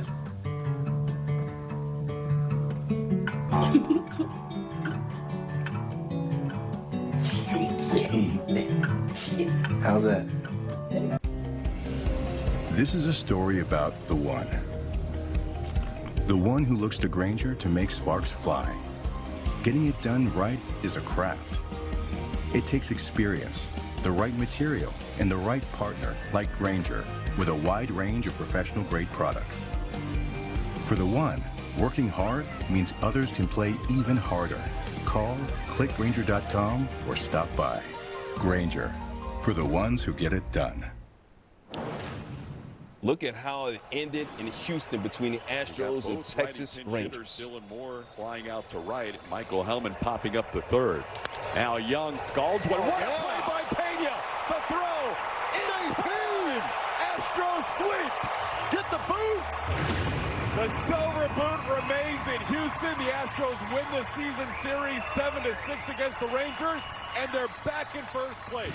All right, big win for the Astros right there. Chef Jimmy cooking them oxtails in Houston. We gonna go Papa Do's again? Yeah, Beyonce and them dancing right now, boy. Yeah, I love Papa Do's right there by the field.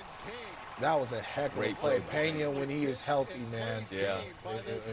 And with his big brother Correa back in that locker room, yeah, they Christian Walker, even without Yordan Alvarez. They didn't even let me get out the show without me eating some crow already, talking about the Mariners going to win the division. They didn't took it. They watch our show. And once again, the Astros have retaken that lead. They watch our show. In the AL West, Guardians, once again, hottest team right now. They've won 11-12, just 2 games back.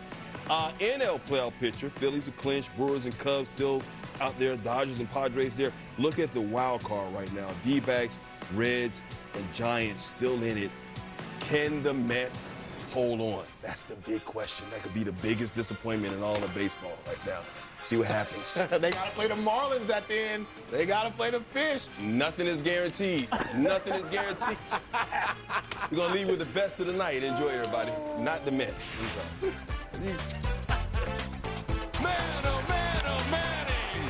Place your dibber, please. Thank you, sir. Can you say that was acrobatic? called an aerial? Is that what it's called? What a play.